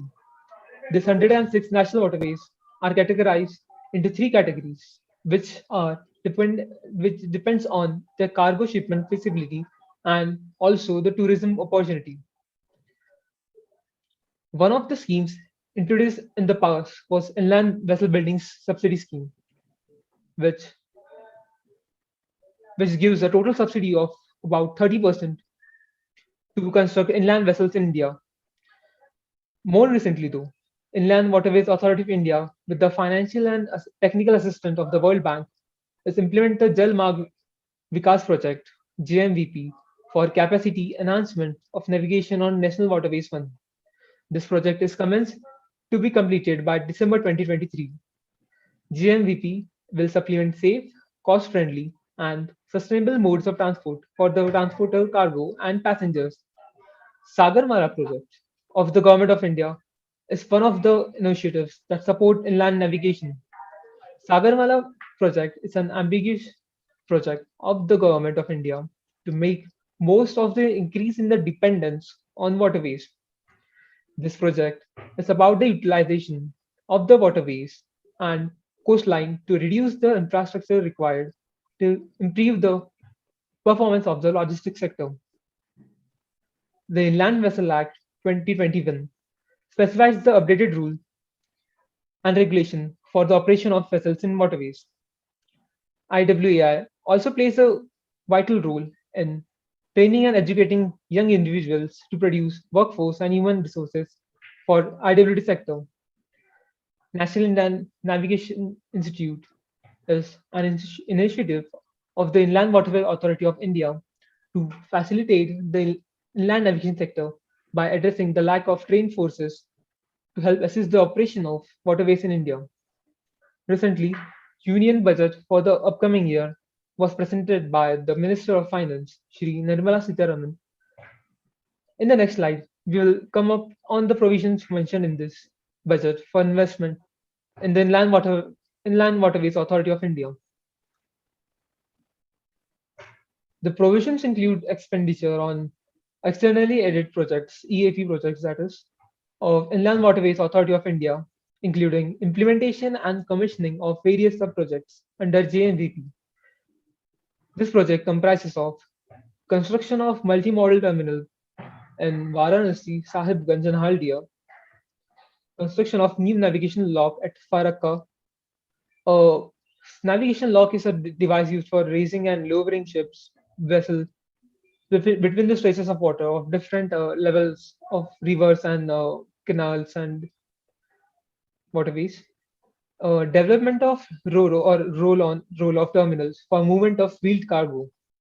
Next, the information and communication facilities, including the RIS, which is Radiological Information System, and DGPS, Differential Global Positioning System, which provides improved location accuracy to about 1 to 3 centimeters. This also assures depth of 2.2 meter between Varanasi and Gazipur, 2.5 meter between Gazipur and Bard, and 3 meter between Bard and Haldia. Different vessels require different depths of operation. Least available depth is a criteria of a waterway to examine workability of a vessel in the waterway. In line with the Act East policy of Prime Minister, the Minister of Ports, Shipping and Waterways has taken up several infrastructure projects on National Waterway 1 and Indo-Bangladesh Protocol Route and National Waterway 2 through the Inland Waterway Authority of India. These steps will improve the connectivity with Northeastern region through waterways. The government has undertaken the ambitious Jal Marg Vikas project with an investment of about rupees 4,600 crores for the capacity augmentation of National Waterway 1, that is on the River Ganga, for safe and sustainable movement of vessels up to 2,000 tons. Union Minister of Ports, Shipping and Waterways, Sarvanand Sonowal, flagged off an inland waterway vessel named MV Lal Bahadur Shastri from Patna to Guwahati. This vessel started its journey from Patna and is carrying about 200 metric tons of food grains headed for Pandu in Guwahati and will travel via Bangladesh to reach the destination by early March 2022. This vessel take about 25 days to cover 2,350-kilometer distance through National Waterway 1 through the river Ganga, Indo-Bangladesh Protocol route, and National Waterway route 2 through Dhubri and Jogighopa. In the next segment, we are going to look on the planning aspect of the project. Planning will involve development of predefined course of action to promote the inland water transportation. There are 6 stages to the planning process. Collective resolve of the nation and the stakeholders, including the political will. Innovative and proactive approach to mobilize the resources before starting the development project. Development of strategies and procedures to work on the course of action like implementation, operational experience, and continuous monitoring and correction. And lastly, the documentation of the plan or project, which helps in assessing the work. The planning for the effective IWT requires to follow 3 essential steps, which are observing the facts to identify possible strengths, weaknesses, opportunities, and threats involved in the development of the project, analyzing the vulnerability, risk, resources, responsibility, and working towards regulatory control measures like awareness, early and efficient detection, establishing monitoring and warning system, preparing action plans, and promulgate standard operating procedures. The key aspect of functional plan is monitoring and reviewing the procedures thoroughly. Coming up next is the analysis of the environmental impacts and assessing the provisions made and should come in the future. Compared to railways and roadways, inland waterways account for lesser air and noise pollution while reducing the fuel reliance. Inland shipping has lower fuel consumption per kilometer per ton and thus lower CO2 and CO emissions. Canalizations in the infrastructure projects brings out hydrological changes that can affect drainages and discharge of water flow. This can lead to an increase in erosion and flooding risk. Several reports of different river systems shows a drastic reduction in aquatic life and fish population, which depends on the vegetation of the basin of the water body for sustenance. Maintenance services and operation of the ports considerably add to the pollution, and but the main cause, that is dredging. Dredging causes more harm to aquatic life and thus poses a greater risk of biodiversity degradation. Dredging involves excavating the bottom surface of the water bodies. Sediments and pollutants in the dredge material accumulated in the surface and the banks of the water bodies spoil the water quality and harm aquatic life. The design of the layout of the canal plays a vital role in supporting the ecosystem of the water body. There are provisions for assisting the drowned animals with passages and steps along the canals. The inclined bank covered with vegetation of suitable trees and shrubs allow regeneration of the aquatic life associated with them, as mentioned in several reports. Keeping the check, keeping in the check of the pollution from wastewaters, maintenance and operation of vessels and ports, and surface water runoff from agricultural activities linked to the canal or rivers directly into the stream can help reduce the pollutants and sediments below the water bodies.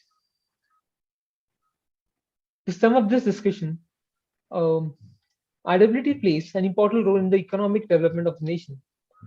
Closer environmental analysis of the impacts on the system is required for the sustained development of the nation. Effective decision making and integrating environmental and transport policies is a key to keeping the ecological balance and economic development all together. Innovative measures like infrastructure development, removal of navigational hazards, creating a futuristic logistic and supply chain management system also creating public awareness are some of the imperatives we should consider while planning and developing IWT. These are some of the references and source materials used in the paper. And finally, I would like to thank you all for joining and listening to this presentation. If anyone has any question relating to the presentation, you can direct it to me. Sir, Prasad sir. Yes. Well done, Aditya. Nice work. You're doing nice work. And then, are you belongs to which department? Are you belongs to marine engineering or civil department? Civil department, sir. Civil. Are you studying transportation engineering or? Yes, I'm involved in the transportation department along with some projects and research in transportation and modeling of modeling and optimization projects. How many projects you are handling? Currently, I'm doing a project with the department which involves automating the traffic in a highway. In? This project involved automating the traffic data extraction in the highway to get some insights in the development of the highway and to help reduce the congestions. Okay, you said JMVP. What is JMVP? JMVP is a Jal Marg Vikas project, which is an project held by the government of India, which involves creating infrastructural projects and helping and maintaining the current projects for developing inland also and maritime sector in India. So please take one model study of Andhra Pradesh and Telangana. If there are channels, try to give one project, small project to our AP state government or Telangana state government to find out those systems. Okay, there are so many channels are there, but they're not utilizing properly. Okay. So many remote RGVs, GMVPs have came up. So better to do some work to the Andhra Pradesh and Telangana states. Yes, okay, the nice work. Do nicely. When are you going to submit your thesis?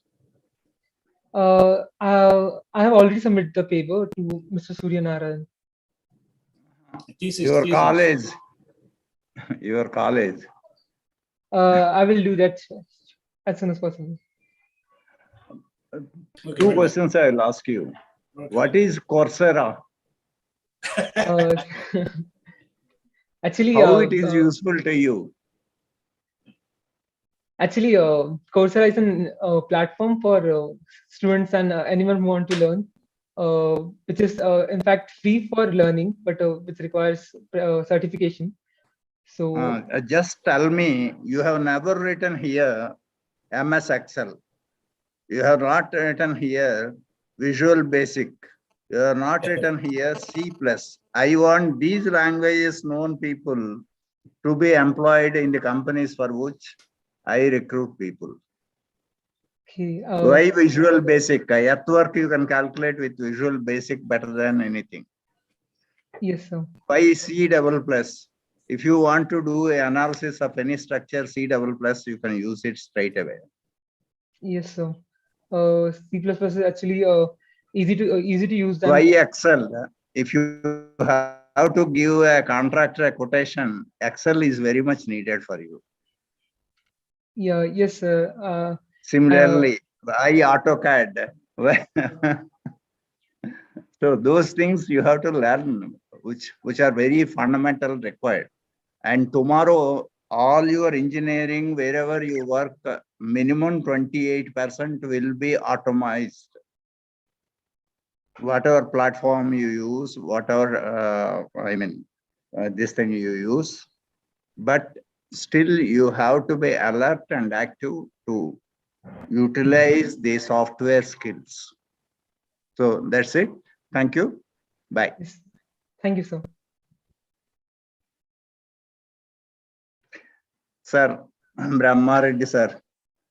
Today's work is over. Thank you for excellent conducting of both the technical one and session, and all the speakers were very good, and even the chairs, VVS Prasad garu is I don't know, it is not my subject, but the way given the comments or the remarks is really we have understood what is the development of this subject. Because I belong to electronics, so it will be a new subject for me, but very interesting.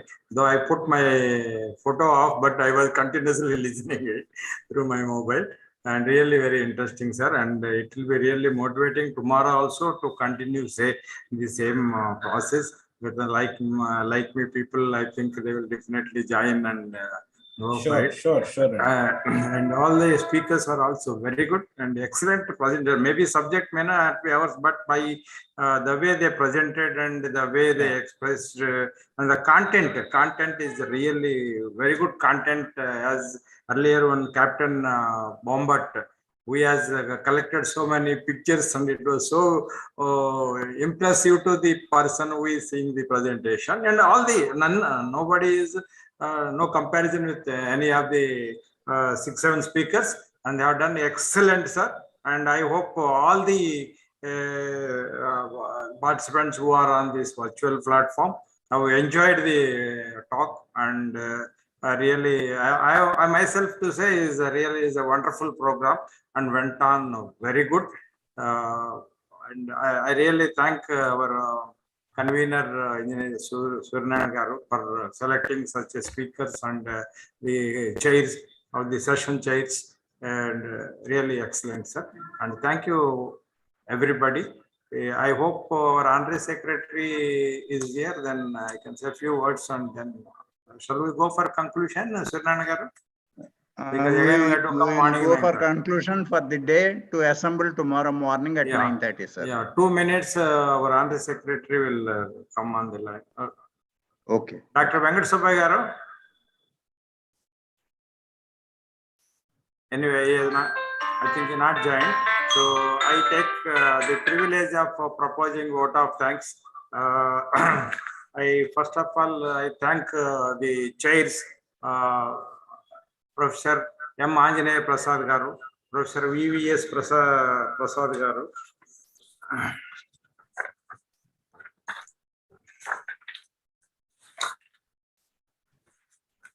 and the speakers R. Jayachandran Garu, Dr. Ravi K. Sista, Engineer Suryanarayan Garu, and the co-chair Captain Nilesh Kalyanpur, and Engineer URP Sudhakar, Captain R.G. Bambot, and Professor Jagtar Singh, PhD, and the young man Aditya Tidke. He has got, I think, very bright future if you continue in the same subject.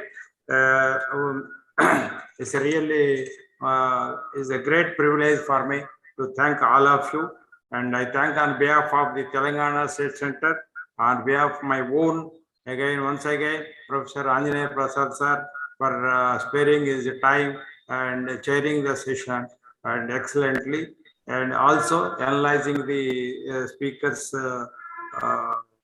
content.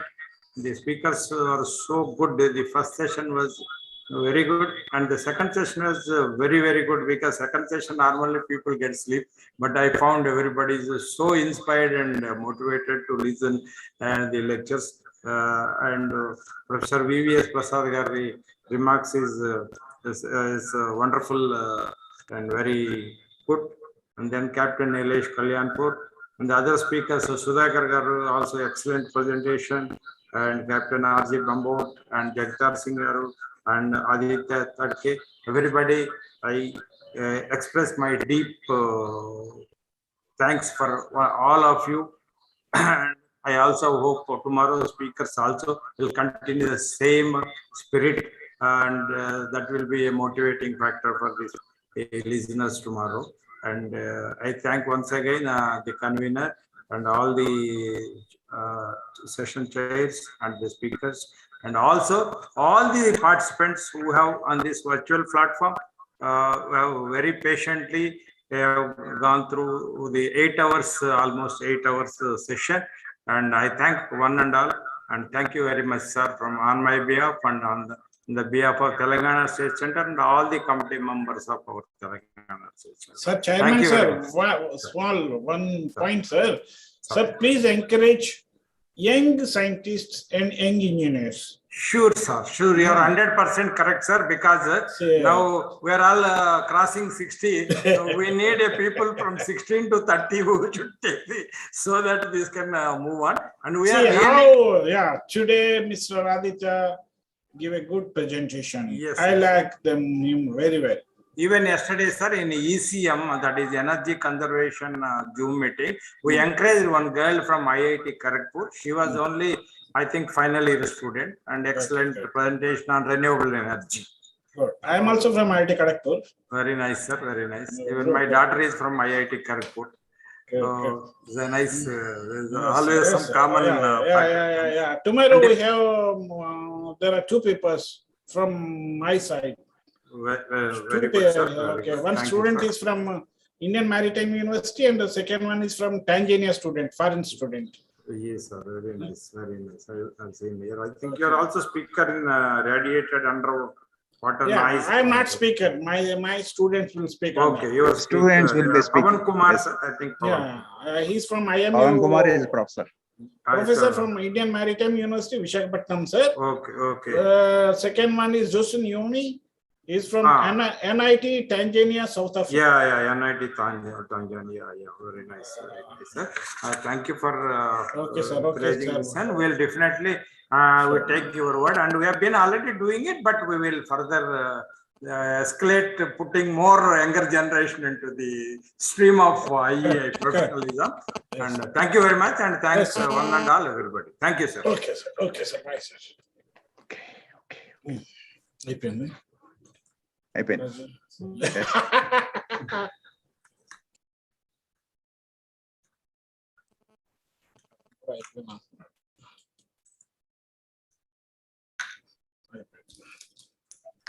చిన్న పని up చెప్తారు అప్పుడు నా అక్కడ కొందరు ముస్లింలు అంటారు ఆ పని చేసేవాళ్ళు చాలా హ్యాపీ ఫీల్ అవుతారు.